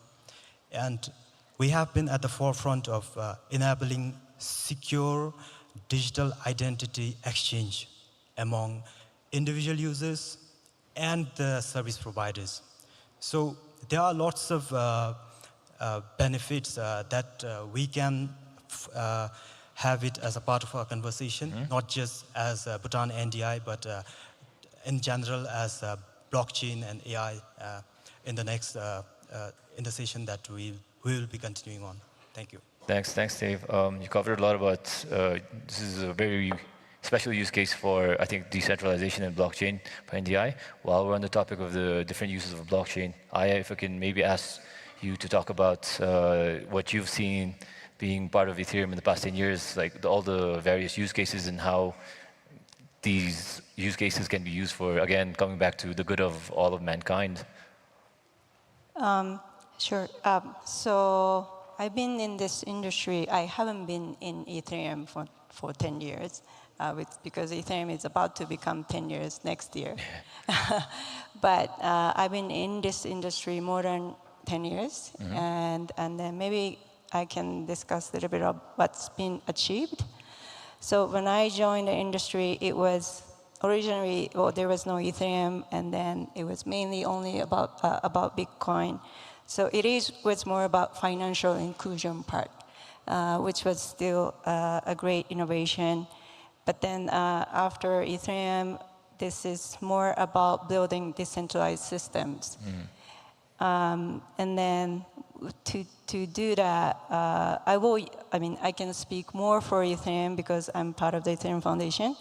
But Vitalik Buterin mentioned this blockchain trilemma at the early time, which is the trade-off you have to make when building a blockchain between decentralization, scalability, and security.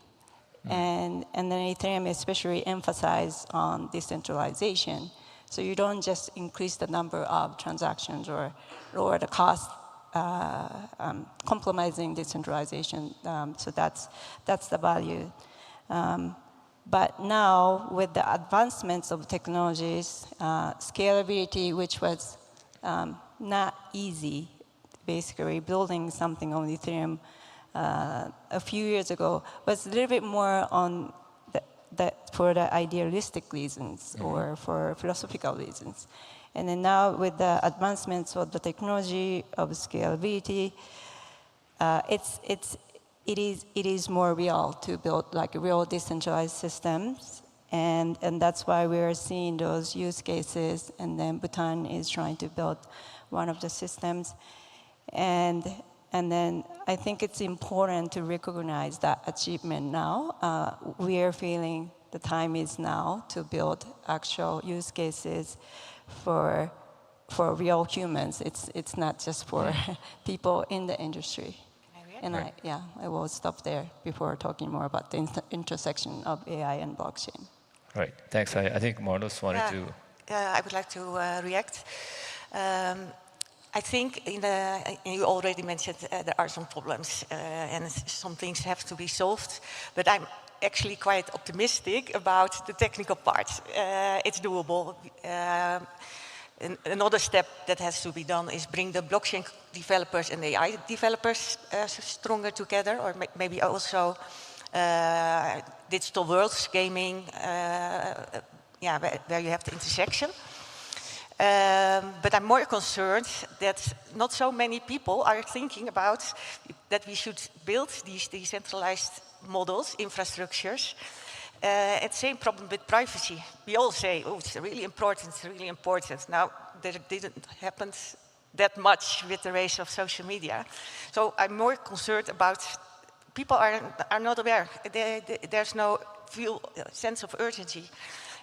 For example, comparison, I was traveling a lot in some countries across Russia.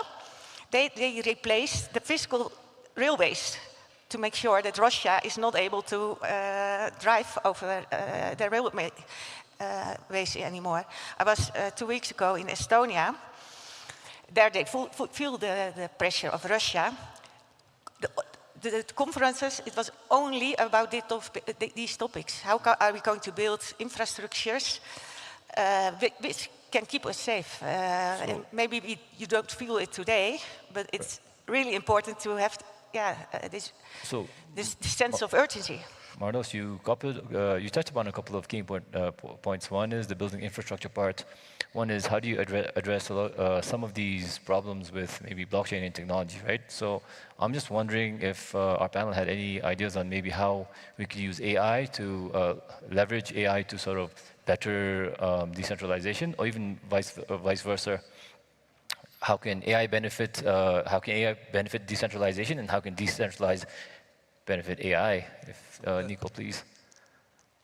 I am very impressed by the idea of giving citizens their rights through an ID on the blockchain. But not everything that uses the word blockchain is decentralized and or secure. The ultimate element of decentralization and security is physical. And I go back to the energy. The things that connect Bitcoin, so-called mining, and AI, and the other data centers, is that they need energy. They need energy, real work needs to be put in there. And of course, the AI tools that we use in the future, the cloud tools that we use right now, the financial tools that we use right now and in the future, we want them to be as decentralized, as secure, as open and permissionless as possible. So anybody who plugs their surplus energy into these systems in a globally diverse manner is helping to decentralize. So AI decentralization is not only about combining it with blockchain, but also basically doing the same thing with AI data centers that you do with Bitcoin mining. The advantage of Bitcoin mining is that you don't need a reliable, extremely well-established internet connection. With AI, you need that. So there is difference. You cannot just switch that, right? But I think that, like I said, Bhutan is really going a very interesting route here. It's going faster than any other country I know, and I think, like, I've been thinking about this now for days, for weeks, and it absolutely makes sense from your perspective. So I really want to congratulate you on this, and I'm not saying this just because I like it here and I'm flattering you guys. And the combination with, because I talked to people and they said, look, yes, we do Bitcoin mining, but first we think about our citizens. They get the energy. Then we export to India if they need energy. They get the energy. And only what's left, then we can mine some Bitcoin or maybe run AI in the future. And the most important thing about it, because Bitcoin mining gets a bad rep, it's wrong. You know, it's the fake news. You can use it to incentivize new renewable energy because you have a buyer immediately. If I had a little solar on my rooftop and I cannot sell it to the net, but I'm also not using the money, I can go mine Bitcoin. And you can do this as a country. But with these technologies, I think you first need to see the need to actually enter this very, very new world. And I think Bhutan has seen the need. We are here now, and combining the whole thing with spirituality and mindfulness, which we, by the way, in the West are totally lacking, I think is a very, very promising way forward. Thanks, Nico. I'll just hold you on that point, and I'll have a follow-up question for this later, but then I'll revert back to the other question, which is, again, for Dave and Aya specifically, given your experience in, all the experience in blockchain, how do you think AI can help, use case specific? And then I'll move on to the next question. I'll follow up with Aya's blockchain trilemma discussion I was talking about in the beginning regarding scalability and decentralization. There's another issue that we have apart from the trilemma in the country regarding adoption. So how do we drive adoption of blockchain, and can AI and blockchain be used together to allow and steer this adoption to another level? And we have this environment set already for blockchain with NDI, and there can be numerous blockchain that can come in the future to help this. And blockchain is the perfect tool to allow AI to thrive in a decentralized manner. Because we already have this data residing on the user's side, it's up to the users to either share the data in individual blockchain nodes to train those data. So users have this capacity, and we have empowered them with that. And that's where the idea of privacy comes in. And to talk a little bit on security, blockchain by itself is secure, and any kind of AI models or data that we train in there is secure by nature. Even if it is tampered, blockchain can trace that. And all those models, AI models that we train, can be stored in an open source repository where everyone can use it, track those with version numbers, and everybody in the open source community will be able to use it. So this is what I feel and how I feel blockchain can help drive innovation in terms of adopting AI and making it a part of it. Thank you. Right, thank you, Dave. I will speak about how blockchain can help AI because I'm not expert in AI, but one thing is we call, for example, we call Ethereum as a protocol of human coordination. And then currently AIs are good at, for example, like bring up the people's skill set, and then basically the difference between the best programmer and not so great programmer can be minimized. But AIs are not that still not good at, like doing a task through to the end, and you still need human to supervise. With blockchain, blockchain can be the coordination, do the coordination of also AI and human, or AI and AI. And the second point is verification. I think Deb mentioned a little bit, if I frame it differently, is, so there are a lot of fake information with AI. Why this is happening is because most of the AIs out there are closed. And we don't know how this is trained. So you see some information, like we don't know who is training the data, and that means it could be very dangerous. For example, if it's a medical advice, and we don't know if that's the advice we should listen to, you can use blockchain to verify credentials. More in like there are credentials out there, for example, such as like who is a doctor, there's a license, but blockchain can be also cross-border, so the licensing is more global. And another point is how to open AIs more, right? Like we always have this question: is open AI open? It is not. To our standard. But then building things in open ways are, like there's not enough incentives to, like for example, like how do you compensate those contributors to the open source systems? And that a lot of innovations have happened in the blockchain space. Funding mechanism, payment system, payment coordination. So that can be learned from the blockchain space. All right, thank you, Aya. Can I just throw in the next question? I feel like what I'll ask you guys can cover too. I think we covered the layer, blockchain is a proper layer, what's happening in AI, the issues with AI, that being decentralized. Now the other question that I want to really throw in is, what about the ecosystem? In the ecosystem, there's a governance. How do we make sure the technology we're using has all the right values? What are the governance structures? What are the types of people? I think that would be a broader question from my side to ensure that That's exactly what I would like to bring up. My call to action for Bhutan would be to start with a good strategy, vision, because it doesn't make so much sense to talk about these technologies in a separate manner. So you have to figure out what are our crucial elements, utilities, which we want, and how are they connected, and how will the infrastructure look like, what what kind of governance models do we need? How do we make it accordingly certain values, human-centric AI, things like that. And Estonia did something similar. And I think that's a good,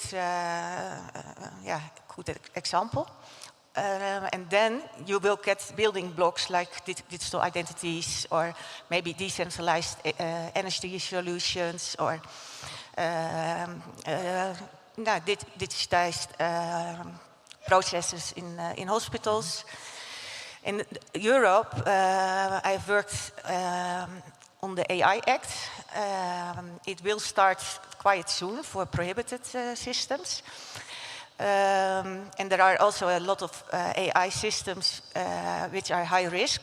They have to do an assessment at the national level, at the European level.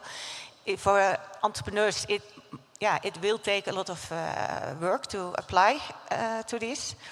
But I'm a fan of the Act, but it still doesn't solve the vision. It doesn't solve how are we going to build new utilities. So, and that's the next step, and that's something what I expect is doable here, because of the culture, because of the open-mindedness. Yeah, and then when you have this strategy, you can also think about, I spoke to iemand from fashion during dinner.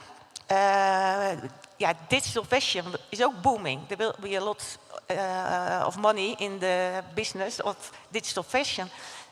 So if you have selected your strategy, then you can also start with education and promote it, sell it. But if you want to sell a digital dress, you need also a digital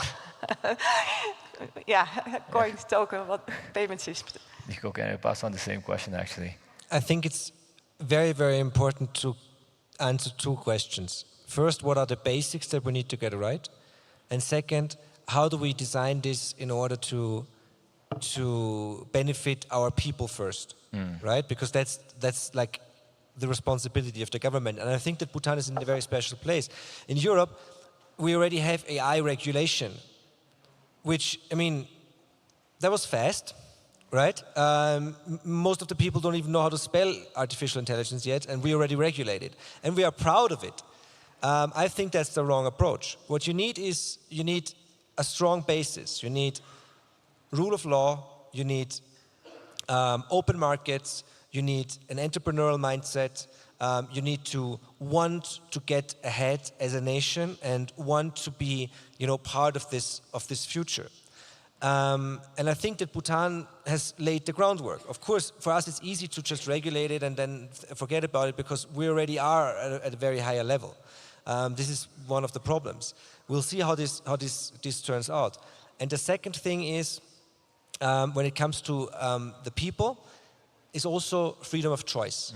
Meaning, nobody in the world knows what AI models or what cryptocurrencies or other technologies will be, quote unquote, the future. So we need the people, literally, we need to give them the responsibility to choose themselves. Even if it's hard, even if it's messy, we need a top-down approach when it comes to the broad rails, but we need a bottom-up approach for all the details. That's my opinion. Thanks. Dave, been taking notes. I like what you said there, Nico. And I also accept what Marlo said about building utilities. And thank you to Aya for raising the one more advantage about cross-border interoperability. That's one of the biggest benefits of using blockchain. Now, coming to governance and oversight, we have these two distinct layers. One is government, another is innovation. And like Nico raised, we have people writing the regulations who do not understand the technology. And steering digital transformation doesn't always start with building a product. It also has to go side by side by regulators understanding the technology. So how do we foster that collaboration and allow people to understand, those who are writing the law, to be able to drive that innovation and make it into a law. And AI and blockchain are something which constantly changes. Maybe we have DeFi, DApps, DAOs today, and we have something tomorrow. We have so many meme coins coming on. And these are technology which just changes in a blink of an eye. But how do we keep those regulations at pace with changing technology? So that's one area we need to tackle. And by allowing technologists and the lawmakers to sit together, test those blockchain and AI models in a controlled environment, and allow people to understand the limitations and the benefits, that will help the regulators to really understand and draft those regulations in a way which is based not just on technology, saying like Bhutan and India should use Bitcoin or Ethereum for the next model. We can't mandate such kind of regulations. Regulations should be based on the idea of ethics. It should be based on the idea of accountability, and it should be based on the idea of transparency. All right, thank you. Aya, before you answer the question, can I also ask you, so there was the initial question, but also the benefits of maybe a vision like what we have for GMC. How does it place us in a better position to maybe build that ecosystem or be in a better place and address it? Hopefully you can be the lead in building such a strong ecosystem for the technology with values. So if you could sort of address that, since we're running out of time too. Okay, is this the last one? No, there's some time, but. Well, okay, I just want to make sure I covered the whole message. I think Bhutan understands this very well, but blockchain is not the technology for anarchists, at least anymore, right? The government can benefit government to really empower their citizens by giving the right amount of transparency, like Dev said, but also the right amount of privacy now, right, which was not easy before. But also another important part is that I think I really resonate to what Nico said. That information is very, I will go to what Nico said, but information is a lot of information out there misleading, confusing. For example, in the space of blockchain, not all blockchains are equal, and it's really hard to understand, not easy to understand what is really best for each technology. For that, I think it's very important to strengthen the talents of local people. It has to always, things built by local is the best. That's how we see it, and we empower them to give them enough education for them to be able to build their systems on their own. And I think that's very, very important. And I hope we will see more of that at Getafu too. But I think in general, that's why we are supporting this idea of ID and other things that are built by Bhutanese. Yes. All right, thank you, Aya. So coming back sort of just on the GMC angle to this, how do we now, again, leverage a vision like GMC for ensuring that the world becomes a better place for technologies with blockchain and AI? Maybe if you guys could also think about that or address that. Nico, I think initially what was the question? I'm sorry. The question is how can we make sure to be the market leader? Yes. How do we leverage GMC, the vision of GMC, the support and the commitment?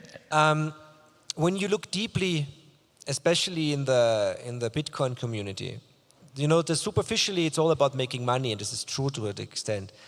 But you see people's values changing because you suddenly you switch your brain to a different monetary standard, a hard monetary standard that does something to you, and it does something very positive to you. You start planning for the future in a different way because you now have a tool for that. And I think it actually fits very well with the vision for the GMC. And like I said, one of the reasons, in my opinion, why people in the West have lost so much of their mindfulness, if I can say this, and their spirituality is, for me, is a financial system that's just not working for them. A financial system that is based on 2% inflation, but sometimes 4% or 10% or 11%, and then they turn it up and then they turn it down. Have you realized that we have financial crisis like every 2 weeks? And nobody asks why this is happening, what the problem is here. And one of the reasons why cryptocurrencies and blockchain and Bitcoin was invented is literally this. And you can see this working, but you cannot see it working on an economic, like on a countrywide level yet. You can only see it on individual level. That's why it's very hard to see. I can see it. I can tell you that I see it. And I think that there's a strong connection here. A strong connection that has to be explored and explained. It's a lot about, information technology literally has the word information. I am in the information business. This conference is a very, very important way of relaying information. I think that we need to spend lots of time of talking about these things, but, we are, mindfulness, we are spiritual persons, beings, and this resource that Bhutan has here, that has been built up over hundreds and thousands of years, is maybe the one thing that is more important than hydro energy. Could you repeat that on the last part? What do you think is, again, the resource that's more important than hydro energy? Mindfulness. All right. Dave, do you have anything to add that to? Yes. Thank you. Dave, if you want to add something to that, and then what I'll do is there are some questions from the audience, and I'll ask that. I'll just have my 2 cents. So promoting sustainability is one core essence of GMC. And we have these unique opportunities with the newer technologies like blockchain and AI to enable that innovation at GMC as well. For example, GMC has this unique opportunity to allow companies and organizations and developers and startups as well to foster sustainable innovation in a way, for example, like tax incentives or green carbon bonds for companies who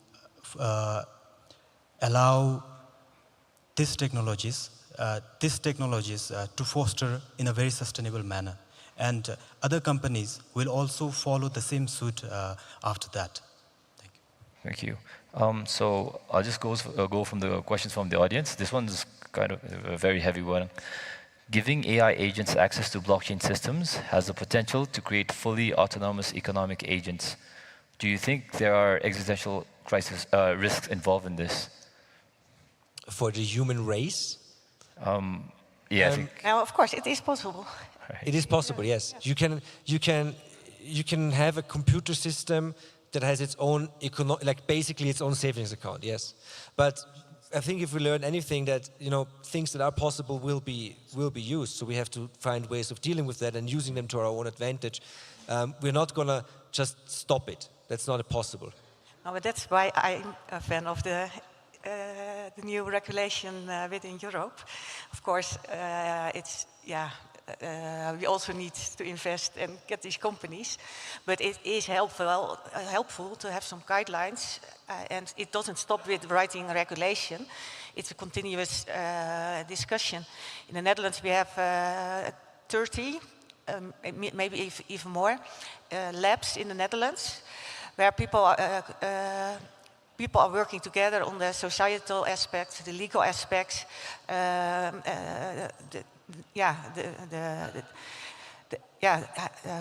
do we want to have this AI and what is forbidden, and it's really a close collaboration, exactly to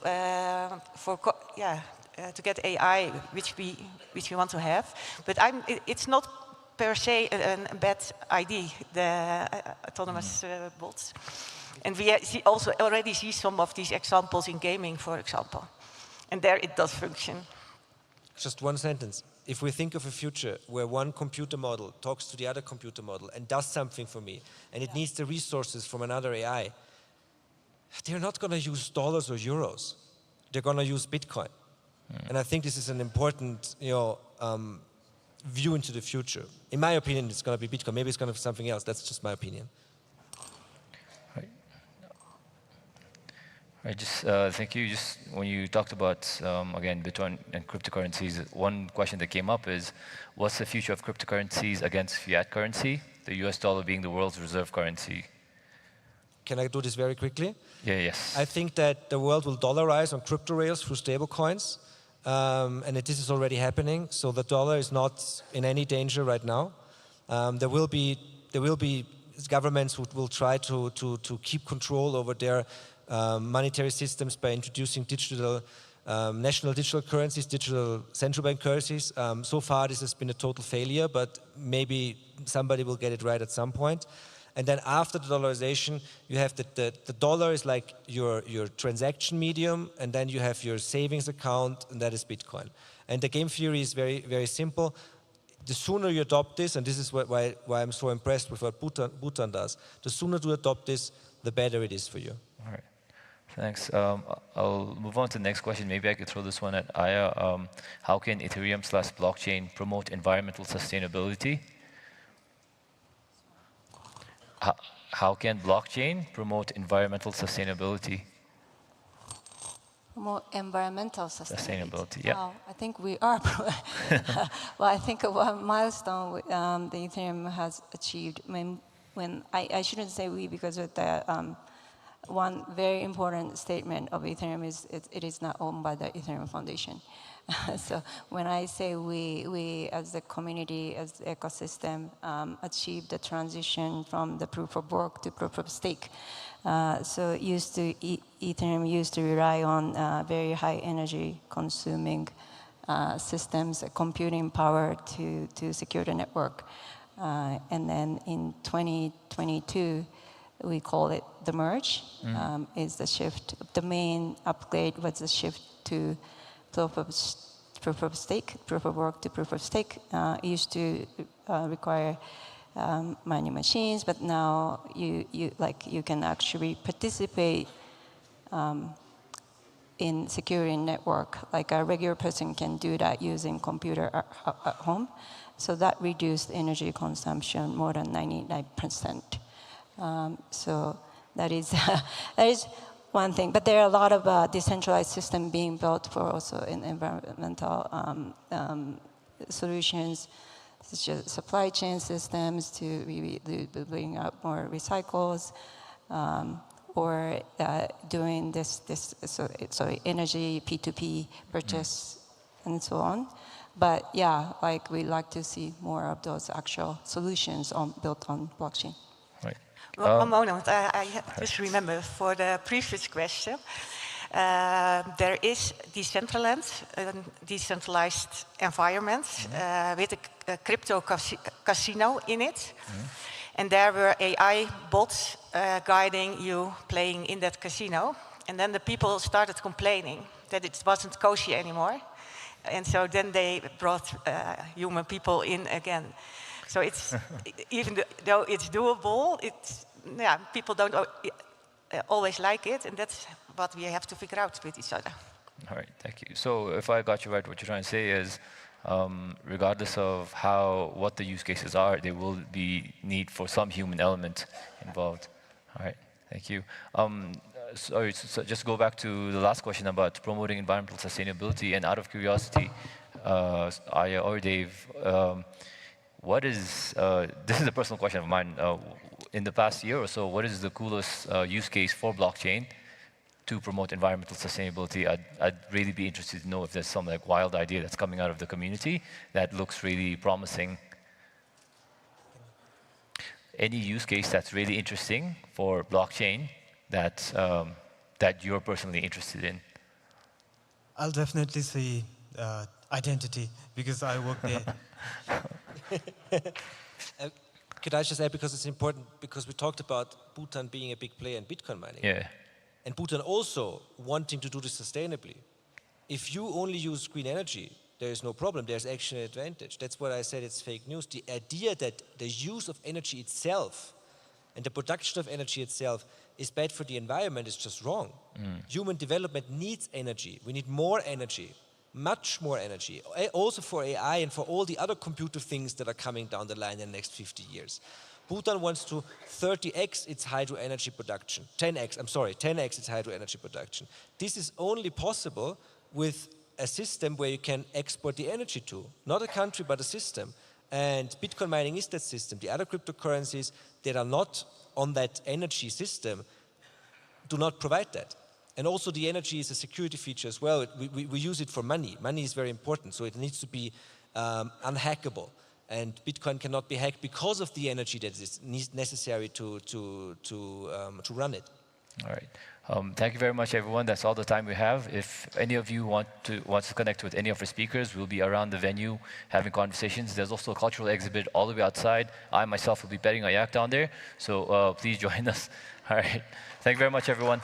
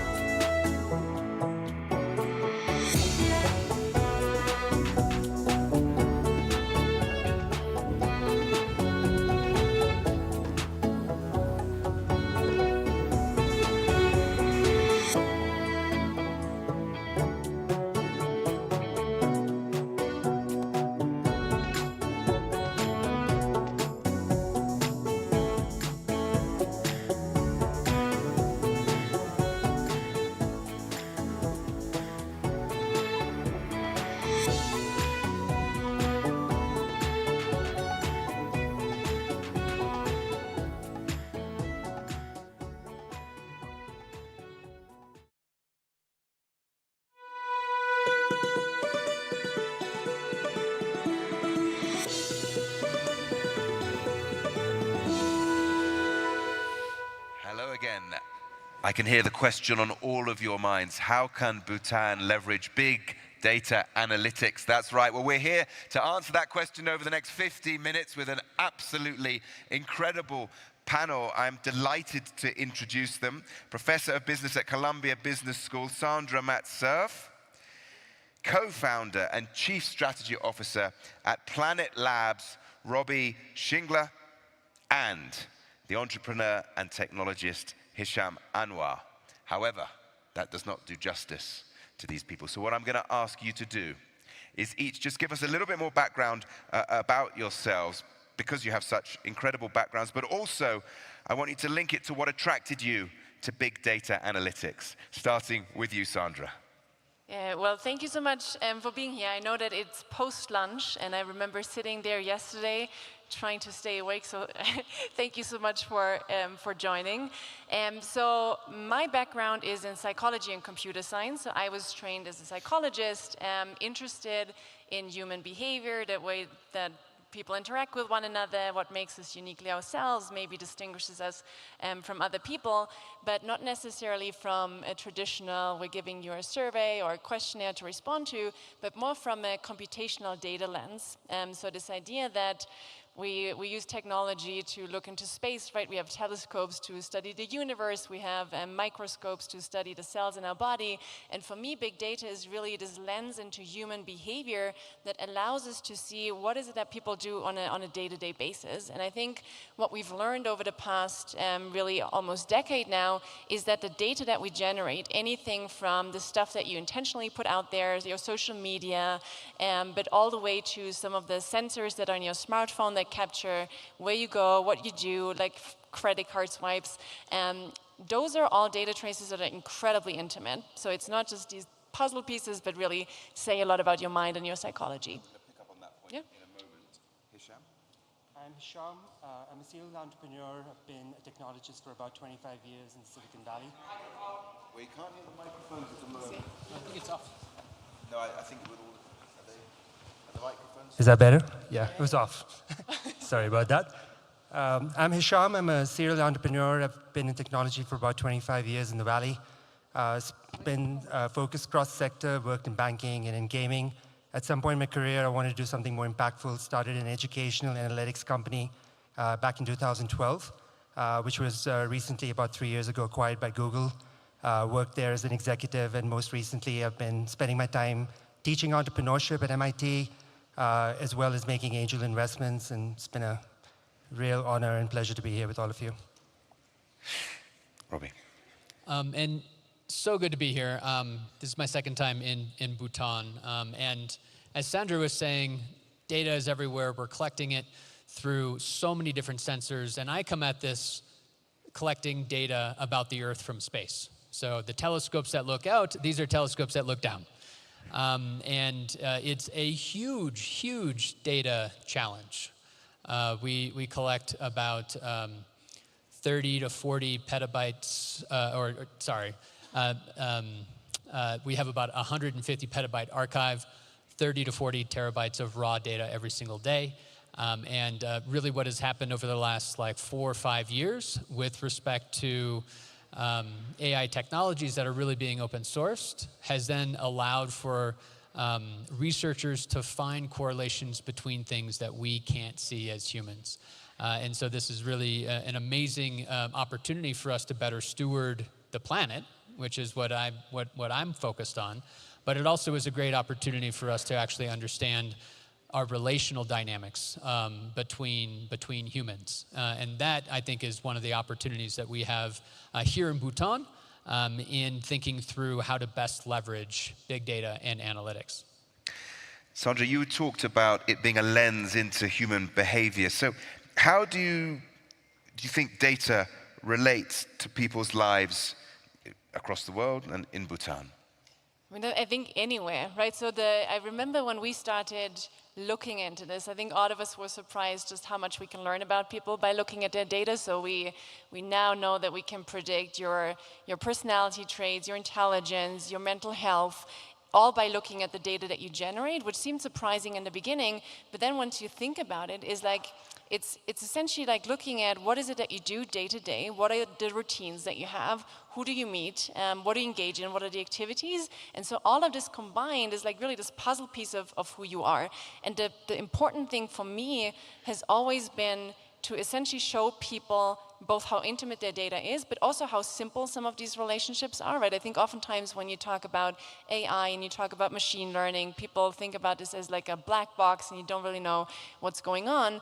Once you open that black box and you see that, well, if someone is suffering from depression, for example, I can pick up from your GPS sensor in your phone that maybe you're not leaving your house as much anymore. There's much less physical activity. From your call logs, I can see that you're not communicating with people as much anymore. It oftentimes makes a whole lot of sense of that what we do as we interact with these technologies actually give us this lens into what's going on behind the scenes within our minds. Okay, that's a great snapshot. And Robbie, you're looking from the sky. How did things look there? Well, we're not doing a very good job. We on Earth. We on Earth are not doing a very good job. When humanity first put a camera on a rocket, we had a third of the population on the planet. Over the last 70, 80 years, we have absolutely terraformed our planet, how we use land. Our cities grow, our forests shrink. The way that I came at this is I was a civil servant at NASA for about 10 years and decided to start this company because we wanted to take risk very differently and needing to shrink a satellite and launch hundreds of them to monitor the entire Earth every day. I see these satellites as a bit of a moral mirror for us to look back at ourselves. If we can see change as it's happening, we can use governance and social technologies so that we can better steward the planet, come up with better zoning, really understand ecosystem change in bioregions over time. And most importantly, that's come up over the last few years, is being able to measure things that are currently externalities in our global economy. For instance, being able to measure using big data and a bunch of training data on the ground how much carbon is stored in every tree on the planet. Or to be able to empirically measure the amount of methane emissions or carbon emissions coming from our energy sources. These are externalities that aren't costed. They're not in our global economy. We see the direction where we are going with respect to an extractive, industrialized consumer economy and what that does to our planetary boundaries. So these are the biggest challenges of this century, and some of the opportunities that we have as a global society is recognizing it's not just about the hard technologies, it's more about the governance, the soft technologies, for how we want to set up human behavior to better be in right relationship with each other, but then also with nature. So that's where I see the biggest opportunity is for the Gellifu Mindfulness City and Bhutan in general, is leveraging so much of these new tools and technologies that are available to see the governance and economics around what we set up there, what gets set up in the Mindfulness City, to create something that is more regenerative in nature, and something that then allows for us to not just grow, but to then thrive through the course of this century.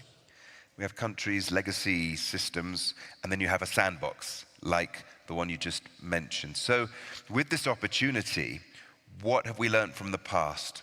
Which things should be implemented and how to make data work in the way that you think would be more effective and mindful of Bhutan's national goals? It's a really good question. I think that should be what we discuss here today, and also encourage you to hold that question and discuss it with other people for the next day and a half.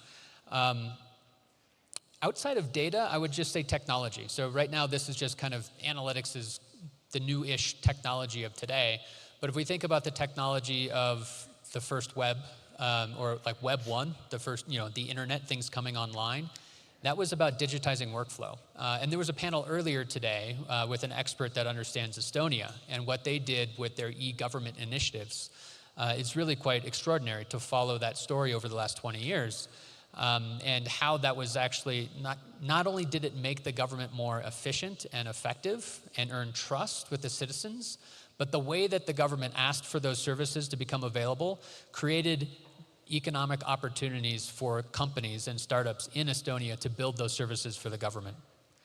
They can then take that same service and sell it to other nations around the world. So I think that was like the innovation around Web 1.0. Web 2.0, which is really around social media, participation, having a voice. There I can see that technology was most leveraged in Taiwan during the student sunflower movement of, when was that, 2014, 2015? And now, 7-8 years later, you see Taiwan as one of the most advanced democracies on the planet because it has a tremendous amount of participation between the citizens and the government, and allowing for citizens to do citizen assemblies, allowing for them to have a bit of like a Wikipedia policy, and to have it co-created with the citizens and the government. And I think that is, again, some learnings from Web 2 for governance is Taiwan. And then when it comes to what we're in today with Web 3, that is blockchain technologies, but it is also big data and analytics. There are a tremendous amount of opportunities that we have in there. But again, let's learn from how did the government leverage those new technologies, like in Estonia, like in Taiwan, for what we can then learn to do here in Bhutan. And in Bhutan, Ujwal was saying earlier on this stage, the digital ID scheme, the blockchain scheme is up and running here, or it's in the process of affecting everybody's life. So what can they take on from that? What doors does that open? I think that's perfect. So if you listen to the panel previously, Ujwal was up here, DHI, they're almost a year old in creating the digital ID for Bhutan. That's a building block of tech. And I think that there are other building blocks that need to be developed in order to best leverage data in a very responsible way, which would be a really good thing for us to actually talk about here around having a data trust, where you then hold on to personal privacy and sovereignty of your data, but then you share it with the government agency or with the nonprofit or with the university or with the company in such a way where the terms and conditions are appropriate and you still have sovereignty over your own data. Before we go on the sovereignty issue, if we think practically, Sham, the areas of tourism, education and healthcare here in Bhutan can profit from big data. Just explain how. Yeah, absolutely. I've worked over a decade in education and about to launch a company in healthcare. In education, one of the things to really sort of reflect on is that educational outcomes are not equal to academic outcomes only. There's a lot more that goes into creating a successful output of an educational system. You need people who need to be prepared with SEL skills, social emotional skills, become lifelong learners because skills of today are not going to be relevant in the future.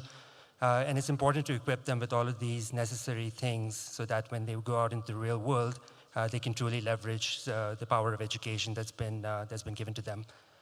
When you think about the role of data in that, data has a very powerful ability to be able to predict things such as whether a child has a high probability of dropping out of school. What's causing that risk? Is that risk being caused because they're falling back academically? Is it happening because of their mental health? Is it happening because of other reasons that are not in our control? And when you can identify with that precision what's actually causing this child to not be on trajectory, it becomes much easier to be able to figure out what to prescribe or how to intervene. And we spend a lot of time thinking about this, and one of the things we realize is just doing analytics on their own is not good enough. The output of that analytics need to be put in the hands of the people who make the decisions day to day. Those folks have to be trained and have to be equipped to be able to take that information and intervene in the right manner at the right moment in time. From a healthcare perspective, I think the same. And on education, how are you gathering that data? Is it AI learning patterns, or what schemes are in place at the moment? Yes, you can think about doing data analysis in education as descriptive, which is you describe a particular scenario. It can be a diagnostic. It could be used to figure out what happened in the past and why it happened.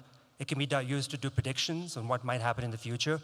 And in a utopian world, potentially it can even be used to prescribe what certain things should be done in order to get the best outcomes possible. And healthcare, you were moving on to. Yeah, from a healthcare perspective, I think the same things apply. There's some pretty important outcomes in healthcare that can be influenced by data as well. I think you really have to start with the outcomes, like what are you trying to accomplish with the data set? In a lot of scenarios, what I've observed is that people try to accumulate a lot of data, try to create these large corpuses of information, but they don't quite understand what is it that they're trying to achieve with this information as their end goal. I think in the healthcare, the same thing applies. We create a lot of information. It's almost like it's a data-rich but information-poor environment. Most of the time, the information is created but never leveraged by the frontline workers, like the doctors that are actually servicing the ill.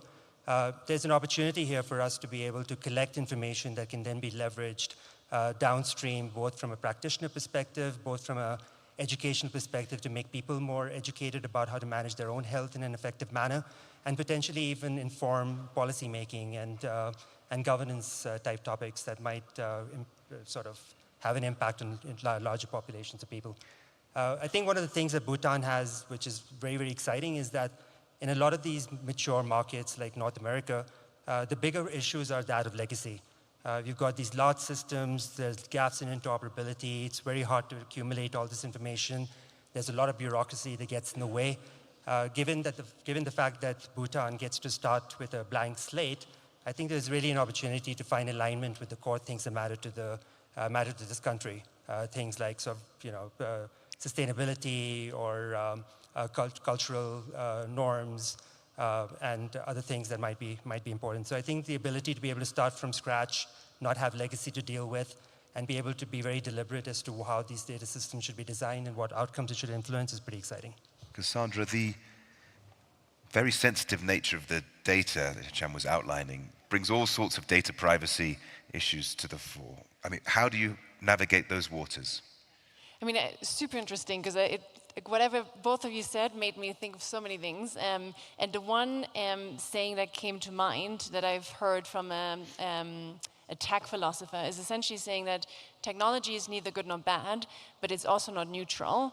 And I think the last part is really the crux of all of this, right? It's like how we design it. You can think of it almost as like it's artificial intelligence with human values. And then you can, like, I think you just had like amazing examples of how it can be used for good, but it very much depends on how do we set up this entire infrastructure. And I think here Bhutan, in some way, has an incredible advantage over some of the Western countries, right? Because I think there's this ethos and this value system that is driven by compassion, and it's like, how do we create a society that works for all of us, and it's not just driven by profit. So I think a lot of this dichotomy that we oftentimes see with artificial intelligence just being used for growth and maximize profit, I think that doesn't necessarily apply to Bhutan. And I think here the blank slate is actually really powerful because the policymakers who have control over how to set it up, they can design it with their values in place. The one thing that I would say is just kind of thinking about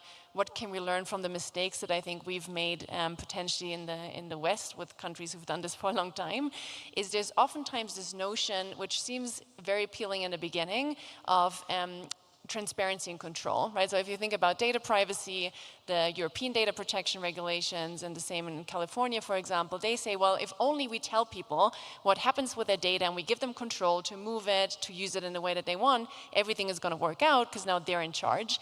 I think it's a very good starting point, but I think we can't leave people alone with the decisions that they have to make. I started comparing it to, like, it's really nice to be the captain of your sailing boat if you're in the Mediterranean Sea, right? You can only go to nice places, and it's like a nice environment. It's great to be the captain, but that's not the environment that at least we're in the West, and I think you should try to stay clear of that environment. But right now, we can only make bad decisions, right? There's like constant entities who try to exploit, and in this environment, we're in like a raging thunderstorm. We can only make bad decisions, a gazillion emergencies at the same time, and we can't just be all by ourselves. So there needs to be a system in place that has like basic layers of privacy protection and somewhat of a benevolent data bank, data trust that helps us make the most of our data and protect us from these abuses. So I think control is a great principle, but it needs to become with some principled, benevolent oversight.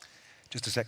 There's plenty of time to get your questions to the panel. Now, the way you do it is you scan the barcode. There it is. You scan that barcode with your phone. You send your question, and at the end, I will read out your questions. We've had fantastic questions so far in other panels. Let's make these questions even better than those. Please send your questions in. I'll let you answer this, but I have another question I want to ask you straight off the back of this about this huge price gap, this price differential, but go on. I just wanted to underscore the data bank thing. So, how can Bhutan as a nation differentiate itself in today's economy? We can again learn from the past. How did like Switzerland differentiate themselves in the financial economy? They created trust and privacy for people's money. So, is there an analogy there that we can do that with data? Where data sovereignty here is extremely well governed, and you have all of the flexibility around who gets to use it for what, and it might even be an opportunity not just to allow for people to use it, but for you to get payment back, right? And so there can be some really architectures in here from the very beginning that could be done in such a way that really can create a data bank that then becomes exportable, or that can be a data bank where this is where you as an individual would want to store your data because it's safe and secure and you get value out of it. And that, therefore, is exportable into the financial economy. At the moment, though, isn't there a huge divide between who can afford this data and the farmer in Bhutan who can't, and he can't get, or she can't get that information about all those warnings that would come, or the insurance that would pay? How big is the divide at the moment, and what schemes are in place to bridge it? So Yes, it's not just a financial gap, but it's also a technical gap. Data by itself and the analytics by itself are really just building blocks and tools that go into an application or a digitized service or workflow. And so, when it comes to how a smallholder farmer can get access to these digitized solutions, they typically will probably come from their government, which then creates the ability for them to have access to, say, parametric insurance or smallholder insurance. Over time, when that actually can scale and there is the ability for the farmer to go directly, that is entirely possible to happen through your phone. I mean, the thing to keep in mind is that everyone is now relatively connected. And if you turn it into an application where it has a short-term immediate benefit, you will be able to have new products and services, even if you are in a low-income bracket. But I think those services aren't really at massive scale yet. It is starting with more payment services and so forth, but not necessarily. And isn't Planet Labs one of those companies that is offering free elements of it for free, and there is a way to help people to increase the numbers and the volumes? Planet does offer a lot of services, but not everything is for free. There are premium services for our business model in order to actually work. But yeah, if you're a student, if you're a journalist, if you're a nonprofit, you have access to some of this stuff. If somebody is building an application for a smallholder farmer, there might be a very different business model associated with it where then they can get the value coming out of it. But that application ecosystem is really nascent in our industry. It's really still governments and big companies that leverage the power of Earth data. But over the next few years, that will actually become more democratized. I'm just going to piggyback on that question and the response, because I think it hits on such an important point, and that's the data itself isn't that valuable, right? So it's not just the fact that you can observe Earth from space, it comes in like a spreadsheet, or that you can capture people's smartphone sensing data. What we really want is insights, and I think you're absolutely right in that traditionally it's been really hard for individuals to gather these insights, right? I can't look at my own history of like smartphone sensing and medical records and say, here's how I should be behaving to be healthier. And I think that's where these data banks and data co-ops come in, because it's essentially a collection of individuals who have like similar ideas or shared goals of what they want to accomplish. The best example that I can give, I had a baby in January, and pregnancy is like one of these experiences where we could all benefit enormously from looking at data, right? If I can look at my genetic data, my environmental data, like my lifestyle data, I could get pretty amazing recommendations of like, here's what you should be doing to make sure that you're safe and your baby is safe and healthy. Now, most of the time we don't have that data because I need my data and I need to connect it with the data of all of the expecting moms. Now, do I want all of the data to go to a pharma company? Probably not, right? Because like genetic data is very intimate and very private. Now, would I want a data corp or a data trust that has the responsibility to act in my best interest to extract these insights for me? Absolutely, and I think that's really where these data banks that are potentially run by private companies, by the government, can really make a difference because they extract these insights and in a way democratize the value that we can get from data. Yeah, one of the things I'd add is like, one of the things you have to be somewhat deliberate about is not to expand the digital divide.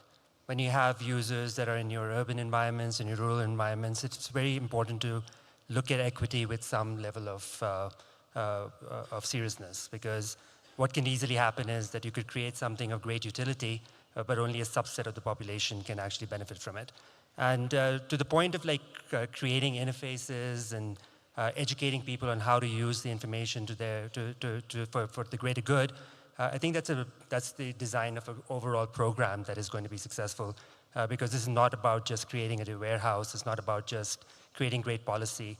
It's about really trying to influence some outcome. And the outcome here can be pretty tremendous, and we have to pay special attention to make sure that the delivery of this data and these systems is equitable in nature.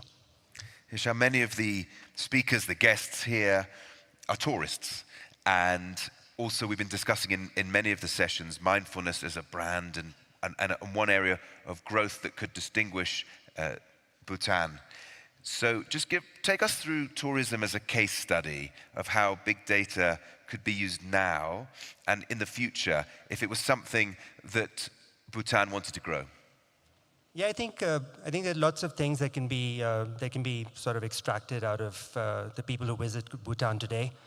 For what reason? It is trying to understand potentially things like the environmental impact, the satisfaction of the people who visit, what sort of a profile is interested in Bhutan, what sorts of channels should you go out to when you decide to expand the number of people arriving in Bhutan, and to do it responsibly so that you're not compromising on the core tenets that are important to you, things like sustainability, maintaining your cultural norms, and such. So I think there's a power to understanding how tourism is playing out today, what's working and what's not, what the true impact of that tourism might be today. But probably more importantly, it can also inform how it should evolve and change and expand over time, because this is quite the gem, and I think there should be more people who should be willing to or be able to visit and really sort of learn from this environment because it's magical and it's very, very rare. And one of the goals is measuring gross national happiness. In what ways, in the industries that parts of the industry that you work in the parts of it that you look after, do you think that Bhutan could adopt more of the big data analytics to help with that?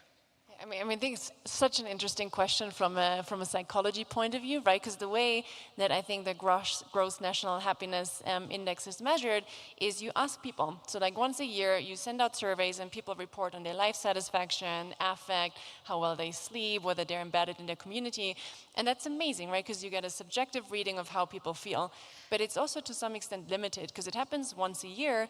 And it's also, you constantly compare yourself to the people around you. So the Bhutanese might be the happiest people in the world, but the person who's at the bottom still feels like they might be left out. So you can imagine complementing some of this with continuous data, right? If I can, for example, see who's connected to whom by smartphones showing up in the same place, I could potentially see, is this someone who's embedded in the community or who isn't? If I can track mental health continuously, I don't have to rely just on this one time point a year to think of this indicator, and potentially also look at what we call heterogeneity. So people might be happy for different reasons and people might be unhappy for different reasons. So once you break it down and you don't just consider it as one indicator, you could have like a much better understanding, I think, not just of how happy the country is in general, but also how could you help the people who are struggling to catch up. I just want to jump in on that. I think we were talking before about the opportunity being a blank slate in Bhutan, and this is not a blank slate. This is a massive differentiation that Bhutan has and brought to the world and inspired a lot of people, especially in governments, to be thinking about, what are the metrics that really matter for the policies that they are creating. And leveraging big data and analytics, you can get more toward that real-time thing, not an annual subjective thing. So that could be a research area to really dig into, to write papers about, to share learnings, and to come up with ways where this becomes more of a dynamic conversation between policymakers and citizens in such a way that the policies that you create are then aligned with the intention that you're the behavior that you ultimately want to get. And that can be, huge for the 21st century, so that it's not just your GDP, but it's your GNH. And the thing I'm passionate about is your GEP, your gross environmental product, in addition to your gross national GDP on economics, and GNH, which is more of our Does relational that exist value. anywhere, GEH? What's that? Does that exist anywhere? The Which one? GEH. GEH, no, that does not exist. So if you just launched it... That I misspoke, yeah. Now look, we've got a question from the audience here. The GNH index looks at each person in 33 ways. Big data gets info one by one, and multiple imputation is inaccurate. Can big data create GNH profiles? I think it's a great, so I got my PhD, I should say, in psychometrics, which is the measurement of all of these things. And it's a great question because there's a benefit to having data because it's continuous, it's somewhat more objective. It's also incredibly noisy, right? So would I ever replace a measure like the GNH the way that we have it right now, where we ask people questions and get their input? Not at all. Do I think it's a valuable complement to say, let's just give us a slightly different lens that might give us like some insights over time, and that we can use to complement. Maybe we even see gaps, right? Maybe we can use the objective one to see, well, it seems that people actually do sleep really well, but they don't report that that's the case. Where does it come from? So I think I wouldn't see it as a standalone method, but I think it's a really important and potentially valuable complement to some of the measures. But isn't, and it's a great question, isn't the implication of the question, and I was actually thinking about this just before I read it, that someone could have their own measure on their phone and understand, you know, they're happy to see themselves in the round. Is that where this could lead? I mean, it's kind of similar to how credit scores in the Western world are given. You have the ability to look at your own score, you know how that score was derived, you understand what's pushing it down and what's putting upward pressure on it. So I think it's very possible to give people control over their own happiness index to some extent. But I think there's another question about, like, what is the outcome? Why is this score being generated in the first place? Is it to enable entities who are there in sake or in service of the community to be able to do a better job to service the community? Does it have value to the individual on their own? So I think the outcome should always be kept in mind, because it sounds like a great utility to have on your own, but what do you do about it? Is a really important question, I guess. No, it's interesting to think about it as a credit score, right? Because in the West, we take a look at things in transactions, in economics, and so forth. And really, G&H is about relational value. And then we have the social credit score, the Sesame system in China, which is more from centralized kind of control and understanding around some of those things. So why is that designed, you know? Combining those things together, if you ended up having your own G&H, your personal G&H score, but then things get pushed to me in order to increase my belonging, increase my happiness, my engagement, and that's just for me, that's really fascinating. It's not for the government, for kind of controlling the population, but it's more for me as an individual to be conscious around how I show up and how I contribute to those around me. Here's a great question. Go on. And it just reminded me of like a framework that I think is really nice in the context of data. Is essentially data helps you to both track and treat. And I think it's in some level saying, like, could I use this data plus surveys and whatever to kind of track my happiness, meaning whatever you call it. I actually don't think it's happiness, by the way. I think happiness is very much self-focused and like just this hedonic pleasure. I think what you're talking about is very much this like bigger meaning, but it could help us track over time what's happening at the individual level. But then also, like, what I mean by treat is like really having these actionable interventions and say, okay, we see there's a drop in physical activity. Now, we're going to feed that back to you, right? We're not making any prescriptive, we're not going to prescribe anything. We're not going to say, well, if your score falls below the 5, here's what you have to do. But why don't you kind of look into this? What might this be driven by? And maybe we can help you with data. And I think that's the beauty of data, is that you can both track and treat in some way. Okay, a great question here. What is the role of the philanthropic sector in facilitating and regulating access to big data? Who wants to take that on? I think the data journey needs to start with some understanding of governance and policy. Because if you really think about all of the downward steps that need to happen successfully, like infrastructure, skilling of individuals, the outcomes you want to influence, I think it'll all start with this notion of trying to figure out what the rules of engagement are. Because if you don't establish them sooner opposed to later, you end up with a bunch of chaos and a bunch of downstream issues like lack of interoperability, or not being able to get this information in the right hands for the right outcomes. So I think starting the journey there is important. I think from a governance perspective, keeping the governance structure light, keeping it aligned to the outcomes you're trying to influence. In Bhutan's case, it's things like environmental sustainability, happiness, if I may, and others, and really trying to figure out like what creates friction and what allows people to move forward to influence the outcomes that truly matter. Robbie, it says here, you receive tons of data each day. Where do you store such volumes? On the premises or off the premises, like in a data center, an internet pipe size? What internet pipe size do you need? What internet what? I think that internet pipe size do you need, it says, but What internet pipe size do you need? It's a personal question. You don't have to answer it. We store all of our data in the cloud. We've been on all 3 of them. We use them off each other to get good pricing. But yeah, the pipes that we need is very, very small right now, and it's because of analytics. Exactly what we were talking about before, which is you can architect your data store in such a way where you have an API or an interface to it that allow for people to query through it and then just get the answer out. And then so that's essentially what our product is. It's an Earth data platform. So you don't have to download the data and transmit a whole bunch of data back and forth. And that then opens it up where you don't necessarily need to replicate the data into other data stores. And so data becomes federated. In fact, if I just say, like, over the history of computation, we've gone from, huge mainframe computers to the PC. So consolidated to a federated architecture, then compute into the cloud, and then now into more edge compute. And so that is a bit of the trend around where things are going today, with these miniaturized chips and components right at the sensor level that allow for more real-time analytics to occur. And then you can be intelligent around data networking and storage and compute. Sandra, congratulations on your new book. Could you explain more on how human behavior could be predicted by data-driven science? What are the risks involved? You've got a minute. Well, thank you for mentioning this.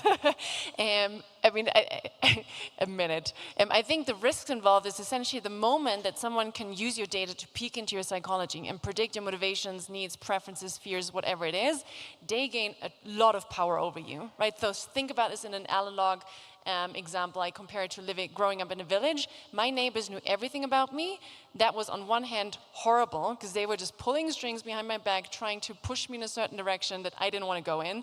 But it was also incredibly helpful, because it's the best support network that I could have ever hoped for. And I think today's digital world is very similar. Someone is peeking into our lives all the time, and they could use it to help us or manipulate us.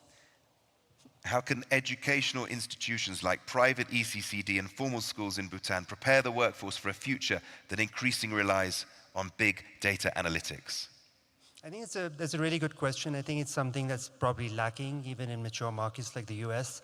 Data literacy is not typically something that's taught in school as core curriculum.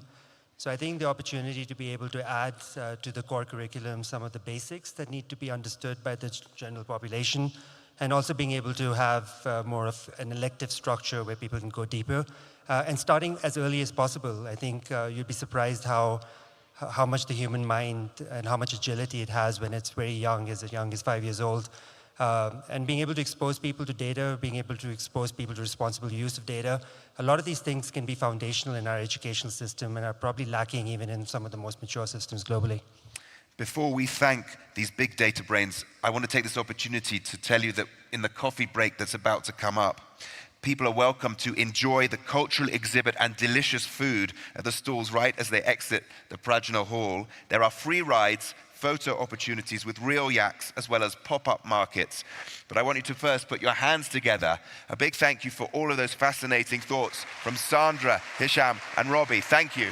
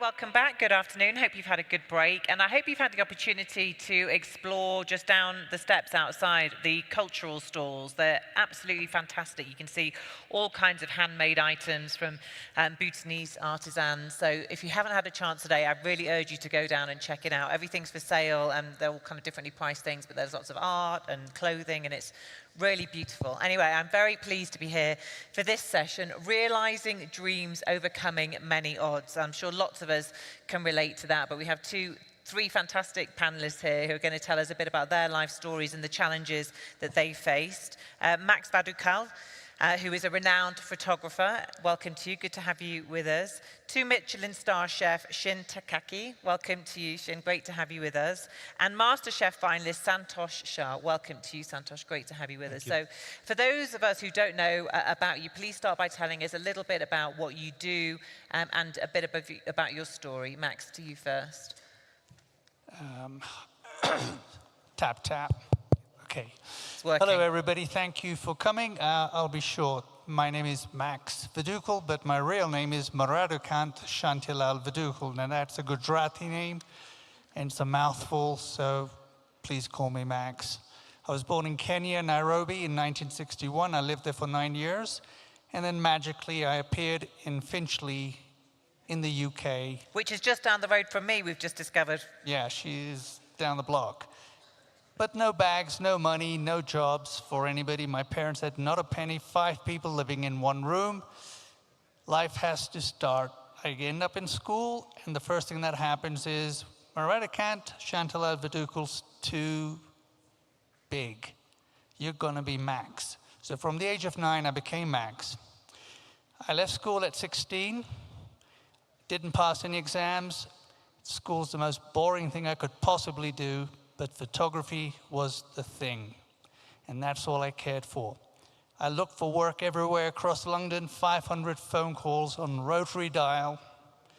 No one said yes until an American answered the phone. It was a Vietnam soldier who had escaped the war, and he said, "You're young and I can exploit you, so get over here." I went to London Muse. He said, "Wait outside." This guy came out, he was about 7 feet tall, in Levi's blue jeans head to toe, and he came out with a unicycle. He said, "If you can ride this unicycle in 3 days, you can have the job." I'm not making this stuff up. I said, "What's this got to do with photography?" He said, "If you want the job, then you'll do it, right?" He showed me how to do it. It looked easy, but it was not. After 3 days of a lot of falling down and being laughed at by my National Front friends, because I was living in an area, if you were brown, you were called a Paki or a Wog. So it was one of those times, but the bike was a way to win their hearts. Finally, I was able to do a straight line, and I took the bike back, showed him how to do it, I got the job. The salary was £30 a month. In 6 months, I learned everything that I thought I needed to know, and I said, "I'm leaving you." He said, "You ain't going anywhere, son, because you're becoming useful." And I said, "No, I can't do this," because he did something that was kind of semi-porn, and it wasn't really Edgar Allan Poe books for Penguin stores or Penguin books, which is what we were doing. And I said, "I can't do this." And he says, "If you leave me now, Max, you'll never work again. I'll have you blacklisted," which is what he did. I couldn't find any work for 2 years, scrapping at Pizza Hut, whatever it took. Nonetheless, I scrapped up enough money to go to New York, do street pictures on the street, built a portfolio of black and white pictures, came back to England and thought, I am a great photographer. I'm now like 19 or 20. I took it to British Vogue, Bazaar, The Times. They all said, "You're too aggressive and too mean." I said, "Okay, this is no good." I managed to get a lad from my city called Southgate. His name is David Putnam, a film producer. It takes some balls to do this, tell you, to call somebody cold. And I said, "Sir David Putnam, could you look at my work and tell me if I'm any good?" He said, "Send me 6 of your prints. If they're any good, we can do something. If not, forget it." The short story is, he saw the work, he liked it, and he told me one thing: "Max, you've got something, continue with this. Do not stop. Editors will try to change you, but you must continue. I said, thank you very much. I'm coming to the end of this. And was on my way. But as I was leaving, he said, I'm not done with you. I need portraits of my producers and my press people. Can you do it? I said, no, I don't know. He said, and I need an invoice. So I said, okay. I sat down with my pa. We figured it out. £600. I did the pictures, gave him the contacts, and he gave me a check on the day. He said, what are you going to do with this, Max? £600 in 1982 is a lot of money for a lad like you. I said, well, I'm going to go to Paris. I've had enough of England. I said, I'll go where I'm loved. I don't know anything about French or the Italians, but maybe they'll like me. I went off on a hovercraft, got to France, and in 3 phone calls, I was at Yoji Yamamoto. Yoji Yamamoto looked at my prints, 20 of them, and he came out and said, you are going to shoot my next ad campaign. Wow. In 1984, my career started with the foremost cutting-edge leading designer who absolutely trusted me. I'm an outlier, and so was he. He found it very hard to enter with Japanese fashion into European society, as would have I, an Indian boy, coming to England from Africa, and then finding myself in France. I had no wish to be in France. I don't even speak French. And here I am shooting for a Japanese guy. Within 5 days, I was in New York shooting the ad campaign, and within a year, I shot 2 more for him, which are now historical pieces. All I can tell you is that after that, everything is history. But there were very tough times, which we'll get into later. There are 3 phases of my career that are very critical. Yoji Yamamoto, Japanese designer, which is for 40 years, and I'm still working for them now. I'm wearing Yoji now. And Paris Vogue for women's fashion, where I did all my great fashion photography with women that were empowered, strong women, very dynamic, never sexualized, but very strong. And the last phase of my work, which I consider very critical, is as a staff photographer for the New Yorker magazine under Tina Brown. The rest is cherry on the cake. Fantastic, amazing, amazing story. Thank you. And we'll come to more of it shortly. Just very briefly, the unicycle, was that about something that looks easy but is hard? Was that the lesson? That is something that looks impossible, but if you brought one out here, I could ride on it. There's a challenge. Someone find a unicycle. No, maybe not. Maybe that should be my test for people wanting to work with. Yeah, maybe it should. Heck.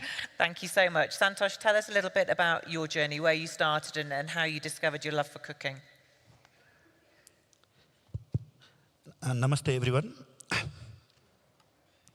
My name is Chef Santosh Shah. I'm a chef. I'm from Nepal. And I live in UK for now. So my story is about my life. And this is a very good subject, realizing dream, overcoming many odds.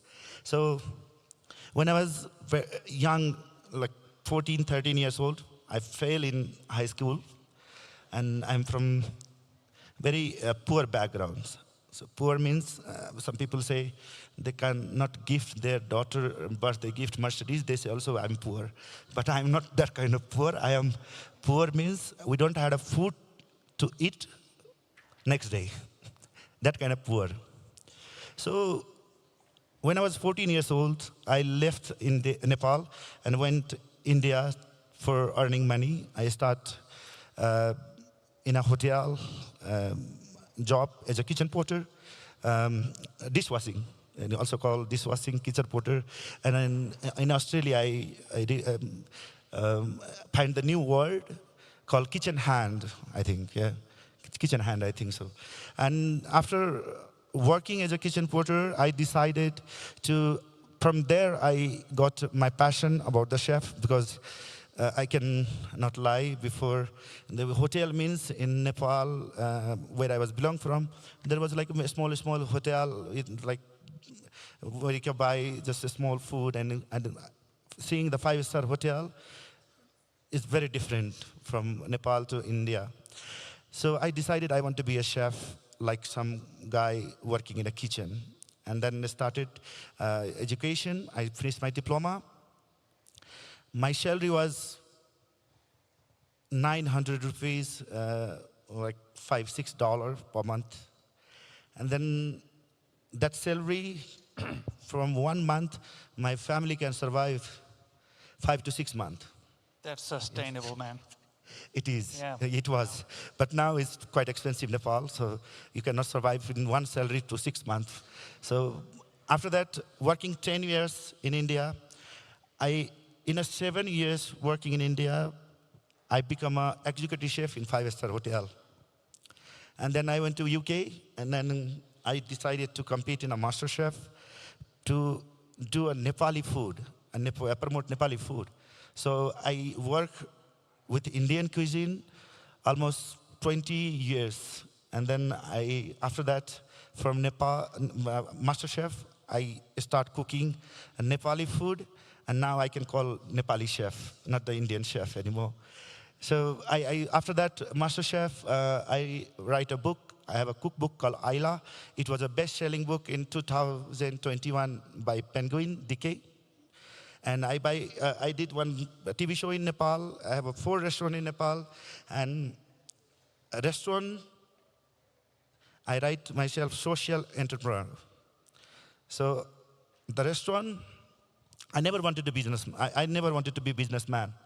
So I belong from a very small village, and in Nepal, for a single mom is a very difficult. I don't know about the Bhutan, how is it?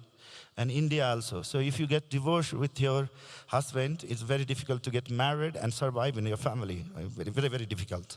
In Europe, you can marry second day. First day divorce, second day you can marry. But Nepal is very difficult. So I decided to do something for them. So I opened a restaurant in Janakpur. I wanted to be my chef. The single mom to be my chef. So I decided to do Mithila Thali. I belong from Mithila region. And every single mom can cook very nice home cook. So their food, I designed it as a thali, and I did a restaurant. And I give them a job and full scholarship for their kids, house, medical. So we have 4 restaurants in Nepal. Very soon I will be opening in Doha. And still, who cannot come to work in a restaurant, they can work from home, making pickles and lots of things. And if I have to say, a few years ago, I was in someone's payroll. And now, in our payroll, there are 200 people. It's amazing. Thank you. Yeah.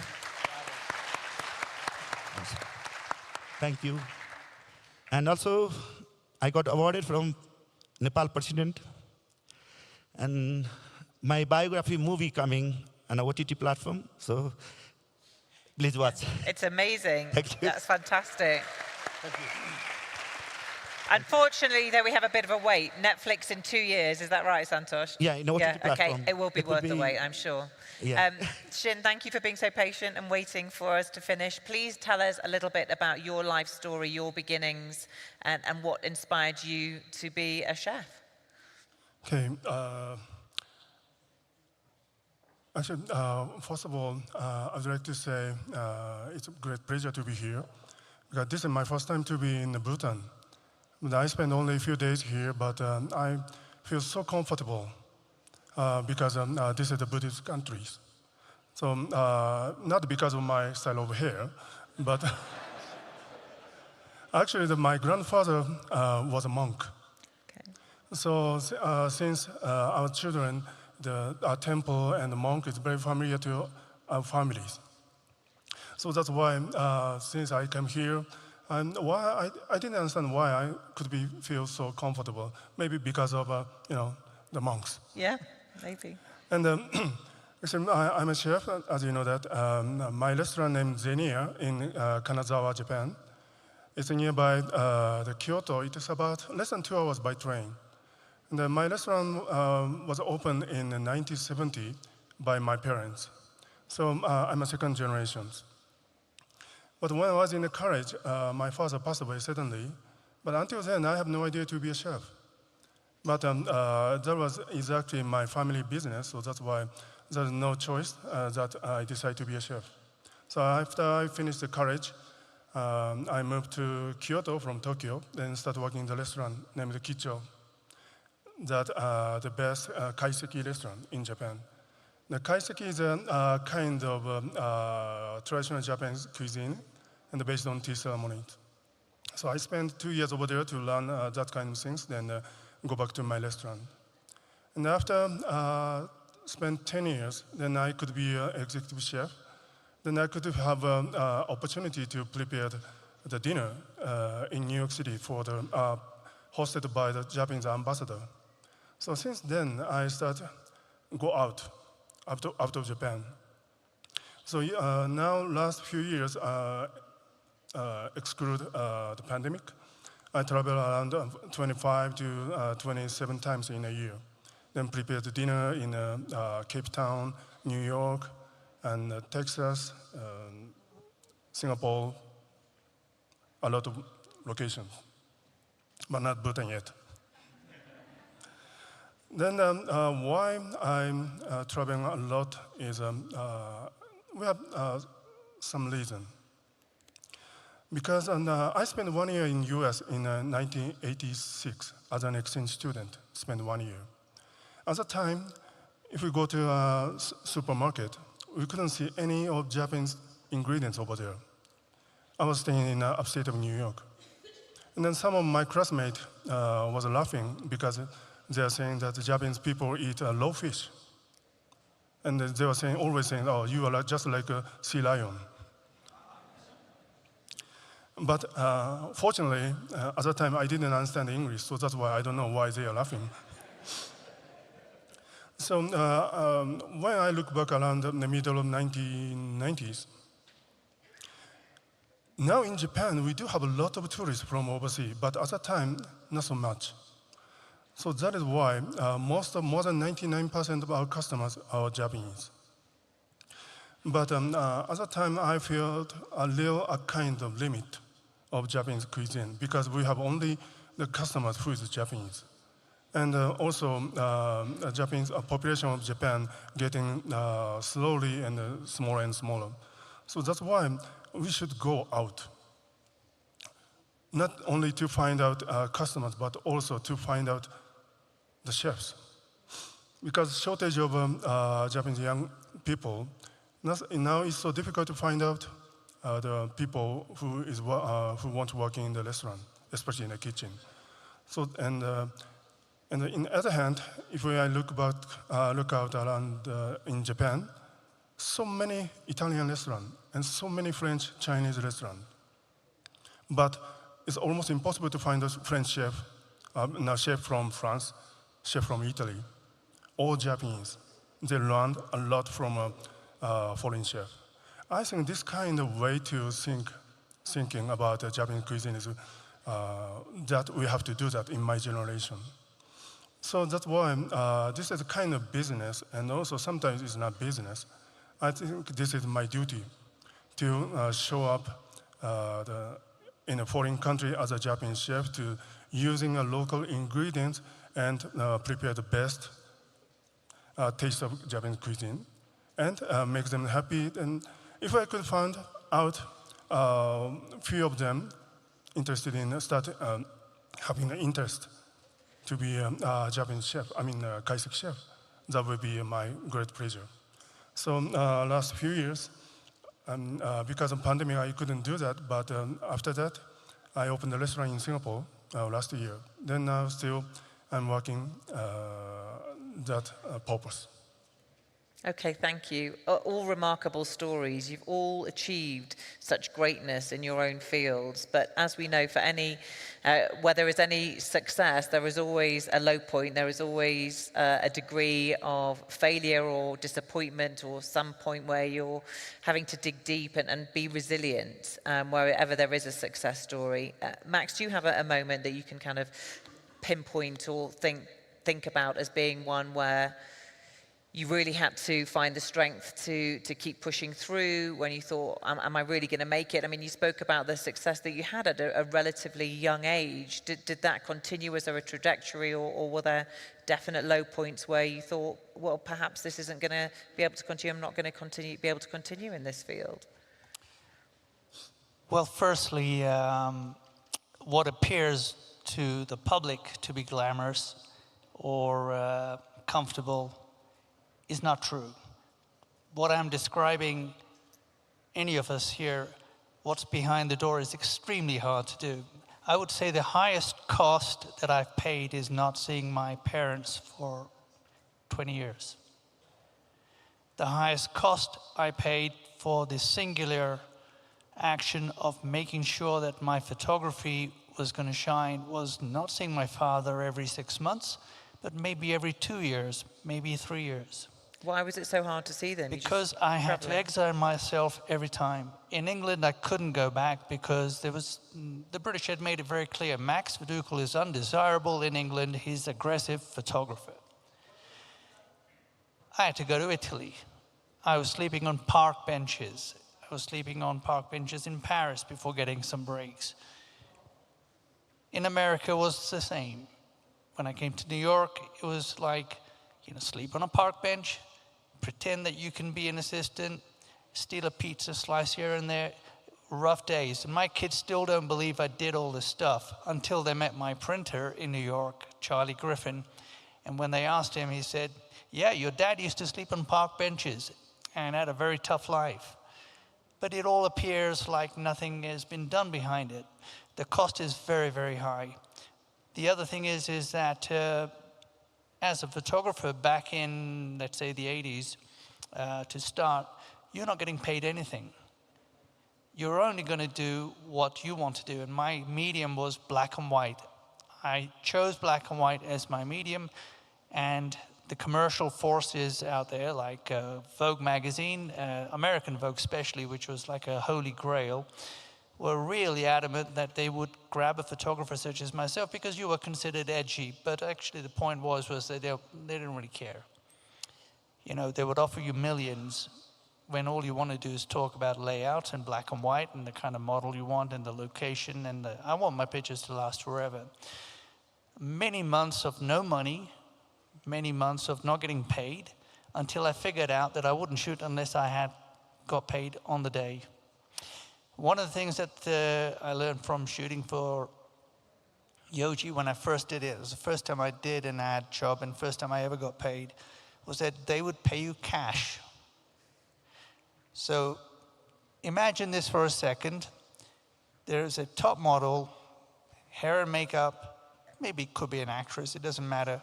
There's a motorhome. I don't have a camera. I have no film. They're getting ready to shoot. Madam Haraki gives me an envelope with $5,000 in it because I know I'm getting paid that day. And I told him, I'll be back in a minute. I went to Willoughby's camera store, bought a Nikon F camera, some film, a light meter, and came back. All on the pretense that I had everything. That's risky. So you faked it till you made it? I faked it till I made it. And that was it. That's how I got through. I really worked this method all the time, and it worked for me, and luck was on my side. But generally, I would say the hardest part is keeping the cash flow coming and still trying to be really authentic. Very hard to do. Now, 40 years later, I mean, it's like a no-brainer. Yeah, but tough times. Very, very tough, yes. And Santosh, you when you're telling us your story, you said, I came to the UK, decided I wanted to be a master chef and got there. I mean, that is a very abridged version because it took you years and you were inspired by watching MasterChef, weren't you? So you set that as your goal.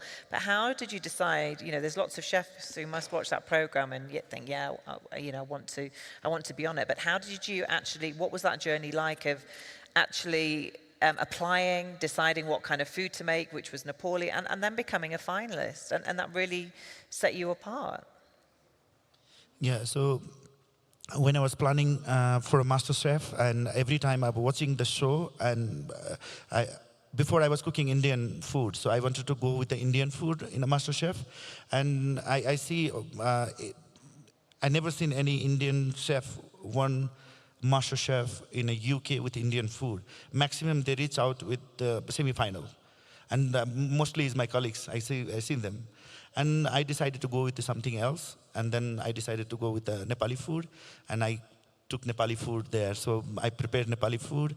But you must have felt quite brave, like that must have felt quite kind of dangerous almost, because if it hadn't been done before, you wouldn't know how the judges would react.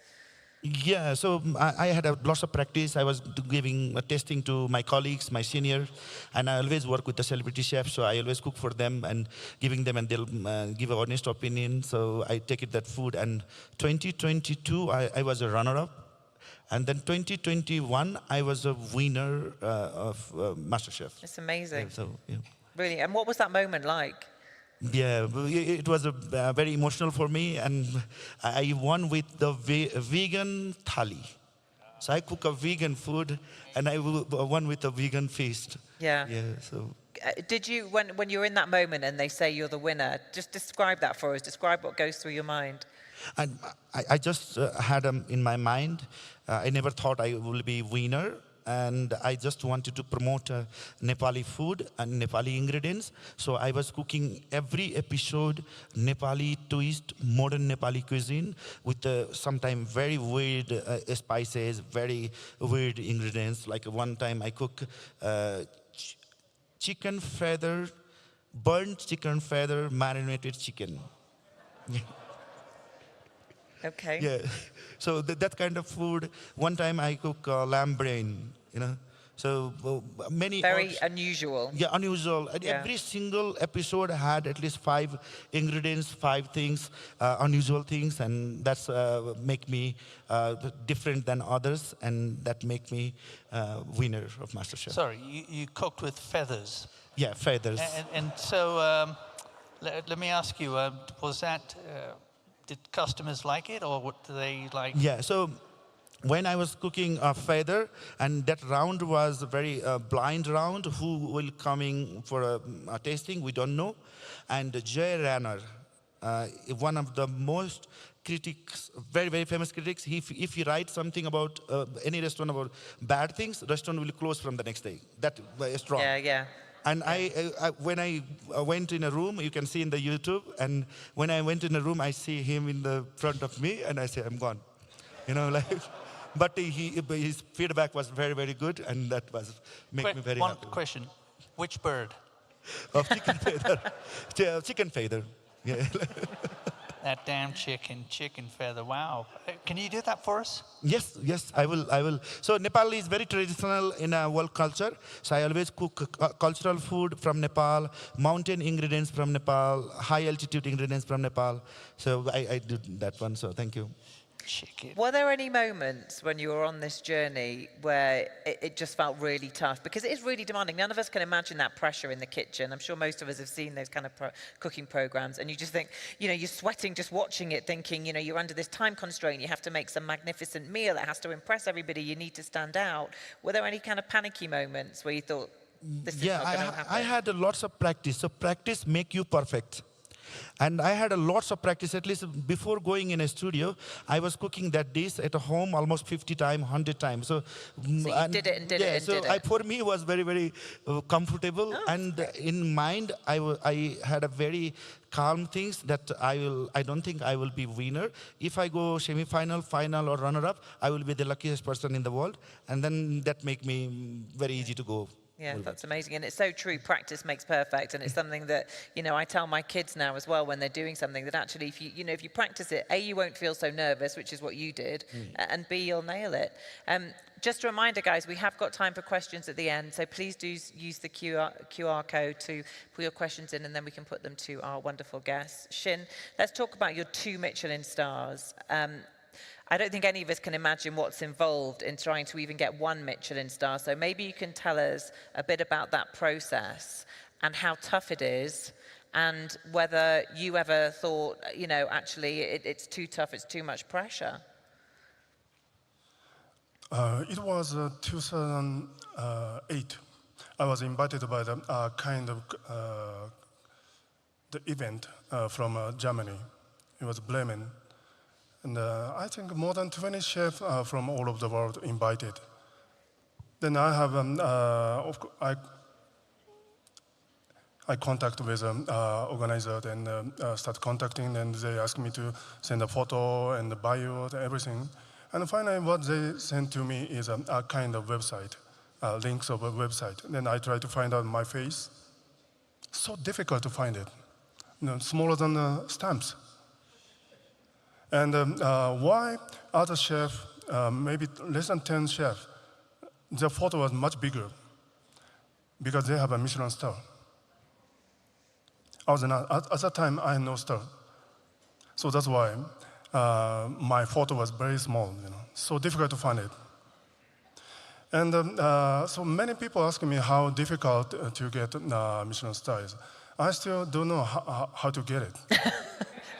Somebody does, though. Yeah, because I'm not judged it. And also, the inspector is always, they don't say that I'm a Michelin guide. Okay. So I still don't know, no idea who was a Michelin guide. But if I compare with a two-star restaurant in France, two-star restaurant in Spain, two-star restaurant in US, it's everything different. Because it's impossible to compare with just 2-3 stars. Because restaurant in Spain has their own style. In France, in Japan also. And in old time, in Michelin France, say that they have to have the bathrooms for women and for men. And also the dishes always go in one way, from kitchen to the washing side. But in Japan, traditionally, it was impossible to make that kind of structure in the restaurant. So that's why. And also, please think about a sushi restaurant. Chef is chef making sushi, and also chef serves the sushi by himself. But in a Michelin star restaurant in Paris, which chef can serve the dishes by himself? So it's completely different. So that is why I'm always think of Michelin as not just like Michelin Japan.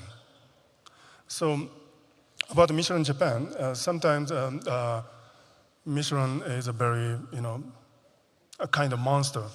Once they got a 3-star restaurant, 3-star, they could be a star in one night. And once they lost star, maybe he feel he was in hell. So, so I think that it's not good for health. But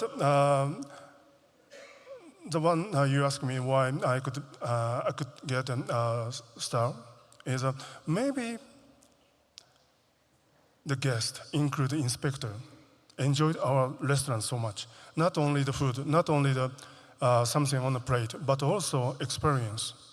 Since they got a reservation, and when they get back to the hotel, the whole experience is the one the restaurant have to prepare to the guest. So we are of course chef, but not we are the people who only prepared the food. Maybe Michelin understand that kind of things. Yeah. Okay, thank you. It's good to know that you've no idea who gave you those Michelin stars. It's amazing. Tell us about how important your cultural roots were to your journey, while at the same time having to appeal to kind of a global audience. Max?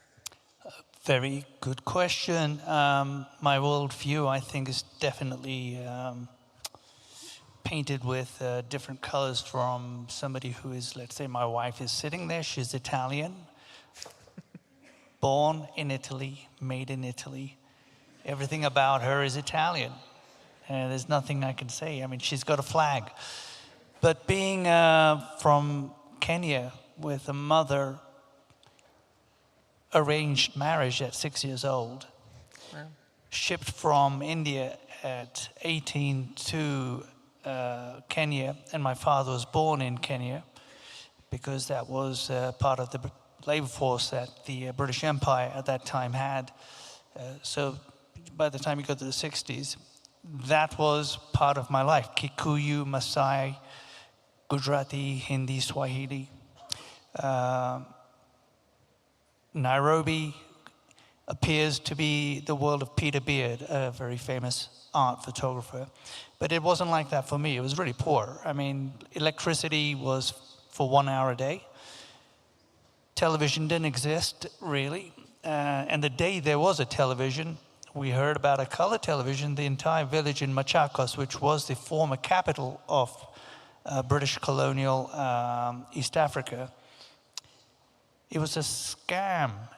This guy said, we got a color TV in the village. So we all rummaged out of our little dens, all of us, Kikuyu, Maasai, Indians, Muslims, we all went out and sat under a tree. There was his TV, and he put it on.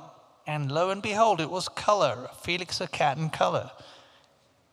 He just put gels on top of it. But we were so excited by that. Nonetheless, that form of basic survival, of appreciating modern art, modern pictures, cartoons, films, was very short-lived. When I came to England, I'd never experienced any of this. In 1969, the first thing that hit me was Jumping Jack Flash, the Rolling Stones, on the TV screen. I'd never seen that before. The thumping sound of the bass, the guitar, the screeching Mick Jagger face, who years later I would photograph for his album and his album covers. Walking on the street as a 9-year-old, I'd never seen women with red lipstick, fur coats. It was the 60s. It was most shocking for me to see that. And I'm sure it had a lot to do with how I later photographed my models and women that I photographed for covers and still do today. Somehow that cross between Kenya, my mother wearing a sari still today, the cross between all the different cultures I've been living with, and then come to England, it's a shock, but at 9 you can take it.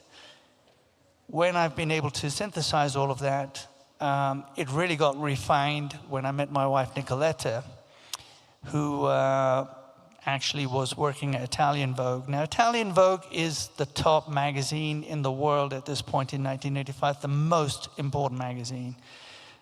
It's out of my league. I was never think of working there, but because of Yoji, she called on rotary dial to find out how she could work with me. And she ended up in New York with a story on Felix the Cat sweaters. Sweaters were all like cat sweaters with Felix the Cat. Of course, it's perfect. I dragged her around the city for 2 or 3 days, never letting her look at the pictures.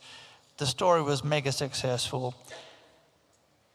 I think that that story was so shocking for them, it was only because of the way I experienced my life up to that point. Thrown around different countries, beaten up every now and again at school, riding a unicycle, just survival mode. But still, the vision had to stay intact, and the discipline of black and white kept me informed. I would later say that the point of my real turning point in culture was working at the New Yorker, where I had to work as a journalist, much like yourself, which I was not, but I had to learn. Tina Brown simply said, I need an intelligent photographer to work alongside Dick Avedon, and you need to do 52 assignments a year. Now, that could have been anything, but that threw me into a pit where I had to think of ideas and so on, but it opened up Mother Teresa.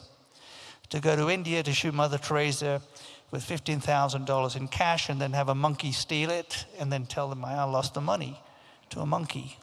2 hours later, I'm shooting Mother Teresa. You've got to come back with a picture. But it's all around. I like a global view. I don't like a local view. In fact, I'm amazed I'm married to Nicoletta for 35 years. Her father didn't even believe that I showed up with a skinhead haircut. And they didn't say anything. They accepted. So I think that's also part of it. Okay, thank you. Yeah. And Santosh, you've talked about your decision to cook Nepali food when you went on to MasterChef. Was that ever a consideration for you, though, in kind of, you know, fear about how that might be received as you went through your culinary journey? So I don't have any fear because for competition, I went so many competition. Even in India, when I was in India, I did so many competition, never won. And I did competition in UK. I was National Chef of the Year finalist in UK as well. So I did so many competition, and competition I always go because I wanted to be like thinking chef. So creating new things. And, if you're going in a competition, you're not going just to walk and doing the competition. You need to prepare for the competition. And when I was preparing for a competition, we need to be a standout differently. So for a differently stand out, we need a different spice, different food, different thoughts. And so MasterChef was very nervousness when I was there, but it was a good experience for me to go compete. Okay, thank you. And Shin, we've talked a bit about your journey and how you experienced the lack of Japanese food around the world as you started to travel. But you really were determined to stay true to your own roots, weren't you, which really came from your family? You stayed true to your own cultural roots, which came from your family and being a second-generation chef. Yes, my father was crazy for antique, especially the Chinese antique. The Japanese cuisine is not only the food, but also related to the culture, especially the art. The Japanese tea ceremony, in a Japanese tea ceremony, tableware made in China area and Vietnam area had already begun to be used in the 16th centuries. So today, my restaurant also frequently use Chinese antique made in China in 17th centuries and decorated with items excavated from Silk Road and also Buddhist painting from 13th centuries. So since our children, we are very close to this kind of artworks, and this kind of food culture is not common with a Japanese style. So that's why to demonstrate the Japanese cuisine in overseas, I'm always trying to tell the people who enjoy the food, but also the Japanese cuisine is not just food, and try to show up a part of culture. And as I told you that we are using Chinese antique and of course other countries. For example, the early 20th centuries, the Japanese tea master already ordered to some crystal tableware to the France. So since then, we have been using that one, especially in the summertime. But some of them are not just a tableware, but we think of it as a part of art pieces. So this kind of cuisine is not usual, I think. So to using but many people have never have no experience to enjoy that kind of style. So that's why I'm always said that kaiseki is a kind of opera, and the sushi and ramen, easy to understand. That is a kind of solo. So because to using that kind of antique is just like playing the latest symphony with old instrument like Stradivarius. So to this kind of explanation is necessary to make them understand. And unfortunately, not so many Japanese chefs try to do this kind of things still now. Okay, thank you. We've got time for a couple of questions from the audience. And this one, I think, is really interesting because you've all achieved such huge success. What suddenly inspires you to get up every morning and give it your best to keep going? Max? My past. I'm 63. Thanks to COVID, I've had a long time to look at my past. Every negative I've ever shot, every frame I've ever shot, I've studied it. And I can absolutely wake up every morning and sit down after a slow morning. Slow mornings are very important to me. And sit down at my desk examining my past, the photos that are timeless, that are now being sold to collectors. This is very important because my past could have been a disaster if I'd sold out.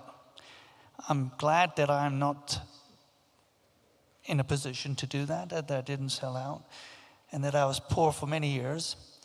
I like being poor. And I'll never forget that backyard in Finchley, where you get your head kicked in and called names and get your name changed to Max. Those things are keeping me real, and that's what wakes me up every morning. Okay, thank you. Santosh. So I think every morning drive me through, that's a responsibility, I think. So responsibility, if you have a responsibility, you wake up and you run. So responsibility now, as I mentioned before, when I was young, and I was failed in class 10 in an English subject. Now, in Nepal, grade 10, in an English subject, kids are reading about me, my biography. You know? So that's the responsibility. Every year, 10 lakh students read about me, who is the Santosh Shah, what he do, how he become a master chef, how he become a chef, and that responsibility. Also, I got awarded from the president of Nepal. So I want to people can see this profession is very good, and you can choose this profession as well. And you can achieve with any profession if you choose with the passionate or with the passion. So that things drive me. Every morning I wake up and do something new. I try to I help society as well. Lots of there was a time I don't have food, but now, because of me, many families surviving. That's amazing. So, the opportunity to give back, which is what you're doing. So that's why I moved back to Nepal from the UK after living in UK 13 years. And now doing lots of things. I bring a TV show in Nepal, so going lots of things there. Amazing. Fantastic. Thank you. May I say, what he's done is gone back to the map of his mind, which we must all do one day. Okay, fantastic. Shin, we know that being a chef, especially one at such a high level as you, comes with a huge amount of pressure. What inspires you every day?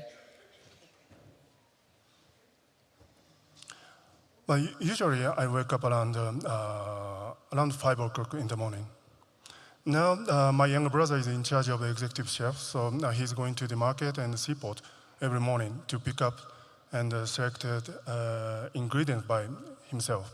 That was exactly I used to do that when I was in that position. But still now, I don't have to, but once I wake up around 5 o'clock, I check the message. If I got the message from a supplier or fisherman, we got a big one, we got a good one. I'm so excited. Sometimes I'm just, okay, go ahead. And after that, I try to ask to my brother, can I buy it?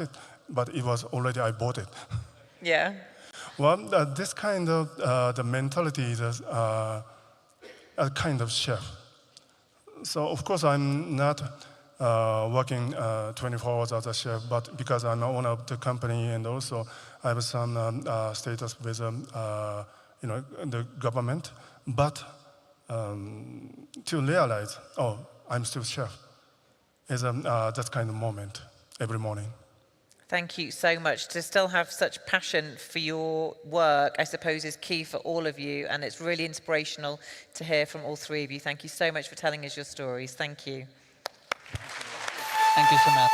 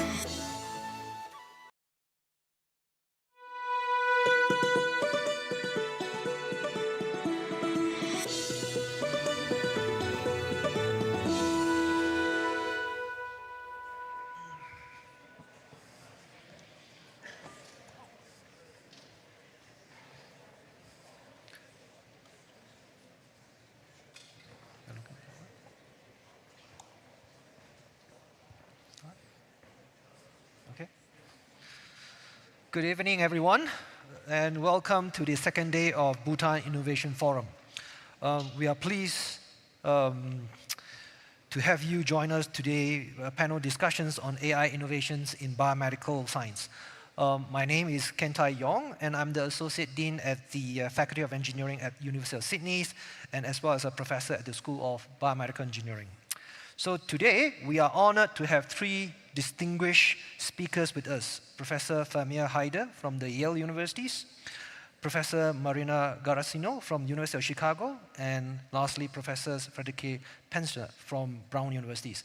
And they will be sharing their insight on AI and innovations in biomedical science with a particular focus on its potentials for Bhutan. So without further ado, I would like to invite Marina, Frederick, and Famir to briefly introduce themselves, after which we will dive into some of these challenging questions that will be discussed during these panels. Famir, the floor is yours. Sure.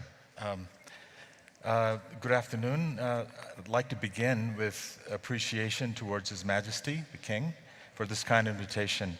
And also a quick shout out to Dr. Hamid Rashid for this amazing forum that we're all enjoying. And a true honor to be in the company of such amazing, inspiring leaders from various disciplines. So what brings me here today, I guess, is my track record of mentoring next generation scientists to see local health disparities in biomedical sciences, but from a global perspective. My personal belief is that to be mindful is to be aware of our thoughts, of our sensations, but also our environment. So at a fundamental level, I think that mindfulness is linked to health. My research focuses on mapping the brain's physiology and chemistry with imaging advances to identify early metabolic markers, biomarkers of degeneration and cancer. My main focus is on metabolism, specifically the chemical pathways by which neuronal and also glial cells use nutrients to fuel their function and growth. Studying these metabolic pathways reveals how cells work, what their nutrients are, how they take up the nutrients, but more importantly, how the nutrients are actually used to produce the energy for the work that they do, and how these processes eventually malfunction in disease. These basic questions are fundamental for quantitative functional imaging of the brain, specifically because the energy demand of the brain is actually quite huge. But these questions are also relevant for imaging brain disorders, specifically cancer, because cancer is actually a disease of growth, and growth requires fuel, and that is ultimately a metabolic question at heart. So in short, my laboratory develops translational MRI techniques that studies metabolic processes, and we use expertise from a variety of disciplines, physics, chemistry, engineering, and we apply them to neuroscience and neuro-oncology. Related to the cancer work that I do, I recently founded a company called Innovos Cyclics. It's a biotech startup that develops next-generation MRI contrast agents which are biocompatible and smart. And that company is an example of a high-value, low-volume kind of startups that is what Bhutan is actually looking for. Now, before I finish, at the risk of sounding somewhat like a recluse, I think embracing AI as providing the solution to all our problems in healthcare should be taken with a grain of salt. It should be nuanced for developing countries, especially for Bhutan. For present and future generations in developing countries, the focus instead should be to stop the brain drain. How to stop the brain drain? Well, we invest on education and research for innovations that emerge from these countries. So in other words, I'm talking about investment on infrastructure. Also, to lure the diaspora back home by incentives for startups and related services. Value local talent over foreign talent and last but not least, lead in niche sectors, not all sectors. Frederica, please. Well, thank you. That was a great start. Thank you for having me here. The reason I am on this panel, I believe, is that I've been studying well-being for over a decade. And I study it from 3 different perspectives. I was trained as a physicist, and then I turned into a neuroscientist during my PhD. I studied how humans perceive space and time, and then got more and more interested in mental health. And so for over a decade, I've been developing computational models of the human brain to understand disease, but also to understand well-being. And over time, I realized that in neuroscience, we always look at the brain, but we forget about the body. But a lot of the processes that are relevant for well-being actually originate in the body. If you're thinking about emotions, if you're thinking about mood, it is a closed loop system. So for the past couple of years, we've been developing ways to really describe the interaction between the body and the brain to understand well-being at a more holistic level. And we use different methods for that. We use computational models, we use neuroimaging, so we measure brain activity in different ways, and we measure behavior. And the idea really is then to understand in a more holistic way what makes us well and what doesn't. And within this field, I've been now leading a new program at Brown University as a director, which is aimed at translating the neuroscience that we do into the real world, so into commercial applications, but specifically into clinical applications. So the program is called Brainstorm, and what we're doing is we're trying to accelerate the transition from science to the real world. So if you're thinking about a new development or a new discovery, it usually takes you about 17 years until a discovery enters clinical practice. And the idea here really is to say there are so many interesting findings in science, they don't make it into the real world, and we want to help scientists really translate faster. So that's part of the program that I'm running. And as a result of this program, we actually have started our own company, which is a digital therapeutic. So what we're doing is we're helping patients with chronic conditions, specifically chronic pain, monitor their disease trajectories, and we help them by providing AI-based interventions across the course of their disease. So that's the 3 parts in which I've been working on mental well-being over the past decade. Thank you, Frederica. Thank you, Famir. Marina, please. And hello, everyone. It's a great honor for me to be here today. And I'm also happy to talk in the second day because I can say things that are totally different from yesterday morning. So I am a medical oncologist, which means that I treat patients every day. My specialization is lung cancer. I spent basically all my life in doing research in lung cancer. And the reason why I'm working on artificial intelligence, because in the last 20 years, I could see the revolution of lung cancer. And lung cancer, 20 years ago, we discovered that there are many alterations in lung cancer for which we can give a specific drug for each patient. And then I have been so lucky that I saw the revolution also of the immunotherapy, and I could participate also to the revolution of the immunotherapy.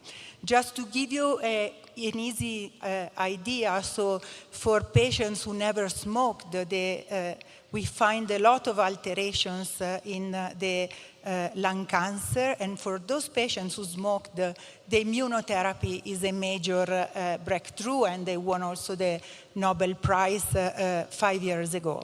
And the reason why I started to work on artificial intelligence is because the situation was so complicated that we couldn't understand anything. So, and for example, we are not able to understand who are those patients who respond to the immunotherapy. And for this reason, we created a large consortium from, I think, 7 countries around the world. And we are trying to integrate all the omics, that means all the genomic alterations of the tumors, the radiological patterns, to try to understand who is really responding to the treatments. And in parallel, we are also generating devices that are helpful to monitor the patients for the diagnosis and also during the treatment. So there are many possible applications that can really help the patients. Thank you. Thank you all for your wonderful introductions. I think at this stage, let me begin by saying that AI is reshaping the field of biomedical science, that's for sure, from drug discovery all the way to AI integrated devices. So for a small country like Bhutan, AI-powered innovations in biomedical science represent a significant opportunities to accelerate the development and positions the nations as a competitive player in this global healthcare. So to start, I would like to ask the speakers, what do you think are the opportunity for AI and biomedical innovations in Bhutan? Marina? Yeah, thank you. First of all, I would like to thank all the doctors that I met this morning. And also these 2 days gave me the opportunity to think what is a mindful approach to the artificial intelligence in medicine. And I think that when I spoke with the doctors here, they told me that they don't have oncologists, they don't have sometimes drugs, they have to send the patients abroad. So I asked myself, what is the role of the technology in a country like this one? And I think that the mindful approach is to think always to the patients and what are the needs of the patients that are suffering, but also the citizens that potentially can develop the cancer. And I arrived to basically 2 ideas. The first is clearly the prevention. I heard today that there is a big burden of lung cancer in this country, head and neck cancer, and also gastric cancer. And so the artificial intelligence is arriving also with other tools very close to a very early diagnosis. And we know very well that if we can do an early diagnosis of the patients, we save a lot of money and we save lives, clearly. So I think that this can be really a major investment. We can create many devices that can help, and we can promote also through, for example, in my field in lung cancer, through the CT scans, there are a lot of algorithms that now can predict if a nodule is really a tumor or is a benign condition. The second part, I think that is about monitoring. I saw that the people who are living in this country, sometimes they live very far from the hospitals. So think that if you have a device that potentially can monitor the patients can come to the hospital only if they really need the hospital, or they don't have to arrive to the hospital also too late when the situation is any longer solvable. So, for example, investing on devices and investing on prevention, I think that is a major breakthrough. And finally, I heard in these 2 days about the green energy, and the green energy can allow really to create a biohub for the artificial intelligence, to create a biorepository of data, can create and can allow also the drug discovery, and this can really attract pharma companies, can attract other companies. Through attracting other companies, maybe we can have more drugs also for the population and more things for the population. So basically, this is my vision for Bhutan. Thank you. Thank you for your inputs. Frederick, what is your view? Yes, the question really of how to use AI in healthcare in Bhutan is an interesting one, because on the first day we heard Mathieu Richard say that attention is a tool and therefore ethnically neutral. And I think AI is the same way. It is a tool and it doesn't really give you ethical guardrails yet. And a lot of what should be developed or should not be developed, we should really think about what are the standards and the values of the country, and based on that we should provide ethical guardrails for where AI is going to guide us. And when we're thinking about AI in healthcare, I think there are three big domains in which AI has been really pushed, and for good reasons, and they all consider precision medicine. So precision medicine means treating the right patient with the right treatment at the right time. And what that means is you want to use digital tools for prevention, as we heard. One way to do prevention is specifically in a country like Bhutan, where you have people living in very remote areas. There's now very good artificial intelligence that uses imaging, for instance, to detect potential origins of skin cancer. So you can take a photo of your skin, you get a risk assessment, and then based on that assessment, you can decide if there's treatment required, or a physician should see this, or if this is something that seems to be not a problem. So for that type of system to work, though, it requires an infrastructure where you don't just get a prognostic marker, but there's also a healthcare system in which you are integrated that then sends you to the right physician and provides that interaction. So really it has to be a closed loop system. It cannot just be an AI that detects this and then you're still in your silo. You need to integrate this in the existing healthcare space. Next to prevention and diagnosis, I think monitoring is a really big one. So there's a lot of chronic conditions that where you really want to see is the medication working, is the status. Think of diabetes, for instance. Continuous glucose monitoring is very easy by now to do remotely, and you can actually really address specific issues in like well-adjusted or not so well-adjusted medications. That would mean that patients only have to come in and see a physician when it's needed, and we can still remotely monitor them during these periods where they are actually doing fine. So I think that's a big one. The last one is actually also thinking about AI in the context of therapeutics, and that's becoming a more and more interesting aspect where now you really try to deliver specific types of therapies via, for instance, devices like the smartphones, which are very finely distributed across the country, and there's actually quite good internet access. So I think across these three domains, there has been many, many developments that are interesting. I don't think they will be useful in isolation. I think they will only be useful if they are integrated in a public healthcare system where they are being used as a tool in conjunction together with the physicians who are trained to understand and use those tools. Thank you, Frederica. I couldn't agree more that monitoring plays a very important role. Famir? Sure.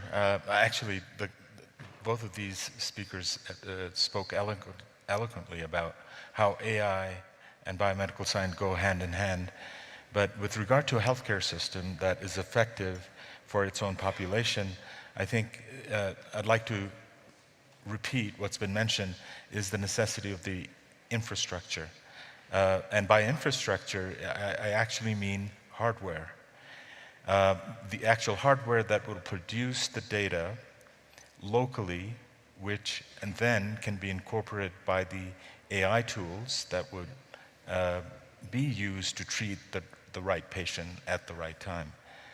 So with that, having said that, obviously, what it entails is investing in a very nuanced way towards education so that the actual components that would feed into those different sectors of healthcare with regard to not only physicians but also the technicians and as well as technologists as well as the scientists, that they're trained and they're essentially have a route to have professions that are fruitful. So it's essentially talking about a system that can be created with the appropriate checks and balances so that innovations that would arise from Bhutan could actually be benefited from its own citizens. So a country this size, if you apply the same types of statistics of human loss with regard to disease, the burden of those losses in a country this size is actually immense. And so designing a healthcare system which is as efficient as it can be would be beneficial for Bhutan's future. I couldn't agree more. I echo on all these speakers have actually mentioned. Maybe we can give a pause on the first questions, and thank you for the insightful answers. And this brings me to my next challenging questions, to the speakers. What are the challenges of implementing AI in healthcare?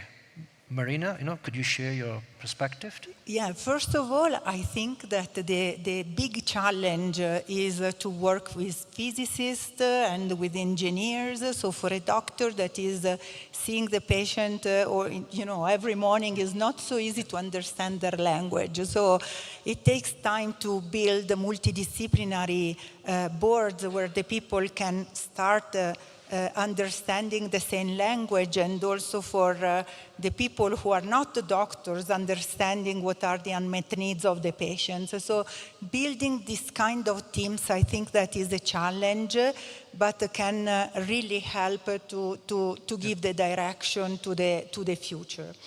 The second part, I think, that is the validation. So, for example, I'm working, just to give you a concrete example, on devices that are using the cough and the voice to understand if the lung cancer patients are progressing to a treatment. So it's not said that these kind of tools, they work in the same way in different countries. So there is a validation of everything that we are developing in different countries in the country where we apply the devices or the tools or the biomarkers or whatever. The second part is that for a doctor and for the scientist is very terrible, is the time that we spend in managing the privacy laws. There is no integration yet in the global world of the privacy laws for which we can easily share the data and we can combine the data all together, and clearly the data are crucial and fundamental to create all the computational algorithm. And clearly then there are problems like how to share clearly the privacy, the quality of the data that we use to create the algorithm, and also the intellectual property that we are having. So I think that creating a culture that is a multidisciplinary culture and validating in different countries the models and working on the privacy are the main challenges. And clearly the energy that is the big theme of these 2 days. Please, Frederick. What I would add to that is that I think it's really important to assure the protection of the patients. Yep. And there's many ways to do that, but I think an absolute essential way is to keep the data in the country, store the data here, make sure that we have good ways of anonymizing, secure ways to assure privacy, data protection. There are standards out there that work, so you don't have to reinvent the wheel. So for instance, GDPR standards in Europe, much stricter than American standards, but I think it's really important to keep the rights to the patient's own data and also to give them autonomy to opt out of systems like that. And there's now regulation that really allows to do this. The thing is to implement this in a country like Bhutan. A big important issue in that context too is I think that the regulation should be in line with the values of a country. And oftentimes when systems are being privatized in the healthcare, they automatically start to focus on capitalism and no longer on the actual values, which is the benefit for the patient. So really, I believe that it is important to not have a private healthcare system, but have a public healthcare system where the interest of the patient is at the forefront. And where really the value that you gain from AI is not reducing the amount of time that a doctor spends with a patient, and therefore they can see more patients. But in contrast to that, to actually say we can maximize the meaningful time that a doctor or physician spends with their patient, and not just to optimize the system to make more money. And I think there's really good opportunities in a country like that to implement a public healthcare system where that is the case.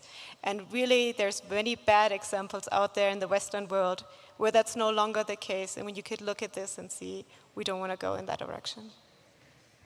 Wonderful. Samir? Yeah, I mean, I completely agree with what's been said, specifically the fact that a country this size has more to gain with a public healthcare system, for sure. I'll just touch on one other mechanism, one other challenge that is faced with this question of AI, biomedical science in Bhutan, and that is the brain drain. I mentioned that briefly in my introduction, what I mean by that is really the best of a country leaving for another country for education and not having the opportunity to return. I'm one example of that. I'm originally from Bangladesh, and decades ago when I left for college in the United States, and after I earned my degrees, I really didn't have the right opportunities in my home country to return. I would really engage the citizens of Bhutan to encourage their own system to change so that there are mechanisms set in place where the talents, Bhutanese talents that already exist around the world are encouraged to return to Bhutan so they can be employed to handle the challenges of creating this marriage between the biomedical science innovations that they would create, aided by AI. But not only that, also scholarships, fellowship systems created by the government of Bhutan, where students are encouraged to go abroad, earn their degree, but also return back. I met two wonderful artists today at one of the exhibitions, and those two bright artists studied in Bangladesh. And they were fortunate enough to get scholarship for those opportunities, but they returned back home. I think stopping the brain drain for any developing country is very important, especially a country this size. And I agree that creating a critical mass, of talents is so important, to carry out these AI innovations, to promoting this in biomedical science. Again, thank you for your responses. So maybe now let us move to my final questions due to the time constraints. How can we promote innovations in the biomedical space in Bhutan? Frederick, what is your view? Yeah, how can we promote innovation? It's a very important point. I think when we think about innovation, there's two parts. Is how can we increase the amount of innovation that you have, but also what kind of innovation do we want to have? And innovation sounds always like a positive term. I don't think it always is. And I first want to think a little bit about kind of what kind of innovation is a good innovation. There's many innovations that change, for instance, the lifestyle. And when you look at this country, there's many lifestyle factors that are extremely positive. There's local produce, it's healthy foods, people are still moving. Very many aspects that you no longer have in Western societies. There is an idea of compassion where you really spend time with one another. So there's a new opportunity to have a healthcare system where the term care actually has meaning. And I think these are the types of values that we don't want to have innovations that no longer promote those values. But instead focus on keeping those values and keeping the time with one another as one of the very important aspects, and being very, very careful and very deliberate what kind of innovations should and should not be introduced into the country. In terms of how to create those, definitely the interaction with scientists and thought leaders is going to be a very important aspect, and I think there's different directions in which this could go. One is sending students abroad and providing them with the training, but then also the job opportunities back here.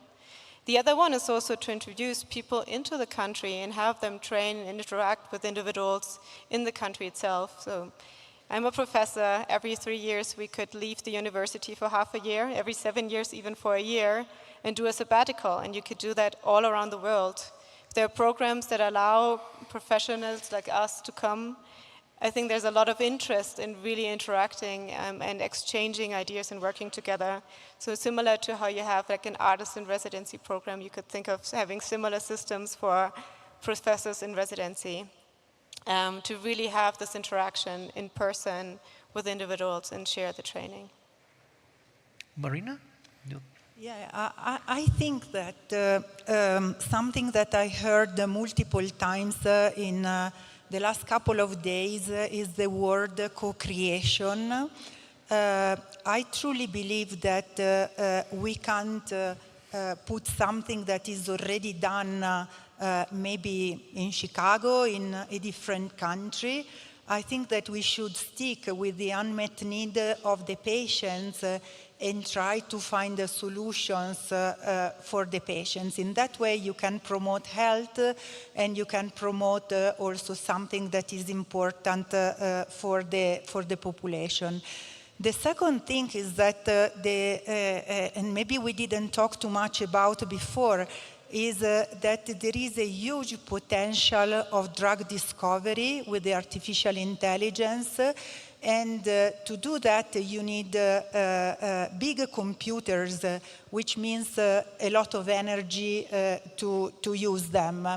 And so also to create here a hub that is able to create the drug discovery and the drug development for the patients can represent a big value, not just for this country, but for all over the world. Just to give you an idea, so with the big supercomputers that are now public in the United States, you can start from an alteration of the gene, recreate the protein, and potentially you can also merge all potential already existing drugs and understand maybe that a drug that is used for diabetes can be used also in the setting of cancer, or potentially you can develop also drugs already done in silico that potentially can be clearly created. So a place with a lot of energy, as we heard in these days, with hydropower, hydrogen, and these kind of things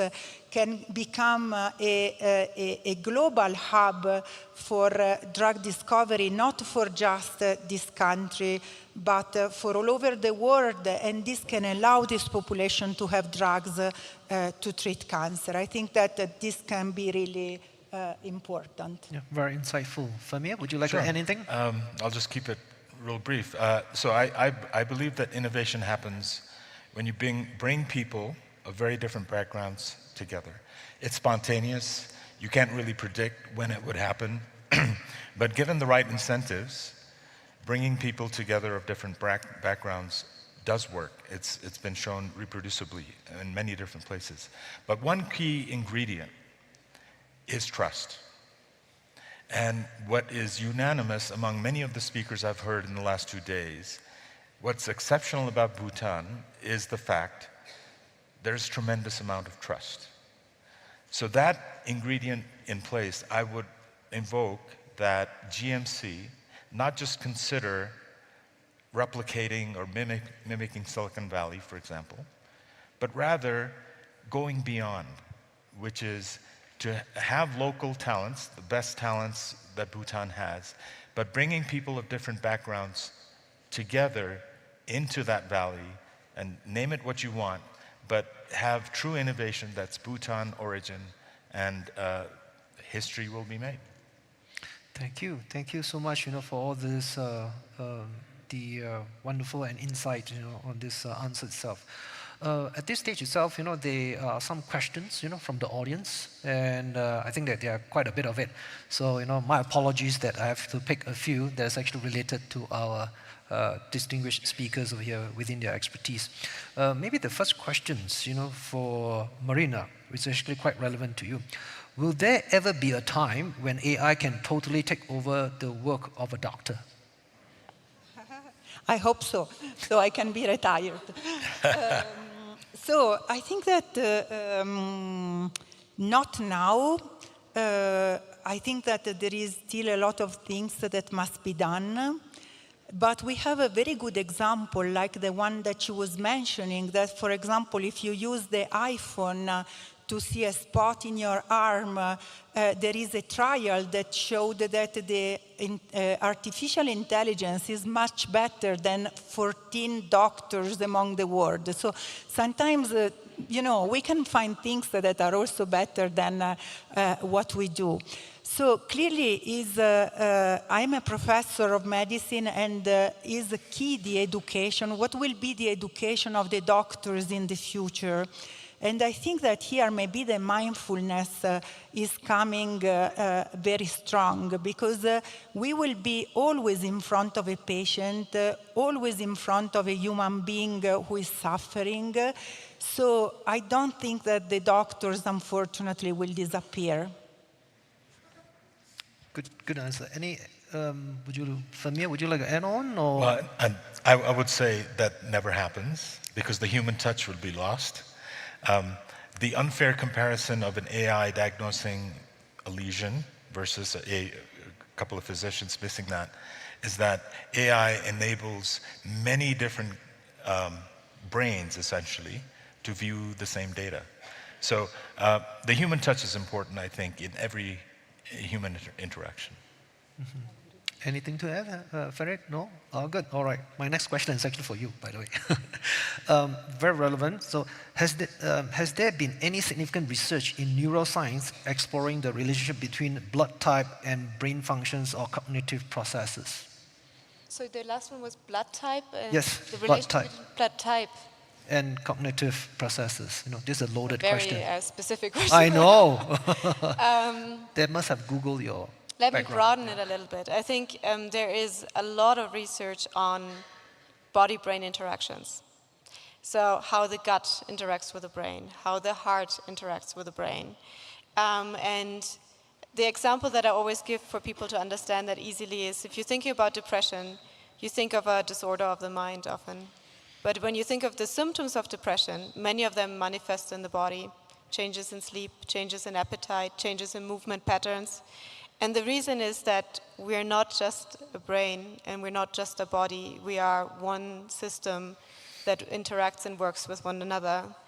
And so that's also why so many other aspects that we often ignore for well-being are so relevant. I was actually upstairs earlier and looked at the exhibition on traditional medicine in Bhutan. And one of the very big topics there is lifestyle factors such as diet, which is a huge influence on the way we are feeling, on our general well-being, which is often ignored. Science is often leaking a little bit behind in actually, showing us things that we've been knowing intuitively for a very long time. One, for instance, is that modern society uses a lot of processed foods. And it's a big problem, actually, because our system has not evolved to process chemicals that were never in our bodies before. And so no matter what you're doing, if you compare processed to unprocessed foods, it's always healthier to consume unprocessed foods. And now the science is starting to show very clear evidence for that. But our entire food chain has been promoting processing foods because you can carry them over longer distances. It's easier to store them. So understanding this interaction between factors like your blood, like your internal bodily states and your well-being will really guide us to a different way of understanding health. And I think an understanding that has been there for centuries, often more than centuries, millennia, that humans intuitively had, and we're learning way more about how it works nowadays. Again. Thank you, Frederick. Maybe my last questions, to Samir, very relevant to your expertise itself. Given the complex and diverse natures of Bhutan, as a country, do you think there's a potential for Bhutan to be a test bed for AI? Coming back to the foundations. That's a tough one. Okay, so certainly with regard to Bhutan being carbon negative, I think that's a huge incentive, and I think some of the panels earlier today touched on this matter. Bhutan is situated to take on a lot of AI-based computations because of that carbon negative position. I think one of the panels also mentioned today the fact that AI computations, basically software that requires engagement with a lot of servers which are remote, the servers consume a lot of energy. So that energy becomes very, it contributes to our climate change, and therefore if you have the ability to consume that, that carbon, being carbon negative, that helps. So from that perspective, I think Bhutan is well situated to bear the burden of AI.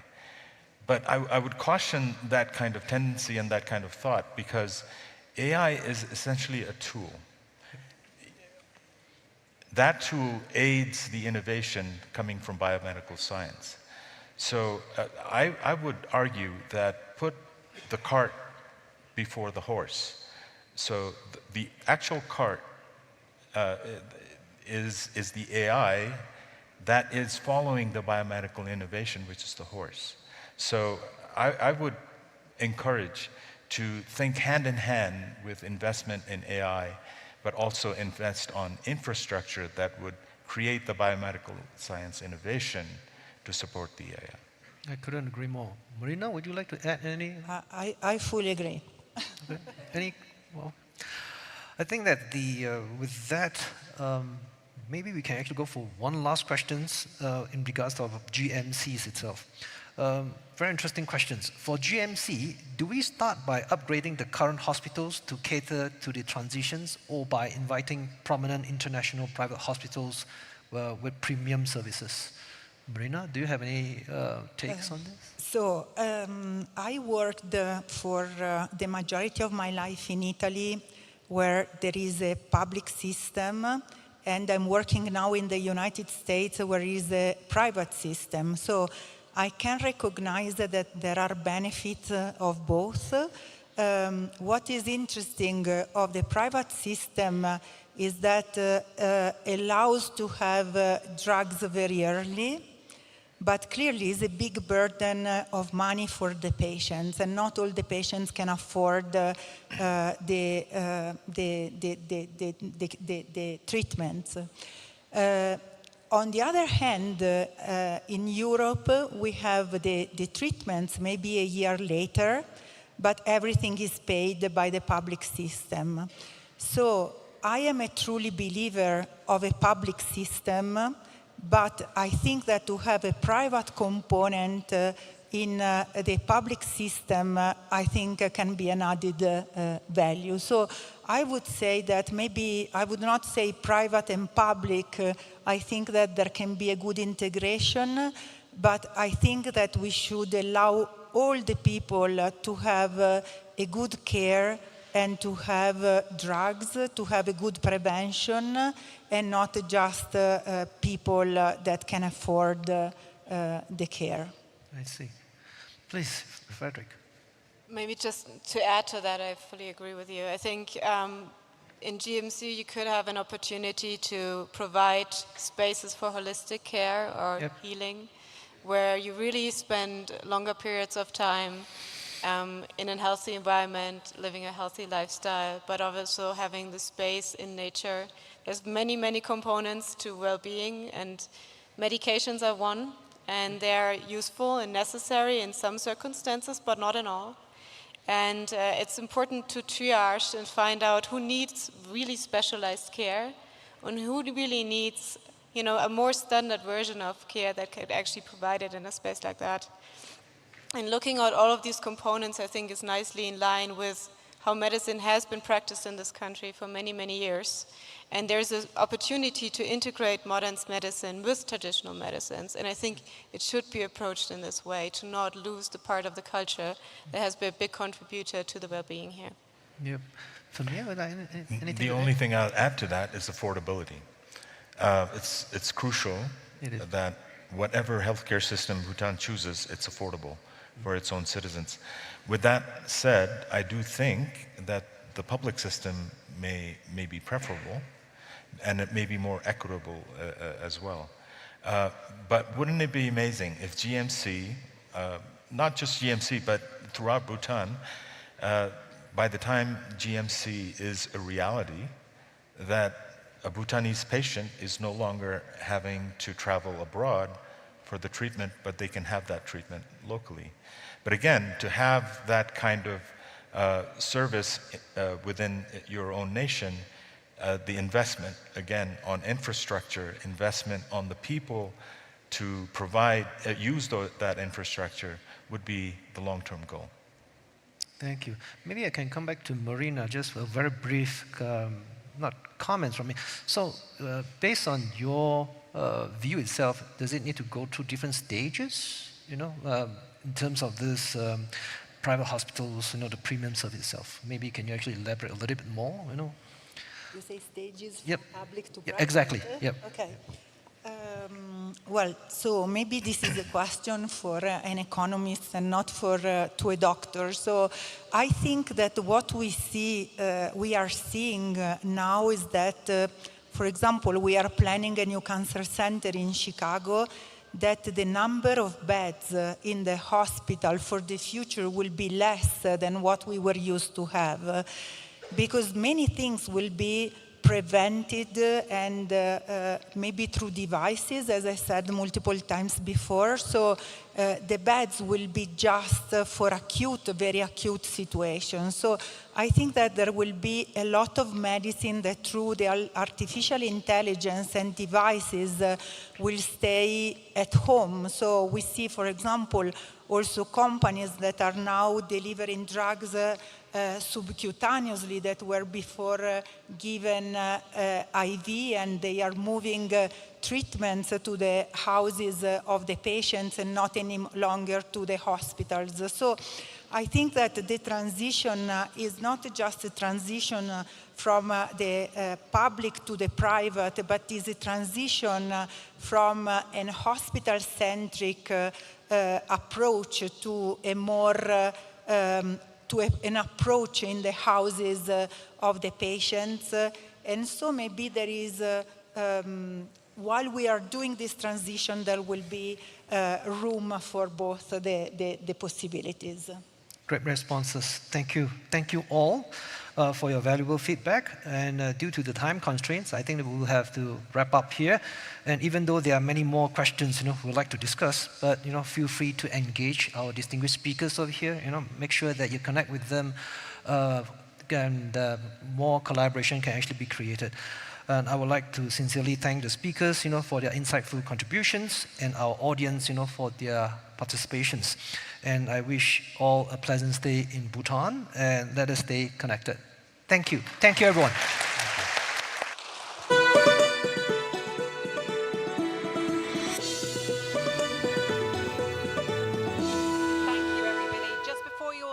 A couple of announcements about tomorrow, and thanks to everybody for another fantastic second day. Tomorrow, our final day, we're going to be kicking off with one of the world's foremost climate scientists.